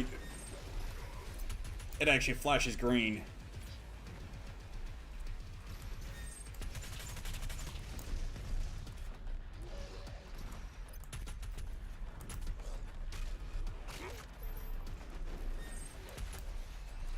Hey, quit stealing my kills!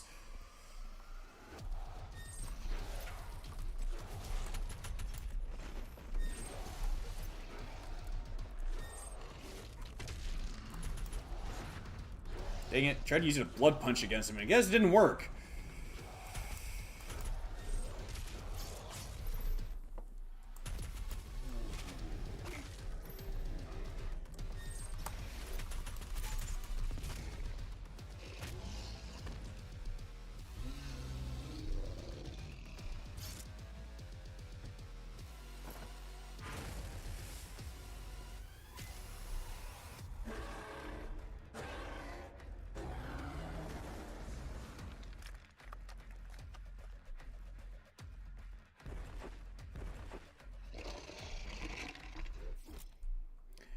Let's see. Without his shield, the Gladiator is more aggressive and has a wider variety of attacks. If the Gladiator spins one of his flails, it returns attacks back to the player. With the Gladiator's eyes flash green, he's about to strike.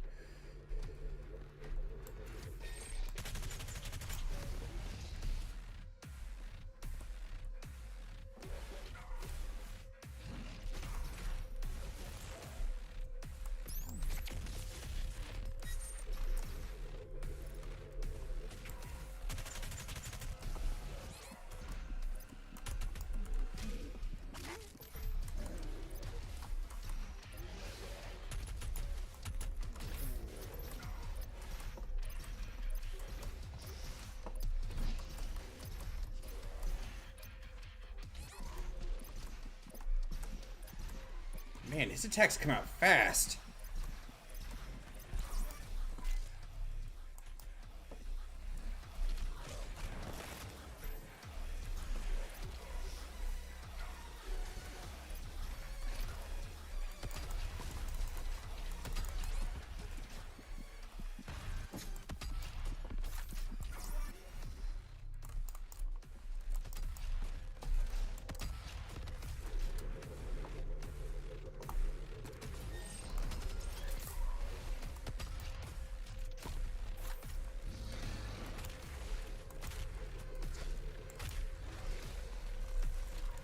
Dick!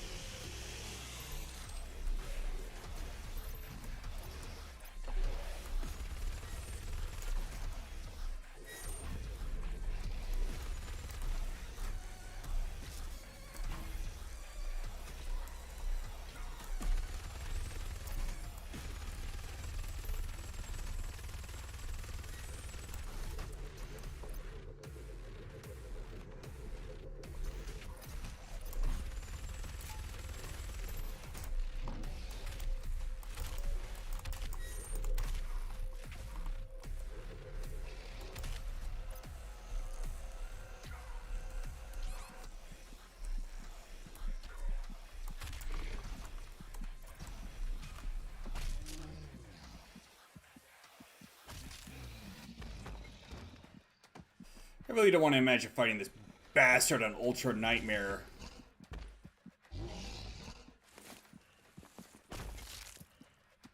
Fatality! Far from flawless victory.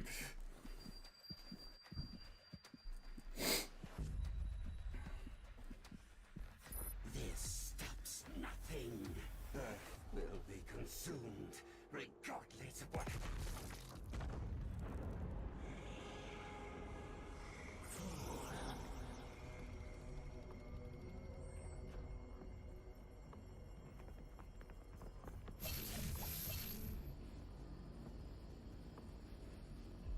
The portal is ready. We should leave immediately.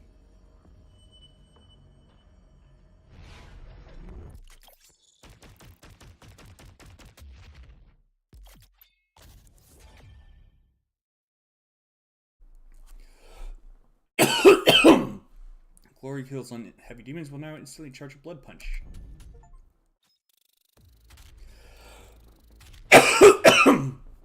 Thumbs down. Nice.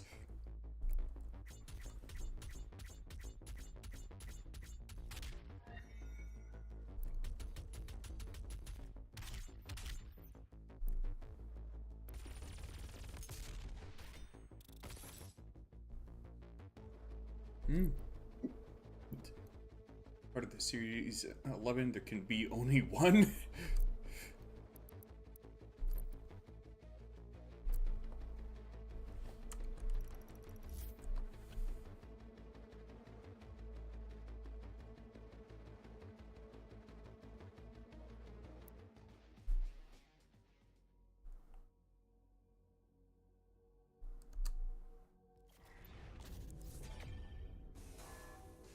The Khan Maker has overloaded your systems. Vega has no control over... If you had let the culling continue, the human race you fight to protect would have survived. Now I will resurrect the Icon of Sin. He will devour Earth and leave your whole world in ruins. Life on your planet shall never return. And this will be yet another world you brought to extinction. This stronghold will now serve as your prison. With no power, you can do no more harm to our mission, and we may continue the work that must be done.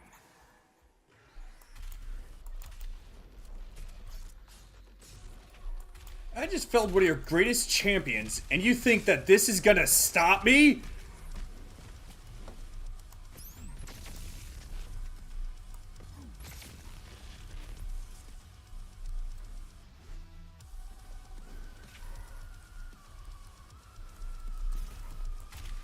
How the heck did you survive?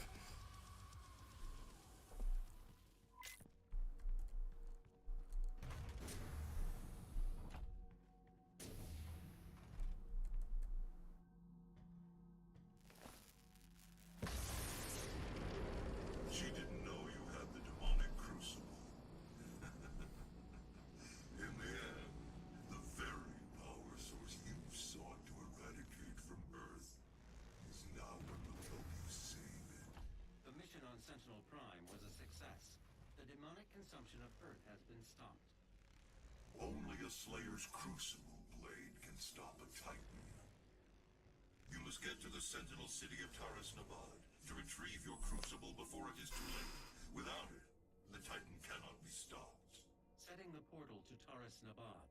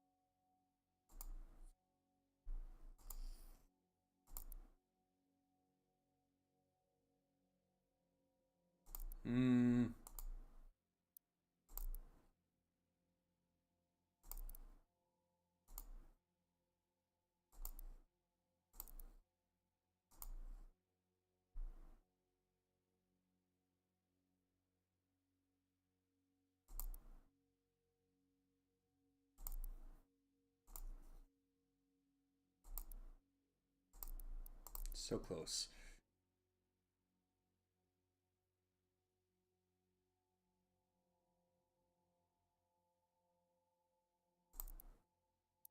Wait.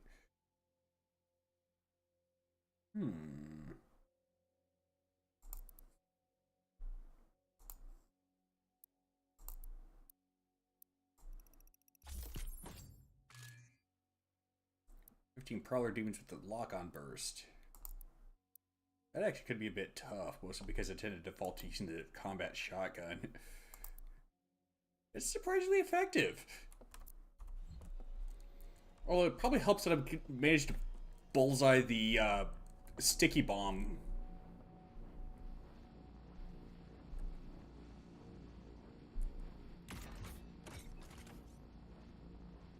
That's odd.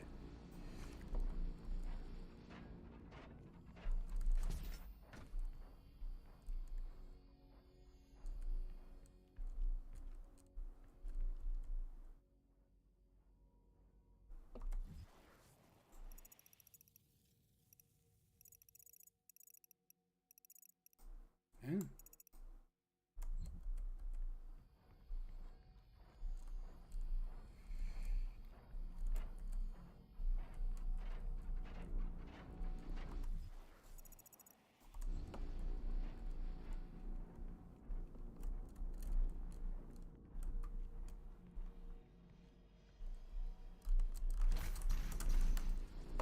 How the heck am I supposed to reach that? Rocket jump? I mean, this ain't Team Fortress 2. Why not?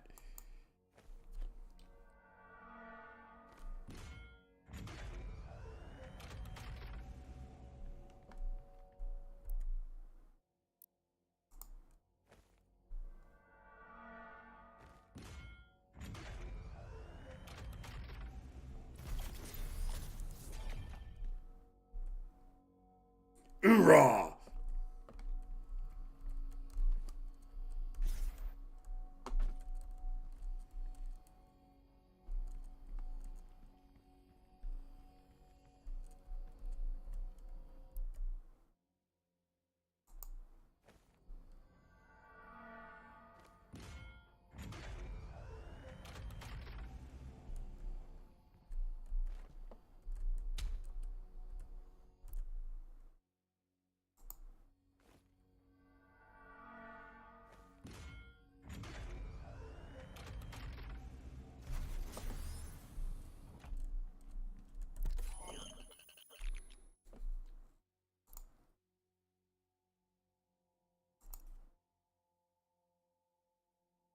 Proximity flare, concussive blast.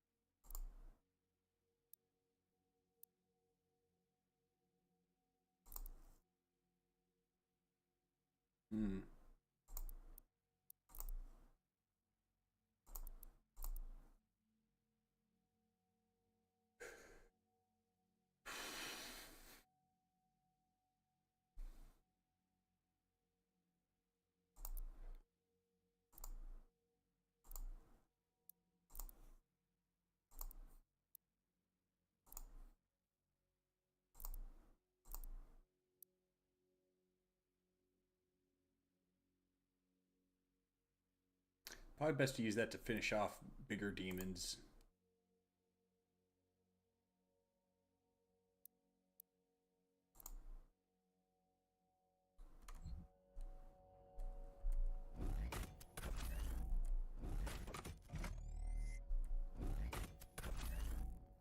Okay.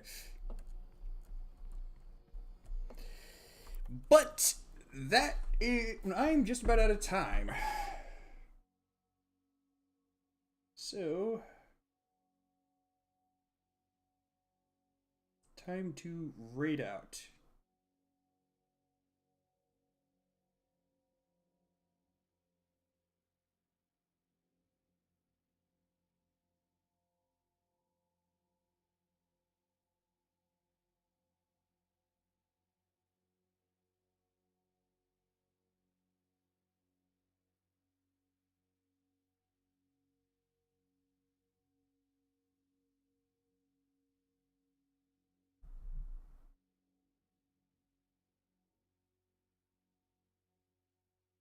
It looks like Darling Straub is streaming.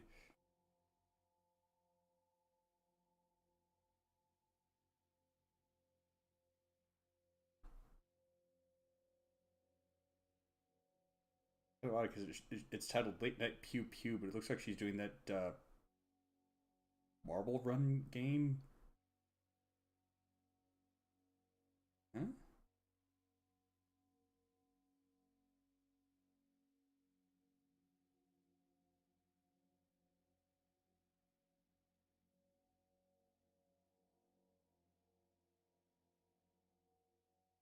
Oh.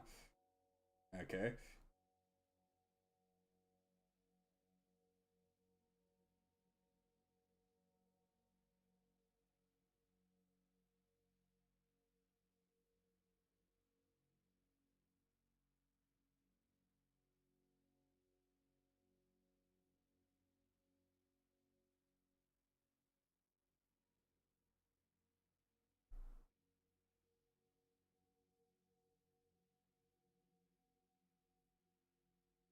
I don't know, since she's an Oni themed VTuber, that might be in rather poor taste considering I was just streaming Doom Eternal.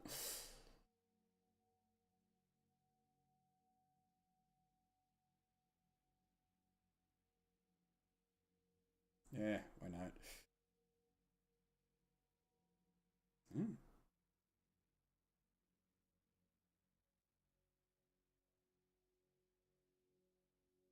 Okay, how about Honey Goblin then? As always, folks, thank you for watching. And peace be with you this day and always. Take care.